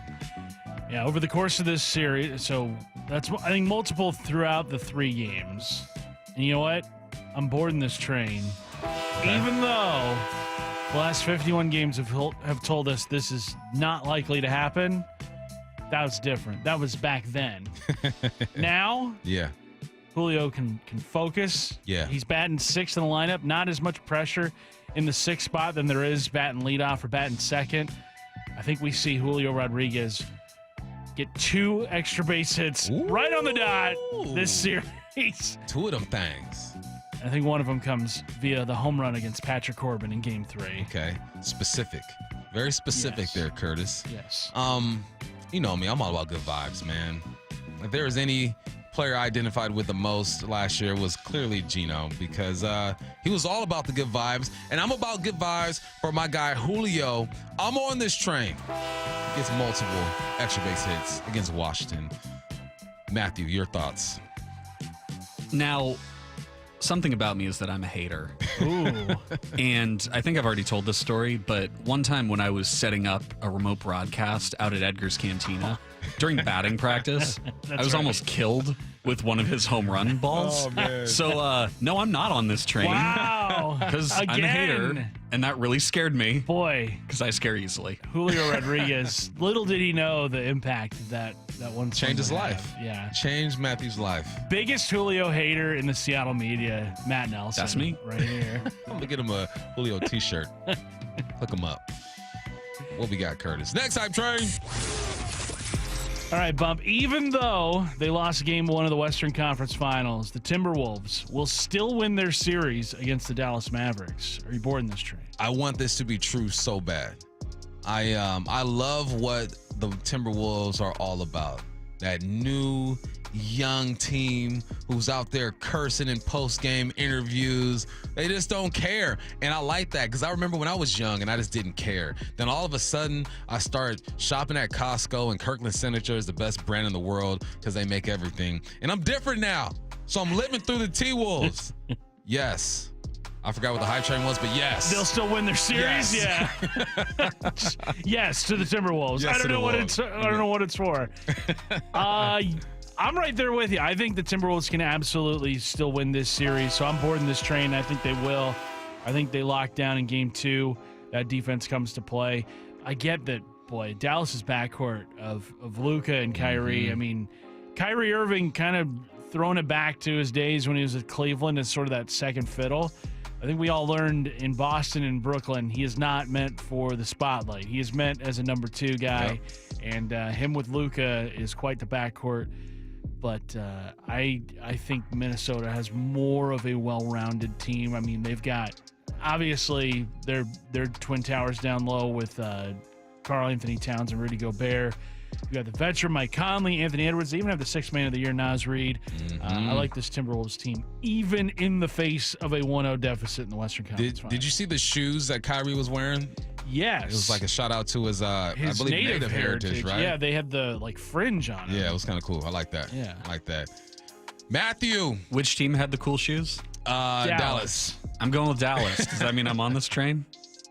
No. No, I'm off the train. You're off the train. I'm all about the cool shoes. All about the cool shoes. All right. Would you wear All right. fringe, Matt?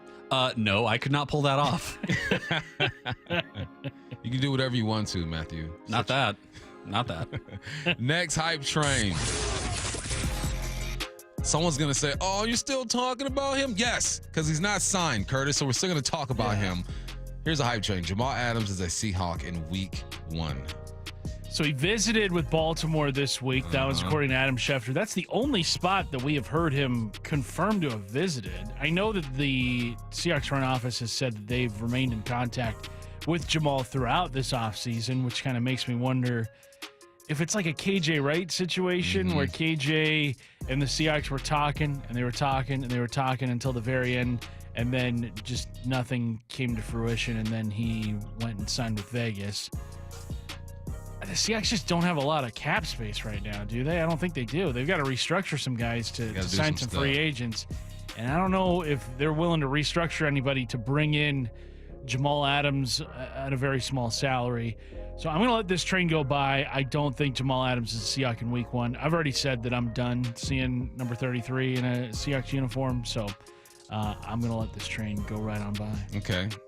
You know, the Seahawks are negative $1 million when it comes to cap space right now. So they got some things they got to do. The worst in the NFL, but that's partly because of something you mentioned earlier in the week, that they have the most expensive or top 5 expensive defensive lines in the game, and I'm okay with that.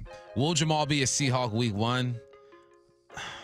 He would have to come in for the low, the vet minimum, but I also don't know how healthy he's going to be, mentally where he's going to be. If he were here week 1, I'm not mad, but I don't think it's going to go down. I'll let this train pass by. Matthew.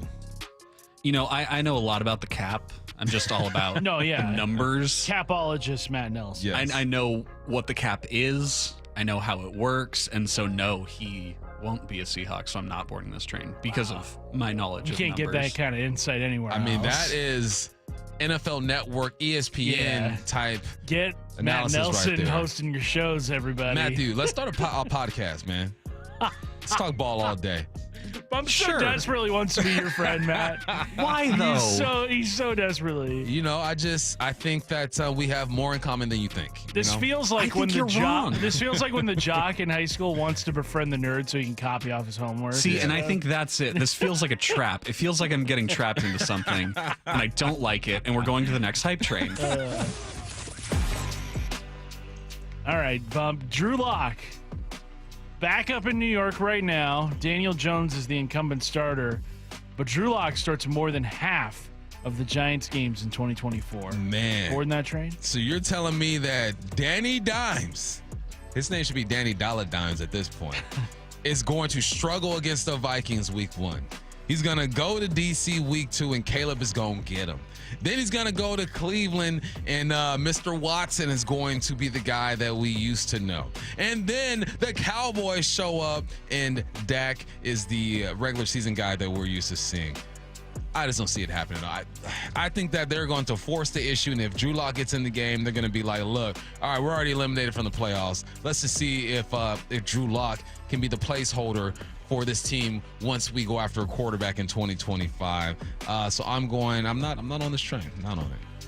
I'm absolutely on this train. I like Drew it. Lock will be the Giants starting quarterback for at least 8 games this season, or at least 9 games, because more than half would be 9. We're in 17 games now. So at least 9 games this year, Drew Lock will be under center for the New York Giants. You heard it here first. You heard it. So you get the deep analysis from Matthew, the guru. And then Matt, what vibes are you picking? The vibes I'm picking up from this guy is that Drew Lock is a lock. Oh! Bars. He's in midseason form today. He really is. Yesterday was your day. Today is Matthew's day. You guys are killing it. All right, we'll shut it down there. All right. Well, last one. Oh, you want to do it? Okay. All right. Last time train. Stacy will speak with a heavy Boston accent upon return from her East Coast trip. I think we're all boarding for sure. without hesitation. There's nothing she loves more than ridiculous accents. She loves it, and she leans into it, and I appreciate her for that. And she wants to be a part of something, so if everybody's talking one way around her, she's got to do that. Yeah, for sure. That's easy. That's one horn for all of us. We're all on that thing. There you go. All right, man, that was Hype Train. Great Hype Train. Now it's time for What I Need to Know when we return. Get your questions in. 866-979-3776. That is next. Seattle Sports, your home for Wyman and Bob. You know, this is a part of the season where there's some decisions that Scott's going to have to make in regards to this lineup. Weekdays 2 to 7. You've got guys like Garver and Braley and Josh, and they're starting to heat up. Now, all of a sudden, I feel better about the offense because they're not going to climb up into the top 10, but if they can just back up the pitching and have different guys getting hot at different periods of time, then that's as good as going and getting a bat. On Seattle Sports and 97.3 FM HD2. Dave Wyman here to talk about a revolutionary treatment for prostate cancer at Swedish called CyberKnife. I want to bring in Dr. Meyer, medical director of the Swedish Radiosurgery Center, with the most experienced prostate cancer treatment team in the Northwest. They do amazing work with prostate cancer patients utilizing CyberKnife. Dr. Meyer, is CyberKnife a new treatment? You know, the CyberKnife technology is not new. The system has been around for more than a decade and has helped thousands of men with prostate cancer. What can patients expect from CyberKnife treatment? Well, the CyberKnife system is designed to help you gain control over your prostate cancer in the shortest number of treatments and with the least impact on your romantic life and on your urinary and bowel function. The result? Well, you get back to a normal, healthy life faster. To learn more about CyberKnife for prostate cancer, go to swedish.org/CyberKnife-prostate or give them a call, 206-320-7187. Treat prostate cancer with Swedish CyberKnife. Want to listen to Seattle sports on your smart speaker? Hey, smart speaker, play Seattle sports. This message is powered by the EQC Sportsbook at Emerald Queen Casino. Emerald Queen Casino, the entertainment capital of the Northwest. Are you still using allergy pills and sprays to treat your allergy attacks? I'm Dr. Ryan Stern with the Stern Sinus Center. Nasal congestion, sneezing, runny nose, snoring, facial pain are just a few of the sinus symptoms we can help you out with. From allergy workups and treatments to modern nasal breathing procedures to advanced outpatient balloon sinuplasty, we can diagnose and treat your problems. Let us help you get relief, easily, quickly, and permanently. Find us in Federal Way or Auburn or at sternsinus.com. That's sternsinus.com. Hey, it's Amanda. Ditch the glasses and contacts and see life better with King LASIK. It's quick, painless, and you could be seeing 20/20 the very next day. Plus, this month you'll save $1,000. Start with a free Zoom consult at kinglasik.com. What was that? That is business phone bliss with the Ooma Cloud phone system. It handles all our voice, video, and messaging needs. You sound very calm. I am. Ooma has everything I need to run my business more efficiently, like virtual receptionist, call routing, and video conferencing. And it starts at just $19.95 per month per user, plus taxes and fees. Ooma. Nice. Find your business calm at ooma.com/radio. When you're high, you feel different. You think different, you talk different, you draw different, you listen to music different, but you probably knew that. Problem is, you also drive different, and not in a good way. That's why driving high is illegal everywhere. So if you're high, just don't drive. Make a plan to get a sober ride.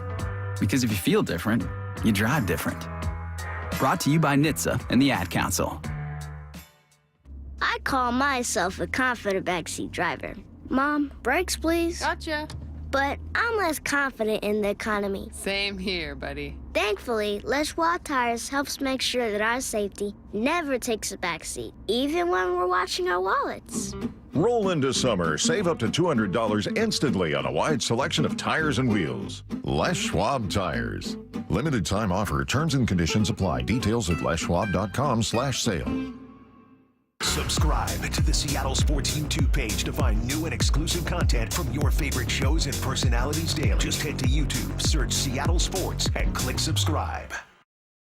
Hey, it's Dr. Coogan with Eastside Weight Loss Clinic. Are you tired of losing weight just to see it all come back again? Summer is around the corner and you want to look and feel like yourself again, but getting back on that frustrating weight loss roller coaster is the last thing you want to do. You've heard about the new drugs but are concerned with the possible side effects, or you're taking weight loss drugs but also want to learn how to change your lifestyle for long-lasting results. At Eastside Weight Loss Clinic, we know the secret for fast and lasting weight loss using real healthy foods and lifestyle strategies. Schedule your free consultation online at eastsideweightlossclinic.com. Yeah, one of the great things about the Eastside Weight Loss Clinic program for me was the lack of hunger. That's how I got into the problem to begin with, as I was eating too much, and I thought that would be the case as I was losing weight. No. Delicious recipes that keep you full. Our program has successfully helped thousands of people lose up to 10 to 20% of their body weight in 60 days. You can start our program in person in Kirkland or virtually from anywhere you live. Schedule your free phone consultation today by calling 425-522-5070 or eastsideweightlossclinic.com. Dr. Ryan Coogan, D.C. Results may vary. Access to quality health care is an important topic. So, let's talk about it. Optum Care Washington is here to make the health system work better for everyone by making quality primary and specialty care easier and more affordable. From Tacoma to Bellingham, you can see their top local doctors at more than 45 locations and get care on your schedule with innovative on-demand services. Learn about healthier care that's focused on you at Optum2024.com. Lexus is electrified, and the first ever RZ450e has the performance and range to get you where you need to go with the exclusive Lexus Direct 4 all-wheel drive technology. Lexus of Bellevue has over 50 RZs available for immediate delivery with electrifying savings up to $17,000 lease cash on every RZ450e. Visit LexusofBellevue.com. On approval of credit through TFS, lease cash from Lexus available on select 2024 RZ styles. Must take delivery by June 3rd, 2024. A documentary service fee up to $200 may be added to the purchase price or capitalized costs. See dealership for details. This is Bumpin' Stacy. Weekdays 10 to 2. On Seattle Sports and 97.3 FM HD2. Time for What I Need to Know, and it is brought to you by Cookies Country Chicken. I had some of that chicken. It was bomb. Ain't gonna lie. Yeah, they brought us some a couple days ago. It was really good. Another confession I have, when I first started working on this show with you and Stacy, I saw Win 2K, and I go, someone's gonna win $2,000 every single day? No, that's the abbreviation for what I need. Can I apply for that job? Like, what the heck's going on? Man. No, it's what I need to know, Curtis. It's what I need to know. $2,000 every day. Boy, what a budget they have for giveaways around in this. All right, let's get to it. What I need to know: is it okay to order dessert when you're out with the boys? A lot of people say, nah, but come on, bro. Why can't somebody split a blonde brownie? I've never done it, though. That's from Isaac and Everett. Isaac, you bring up a great point, because I can't remember a time I've hung out with the fellas and anybody being like, guys, let's go get dessert. Like, that's just not something you do with your guy friends, no, right? Not. But why is it something we don't do with our guy friends? Because dessert's incredible. No one's gonna say no to dessert. They're not. I think it means that you're on a date. If you get dessert, I think that's the feeling us men get when, you're eating dessert. Yeah, I would not be the one to put in the order and being like, "Hey, ice cream for the boys and I." I would not be the one, but I would gladly. Yeah. Like if somebody was like, "Hey guys, let's go get dessert." I'd be like, yeah. All right. Okay. This is how you do it. It would not be my idea. Let's order a shot with the ice cream and mans it up a little bit, I guess. There you go. There you go. What I need to know. That is something I've never thought about. I've never before, thought that either. That's, you know what? Next time I go out with the boys, I'm going to just see what they do. Guys. I'm going to do it. Let's go get some popsicles. Hey, you guys want to go to Baskin Robbins or something real quick? Get some ice cream. What I need to know, is it more rude to delete someone's message without reading it, or just not respond after they've seen that you've read it? Not respond after they've seen you read it. They see the red. You eventually, even if it takes a day, say something. I don't have read receipts on my phone. I don't either. And those that do and leave them on and just go about their day after reading the text message and don't reply. Yeah. I remember those people. I remember that.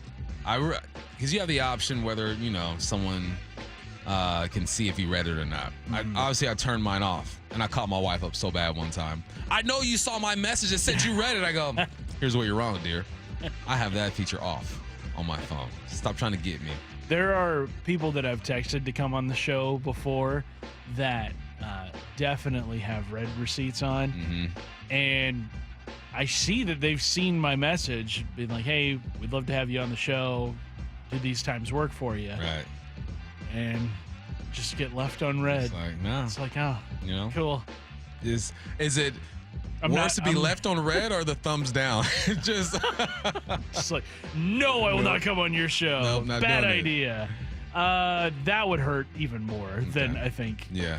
Being left on red. Like, you can't even say no. Just thumbs just down. like I think so little of you that I'm giving you a thumbs down. What I need to know, Bump. I'm headed to Palouse Ridge for the first time this week. Any advice? Yes. Prepare for all types of weather. It could be rainy, sunny, cold, windy. You're going to get a little bit of everything. Bring lots of golf balls because you're probably not going to hit the fairway often. And pray, have a couple shots. Don't take it too seriously. There you go. Yeah. What you got, Curtis? This one comes to us from... It says, what I need to know, with the admission that you guys watch lawn renovation videos, would you buy a gas-powered reel lawnmower or a greens mower for your lawn, assuming your wives would be okay with dropping big money on a mower? I mean, I've seen those lawns that look like a putting green, and I get very jealous. Yeah. But also that requires almost daily maintenance. I don't have that kind of time. I don't have that kind of time either. There's nothing like gas-powered lawnmower. It's real. Yeah. Nothing gets more American than that. You know, the Where you gotta smell. pull the it's just cord. it takes me back to my childhood and mowing my grandmother's lawn. The eco-friendly ones, it feels like you're pushing a go-kart or something. I don't get it. I think both get the job done, but I'd go with the gas-powered one for sure. Yeah. What I need to know, what is the manliest movie you've ever seen? Someone's going to get mad. What's a manly movie? Someone's Manly. going to get mad. I like Braveheart. Braveheart. I think in a manly movie, there has to be still someone like an emotional scene. Yeah. Always. One that will get you with a single tear down your cheek. What's the manliest you've seen? I'm trying to. I saw it on a plane, and I was moved. 1917. Oh, name of the movie. It was a good movie, man. World War I. Yeah, man. I'm all. Isn't I that love movie those movies. shot just in one continuous? Yeah. One continuous shot. It's crazy. Incredible. This guy is pretty much trying to find it. I don't know the plot to it. He's by himself. He ain't got no weapons, and he's making his way through a whole bunch of chaos. It was awesome, man. What you got, Curtis? This one wants to know, Curtis, what's your favorite zoo to take the girls to? Cougar Mountain, Woodland Park, or Point Defiance? We went to Woodland Park last year, or at least Willa did with her cousins. Had a great time. We live in the south end, so Point Defiance is going to be closer because that's in Tacoma. That's a good zoo. We went to I didn't go, but the girls and Brenna and the cousins went to the Seattle Aquarium recently. I think there was a promotion through the King County Library System where there was super discounted tickets. A great time. The zoo and the aquarium, there's about 100% success rate of keeping the kids entertained. Even if you catch some tears along the way, they're going to bounce back because there's so much for them to look at and be involved with. Bump, would you rather hit a hole-in-one in the Masters or catch 2 touchdowns in the Super Bowl?